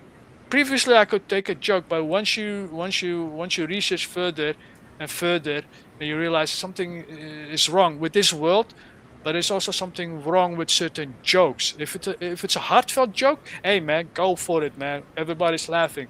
But if it's a repeated jokes on a certain individual, and I've seen it, I mean, something is wrong. When that same guy walks with you and talks shit about another good friend of yours, what are you going to do? There are two possible ways. You can entertain his gossip, like it's entertainment. Then you might as well be also another scumbag. Or you're gonna tell it in his face. Hey, dude, why are you telling this to me? Tell it to in his face. Then I can see you as a proper man. Tell it in his face. Why are you complaining to me? He's my friend, by the way, and I have no issues with him. Tell it in his face. That's how you. That's how you recognize fruits. Fruits. And many people. This is a type of tactic I also use in certain truth channels. The way they speak, what topics are they using, and all these nihilistic channels. Man, there is one nihilistic channel that's pretty famous, I think, even in Joshua's king of people. Well, keeps complaining how life sucks and this and that, but in the background you hear him mashing buttons on his fucking PlayStation 4 or Xbox, mashing buttons. So he's doing a mockery while complaining about life, how fucked up life is. At the same time, he's mashing his buttons, playing a fucking game. How can you take those guys serious? But many people are actually taking those people serious. And people actually committed suicide because of what they've been saying. Or all for the wrong reasons, by the way. It's disgusting, man. Fucking disgusting. There's one guy like Derek. We all know who Derek is, the green lizard. Oh, I'm sorry, the green wizard. Promoting suicide in his videos. First, he tries to lure you in as a group. Let's go out all together as a group. But nobody came. So then he kept threatening his oh, you need to send me money, blah, blah, blah. And then eventually he said, you know what, I'm gonna off myself. He makes his last video. I have seen it myself. This is how disgusting these people are. He makes his last video, and suddenly some family member or his friend or his friend or whatever tells, we are sorry to say that Derek, blah, blah, blah, offed himself. He's no more on this planet. Literally 5 months later, he's back again on YouTube. Obviously, he deleted his former videos where he said he actually off himself. He deleted those ones, but I remember, and I'm sure many of you who's listening remember those exact type of videos of the green lizard. And now he's back again making videos, alive and well. And people listening to these persons, man. I'm not talking only about Derek, but there are plenty more. And I've seen really gentle spirits who actually off themselves. Like one guy who had a lot of issues with his back. He had a horrible accident. And I understand why that's actually a legitimate reason to off yourself. If the pain won't go away, no matter which doctor you went to, and the pain is horrendous, there is no point for you to living on. That's like what Joshua said. Then euthanasia is a legitimate way to go out peacefully. Why should you suffer further? There's no reason for you to suffer. But anyone else who's healthy might be depressed, sure. It's not a real legitimate reason for you to end yourself, because if you followed certain research, then what happens to people who just off themselves? It's a way of consenting. Hard to explain, that you did not follow certain rules. I don't know where these rules come from. Even if you protest, no, I'm sovereign. No, don't touch me. I don't want to go back. they're gonna force you back into this hellhole. Why? Because you offed yourself. Off yourself for whatever rules they have, and I don't know the specifics of these rules. They're gonna send you back into this shithole, but in a worse circumstances, way worse than you have right now. That's why this truth of movement, especially the nihilistic type, you need to be very careful. Don't listen to their fucking demons. They're basically demons speaking out of that monitor. Demons, and I fucking hate these type of guys, man. Trash talking. Just end yourself. Yet, why don't you take take the example? They don't. They don't have the balls to do it, but they allow other people who are naive, broken spirits who actually want answers. No, not as simple. Just off yourself. That's not help. That's sending you potentially into another hell, even worse than this one. Yeah, no one should self-exit if I don't they're care. not. I'll just say the names. Derek, everybody knows it. The green lizard. I'm sorry, the green wizard. You, I don't know what it is. Who is but it? Josh knows. Josh have no knows. idea. I know Josh, and if you're truthful, you will say the truth. Do you remember that he was saying I'm going to off myself, and then this sudden video came out, a shorty, if I'm not mistaken, saying that one of his friends or family members said in a letter, "We are sorry to say that Derek left this fucking place." You remember that one? Yeah, that's not right to just pretend And to now do he's that. back Yeah. online. You're dealing with a fucking demon. That is a proper demon. I'm telling you, that's a proper demon. Yet people still listening to him. Then you Yeah, but should be to blame. in my opinion, you should not push that onto people. If you want to do that yourself, in my opinion, you have every right to. It's your life. It's if you come to the awareness that you exist beyond the body, and you have gotten enough information to know that, it doesn't matter if natural death takes you out or if you decide to self-exit, but you shouldn't do it hastily. It should be well thought out and intentional, and don't leave people, loved ones behind if you have them and you're responsible for them. Exactly. But for me, I don't see any problem. This is my opinion. You can have a different opinion. I don't see a problem with it if you're not pushing it on people. If it's your own sovereign will and choice. Or lie about it, yeah? Yeah, or lie about it. Well, I can tell you, for me, the only reason I'm still sticking around, which I told Joshua and everyone several times now, is that I'm here still because for my son. If it wasn't for my son and him bringing it into this world, I wouldn't have a problem doing it because I've had enough of this place. I generally have had enough of this place. I don't see anything to be learned here. There's nothing to be gained here at this point. And I know a lot of people have criticized me for it, but it doesn't really matter. You know, I've heard so much from so many people, and I haven't heard anything that's convinced me that anyone knows any better than I do of what this place is and what it's about. And for me, the reason I'm still around is because I brought my son into this place. And so I'm going to stick around as long as I can to be there for him, to be as best I can a support for him because I brought him in. If it wasn't for that, I wouldn't have a problem doing it. And I would get him. And then when I was on the other side and they're going to try to punish me for doing it, I hope I get the opportunity. I truly hope I get the opportunity to remind them that they're the ones that are guilty for all this stuff.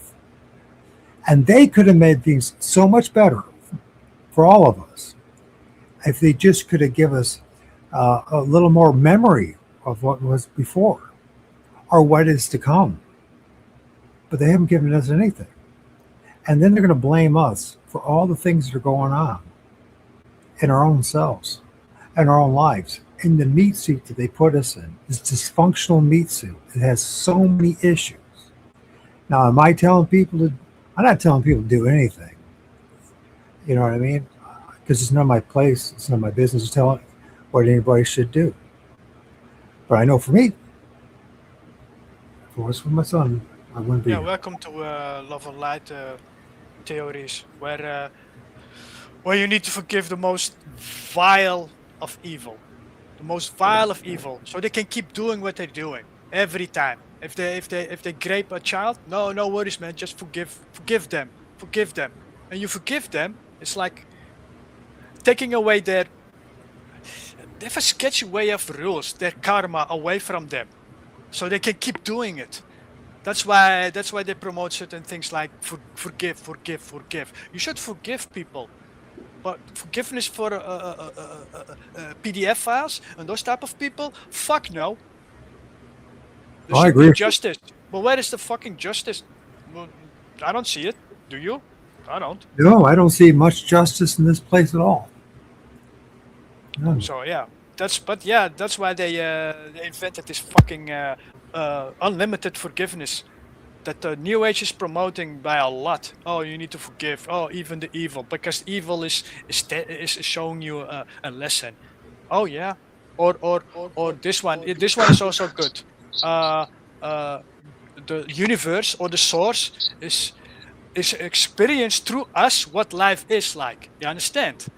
So the source is experienced through our body what this life is. Yeah. So let me ask you, how many times does the source need to understand what it is like to be raped as a child or a or a PDF file? Tell me, how many times? Apparently, multiple billions of At times. max, let's entertain this idea. At max, one time and one time only. But we all know the source is infinite love, infinite wisdom, infinite knowledge. So it should already know.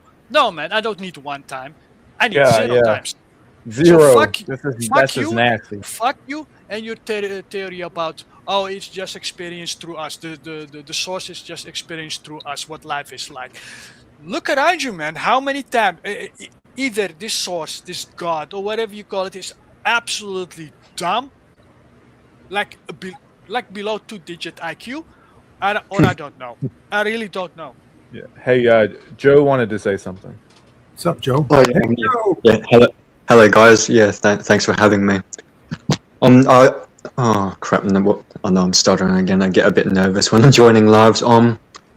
My opinion on self-exit is it's an individual choice, and no one should be coerced, like in a cult-like manner, into doing something they don't want to do. So I agree with Krilla Ice. It's like Derek said multiple times, he's going to self-exit, and he's still here. So yeah, no one should be coerced. And yeah, that's pretty much all I got to say. Another witness who knows his previous videos, but he thinks he's smart by deleting. But the people who sub to me know exactly what went on with his mind, or asking for ridiculous amount of money. Oh, give me 5,000, give me this, give me that. Fuck you, man, piece of shit. You talk about spiritual stuff, and then anyway, I should not say it. Fuck it, man. These people just make you angry, man. Because how many lurkers has he influenced? Maybe it's a good idea to off myself. People that are maybe 17 years old, 18 years old, 19 years old, 20, 30, regardless, just because they have a dip in their life, you're missing out on potential knowledge that can save you, even after life. Even I don't know, but who knows, man? Maybe in 2 years it can change. In 1 year or even a couple of months it can change. You're taking away their options. You're taking away, and you might send them in a way worse environment, way worse than this one. You're taking away. That's a proper demon. He's a proper demon. Fuck those people, man. Really hate those types. And I know he took probably at least 5 people with him, supposedly with him. Those lurkers. That's why it's very nasty when you put a seed in someone's mind, especially when they're weak-minded people, and then they off themselves. Because look, He's talking about offing himself. He's right, man. Well, let me do it as well. And they actually do it. What about the parents? Grief and friends. Moral of the story is, don't be coerced to do anything against your will. Haven't we learned that living here, that they want to coerce you in every way to do things that you don't actually want to do? So I guess you can learn that from this realm is, don't be coerced or pressured to do anything you don't want to do or you're not ready for. And there's nothing wrong with that. Nothing wrong with that. Yep, that's true. It's just I'm just flabbergasted how many liars there are online on YouTube, because I've private information about certain people who offer remote healings, and it's not pretty. I'm telling you, it's not pretty what they've experienced through so-called remote healing that has been advertised by certain truther channels. It's fucking nasty. They don't get a voice, of course. They have to voice their what happened for real on Reddit posts or on other forums, and they will name specific people by name. Just like, for one example, that doesn't offer a remote healing sessions, but Forever Con Man channel. Yeah, we all know this guy. I have a friend years ago, and he had actually contact with this guy back then. His real name is Hugh, by the way. Yeah, he was talking with him. No, Hugh actually called him. That was back in the day when he wasn't famous, when he didn't have a big channel, and he didn't knew what to talk about. In other words, what makes the people think? Which topic will bring me the most subs? All right, because he was focused on money, and this friend, what he told me, they talked about the soul trap, they talked about the flat earth, about secret society, and he kept calling for free. By the way, you don't have to pay him $100. Talk, and then eventually a form of trust. So he said, he's not straight, by the way. So but to his viewers, he's telling he's a straight guy. He's a straight guy, yeah. And I know his friend, by the way, back then, that was years ago, was Matteo. That's his boyfriend's name, Matteo. So everybody should know this, but he's lying to his viewers. Oh no, I got a girlfriend, I got this and this and this. Why are you fucking lying to your fucking viewers? I have privy information, 100% verifiable, but I cannot name the friend's name. Okay, so he's kind of Joshua. I think Joshua knows this guy, my friend. But anyway, that was years ago. Yet you tell flat out lies to your viewers. Oh no, I'm straight. If you're in a spiritual environment, nobody gives a fuck what sexual preference you are. It's all about your fruits. If you're a good-hearted person, I don't give a fuck, man. I don't. Just tell the truth. Why are you lying? I know about your boyfriend, Matteo. This is how I look at a certain truth, that you need to have a proper research. Look at the background. Certain big truth channels. When you dig deeper, and some people actually done the research, they dig deeper. Has to do with finances. Who's making the editing videos? Yeah, it's a kind of you have to dig, and then all of a sudden, oh look, this guy is related to a certain institution. Could be Tavistock, could be a CIA, or others. And then you start thinking, why do these fucking channels exist? By the way, they also talk about soul traps. By the way, I'm not kidding. They talk about soul traps. They dish out a lot of so-called truth. They are there. And it's sad to see that when you see certain truth channels that talk about about soul traps, but they refuse to read ancient books, actually do some proper research, research alien abductions and all that stuff. I've done it, and I think others that are listening to this live stream have also done the work. It takes time, but then you can yes, then you can see then you can see from a bird's eye view a lot of connections. Many people just don't touch things like the Nephilim or certain things that was said in the Bible. They don't want to touch it because they have been programmed to say, "Fun." Of course, it's corrupted." But in my previous, I won't repeat myself. But in previous, you've known it. It's mistranslations by a certain group of people that I won't mention. It's done for a specific reason to hide certain truth. It's there. It's literally there. Yet, yeah, people don't want to choose that. Oh, okay, fine.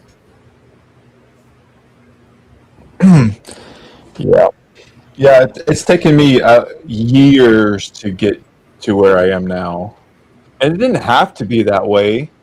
If the truth was readily available, then we could all know it, right? But since we're in the realm of deception and liars, it takes you a while. Takes you a while to realize that it's all bullshit. Everybody's talking out their ass. But there is a red lining everywhere that you research. Where it is religion, there is a red lining that you can spot the usual suspects when you see these multiple religions worldwide. Common theme: snakes, dragons. Common theme.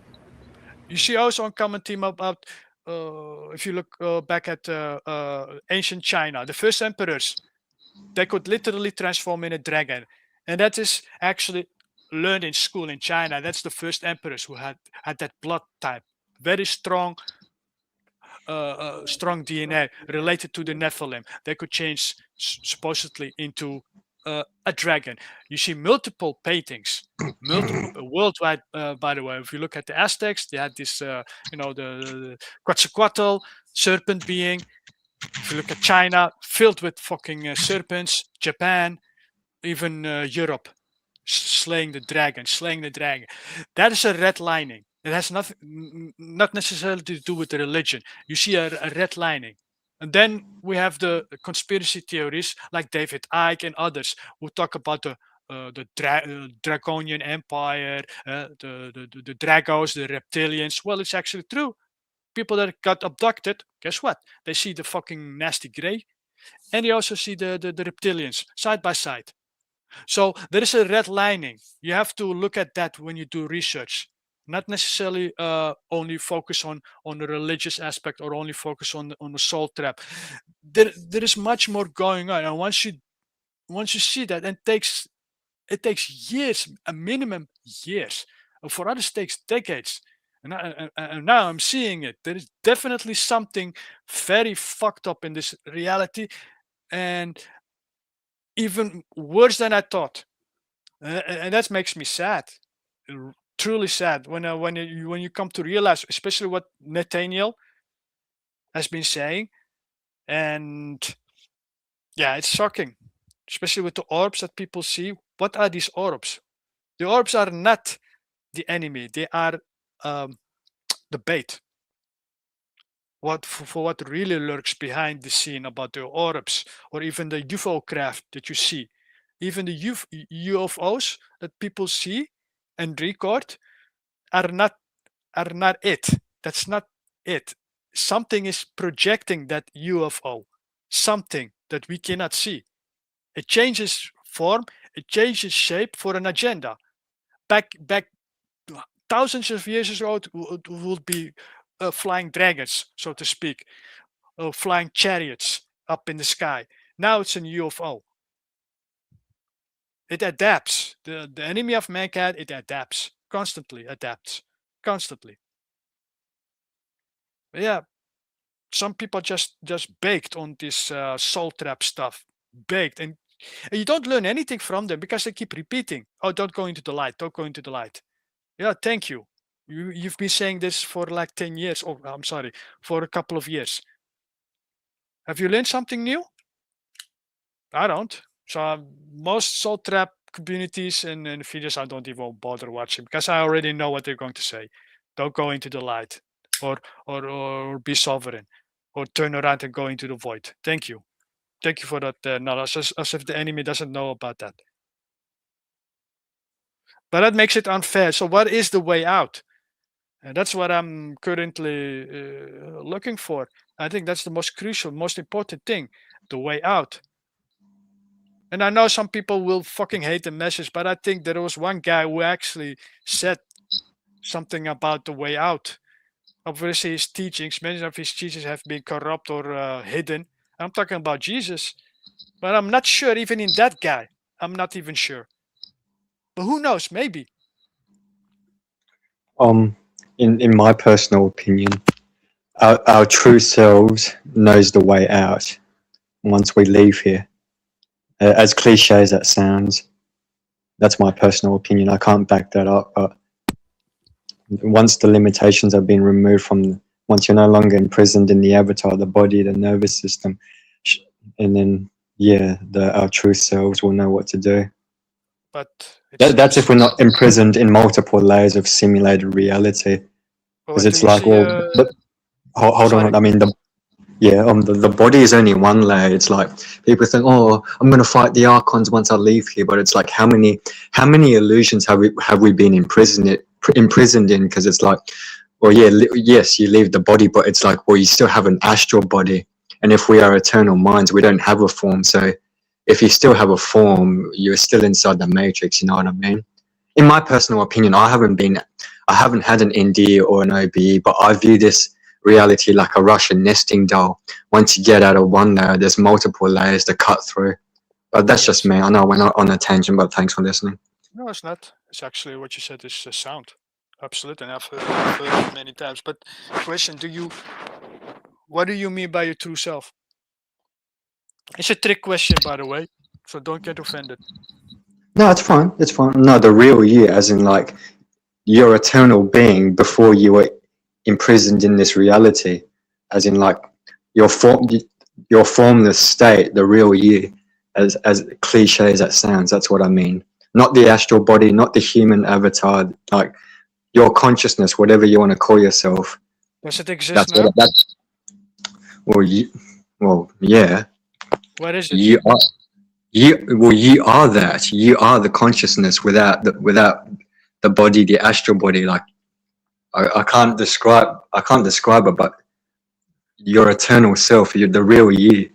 As cliche as that sounds, I know I didn't really explain much, but that's what I'm talking about. Okay. Your consciousness is what I'm speaking of. That is the real you. Including your basically your personality, not your program personality, but your personality. Well, I imagine we all had personalities before we were imprisoned here in these bodies. You know what I mean?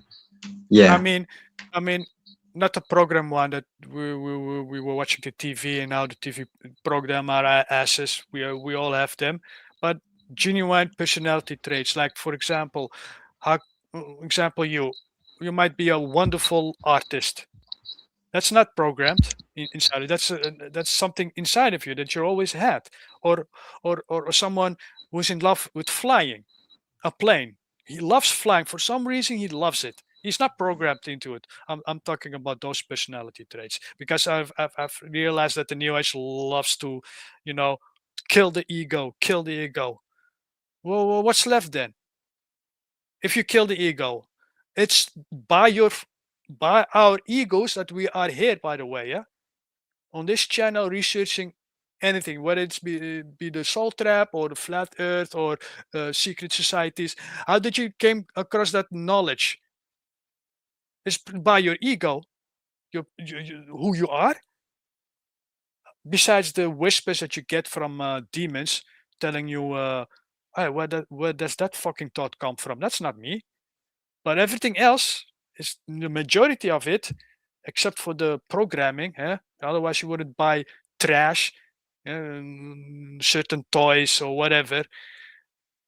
Besides that, that's you, man. And I think if it is true, when you die, let's take a positive look at it. When you die, I think you're gonna get more of you, and that is the shit they have removed from you, the memory wipe, because then now you're going to recognize your real potential, your what you can do and what you truly are. That's what they've hidden. But the majority of you, who you are right now, is basically you. also in the other realm, but with more memory, more realizations.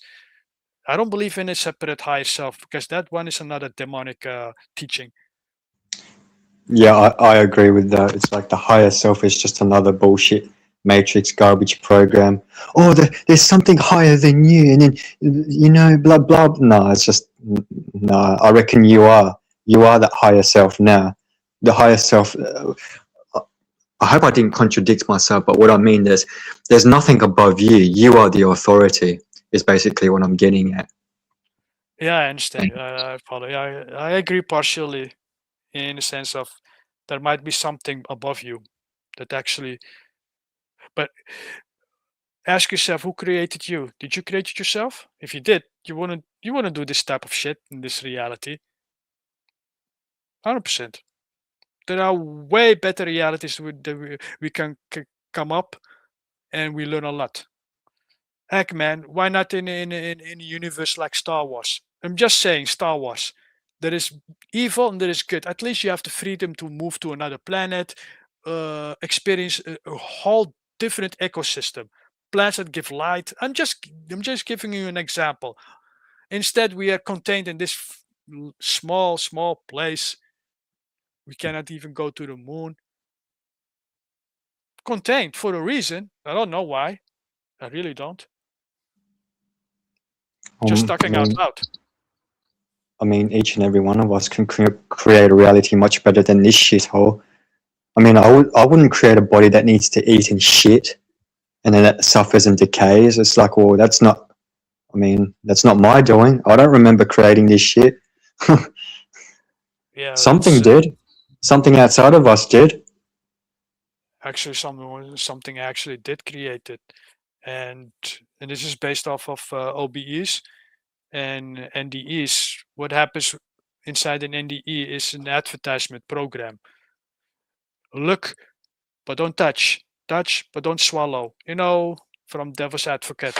It's literally what's happening in a near-death experience. When people are at the fourth gate of heaven, they see this wonderful scenery, beautiful, which takes a substantial amount of energy to actually manifest there, because something else is making that virtual reality for you to impress you.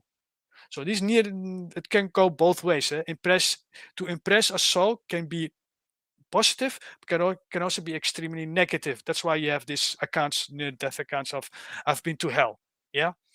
Anyway, it's an advertisement. It's a strict agenda, but they will tell you in a near-death experience that you created this reality, which is a flat-out lie. They did that. They implant certain ideas inside your head. Let's call it your spiritual head, to make you believe you created. For what purpose? They make you believe that you are great, that you are God, that you can do whatever the fuck you want. But that's not the case. I'm not basing this off from an opinion. I'm actually basing this off from multiple sources throughout years and actually decades of research. But the final straw for me was this guy who calls himself Setlehem Kicklighter.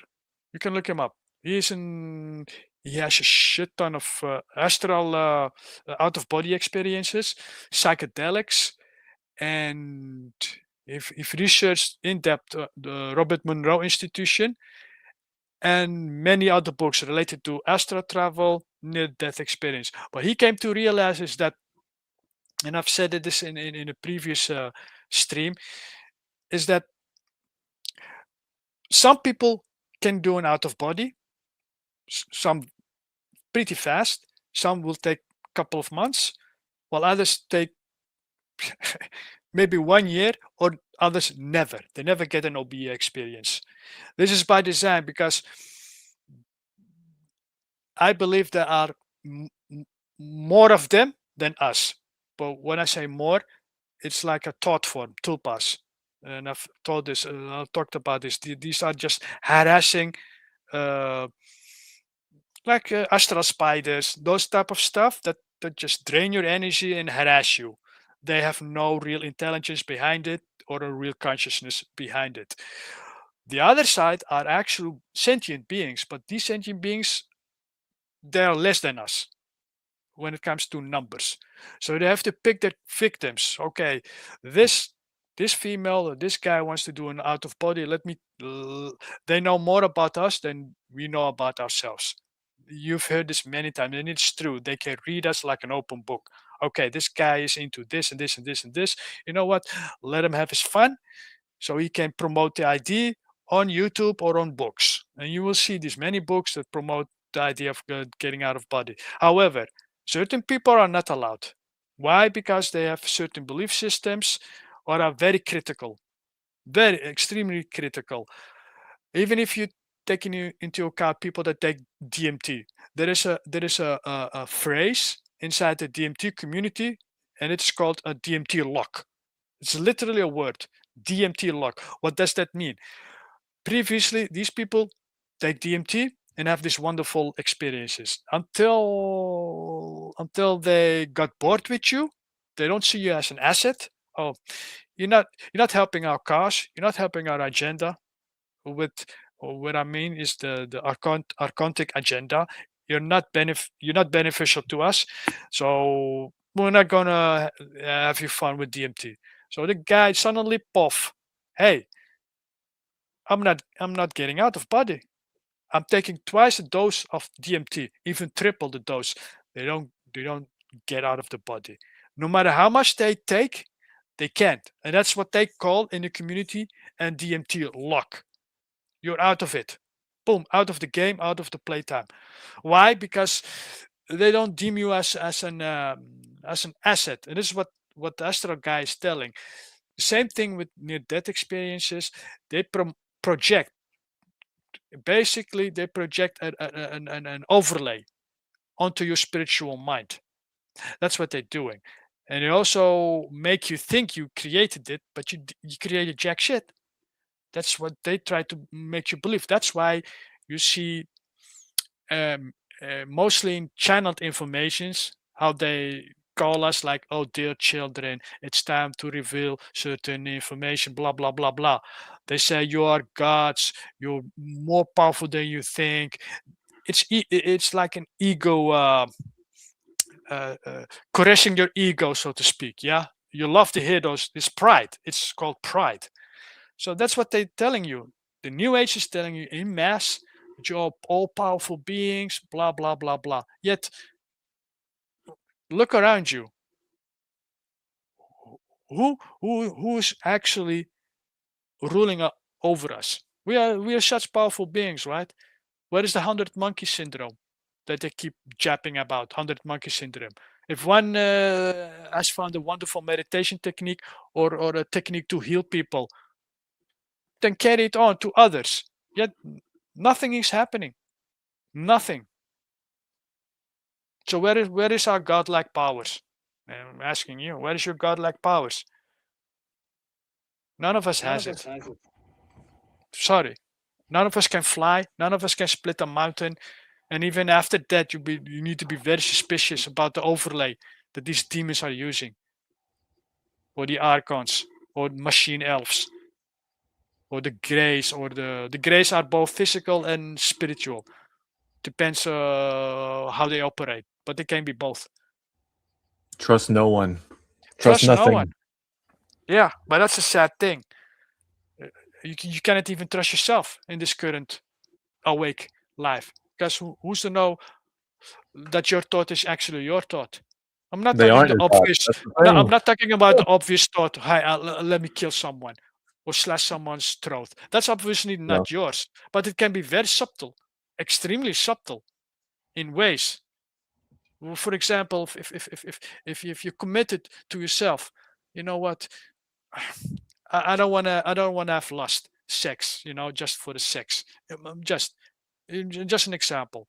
Well, it can go good for like 6 months, 1 year, but then you turn your head suddenly, just without warning. You turn your head, and there she walks. Just drop that hot girl, walks around across the street with a tiny ass skirt, and then all of a sudden you're extremely aroused. and we blow your load, so to speak. Well, where did that come from? You turn your head suddenly, yeah? That's subtle. A whisper in your mind. It's subtle. Eh? That's what is called an subtle assault. It doesn't need to be something horrendous like killing someone or stabbing someone or saying really fucked up things about someone who is already sick, and you're going to tell, oh, I hope you die from that sickness. Well, that's not you. Suddenly pops. No, it can also be very subtle. Subtle is try to change your path that you're walking on. It can be in very subtle ways. It doesn't need to be in obvious ways. Obvious ways is very easy to spot. Like you said, oh man, that's not my thought. No, that's not me. Of course it's not you. But there is also subtle ways. And those are the kickers, man. Those are the dangerous ones, the subtle ones that can change your path. Yeah, he who lusts after a woman has committed sin. But I I'm just say giving you an example. he who even thinks about lusting after a woman has committed a sin. It's like our bodies were designed in a way to manipulate and deceive us into doing all the abominations of the flesh. And if you were to act on those thoughts that you thought were yours, when in actuality, it isn't your thought. It's a fucking program. Or, insert the blank of whatever you think it is. It's not coming from you. And they can manipulate and trick you. Then the creator or whatever shouldn't give us this nice feeling when you have sex, It shouldn't be there, right? Exactly. Yeah, so it's not us to blame. Your body is asking for it just as it asks for other stuff. Needs and wants, man. This fucking body, all about needs and wants. And we all know what the difference is between needs and wants, right? Mm-hmm. Right. Your body needs water. Your body needs food. It needs it. But you also have your wants. Oh, I want a fancy car. I want this. I want that. I want knowledge. I want the knowledge to get out of this place. Needs and wants, dude. Yeah. Never ending Exactly. story. Hey, I gotta end this stream. So Yeah, thanks sure, for coming on. Yeah, no problem. Yeah, thanks, Joshua. Cooler. Appreciate you guys and everyone else. It's getting late where I am, and I gotta hopefully get some sleep and not be fucked by these mind parasites. Yeah, for sure. Thanks for having me in, man. And yeah, have a good day, Joshua and Adams. Take care, man. Yeah, you too. 95% of my thoughts are stupid, meaningless, and unnecessary. Not to mention intrusive and involuntary. Exactly. You said it perfectly. All right, with that, I gotta let y'all go back to your own simulated hellscape. Or fill in the blank scape.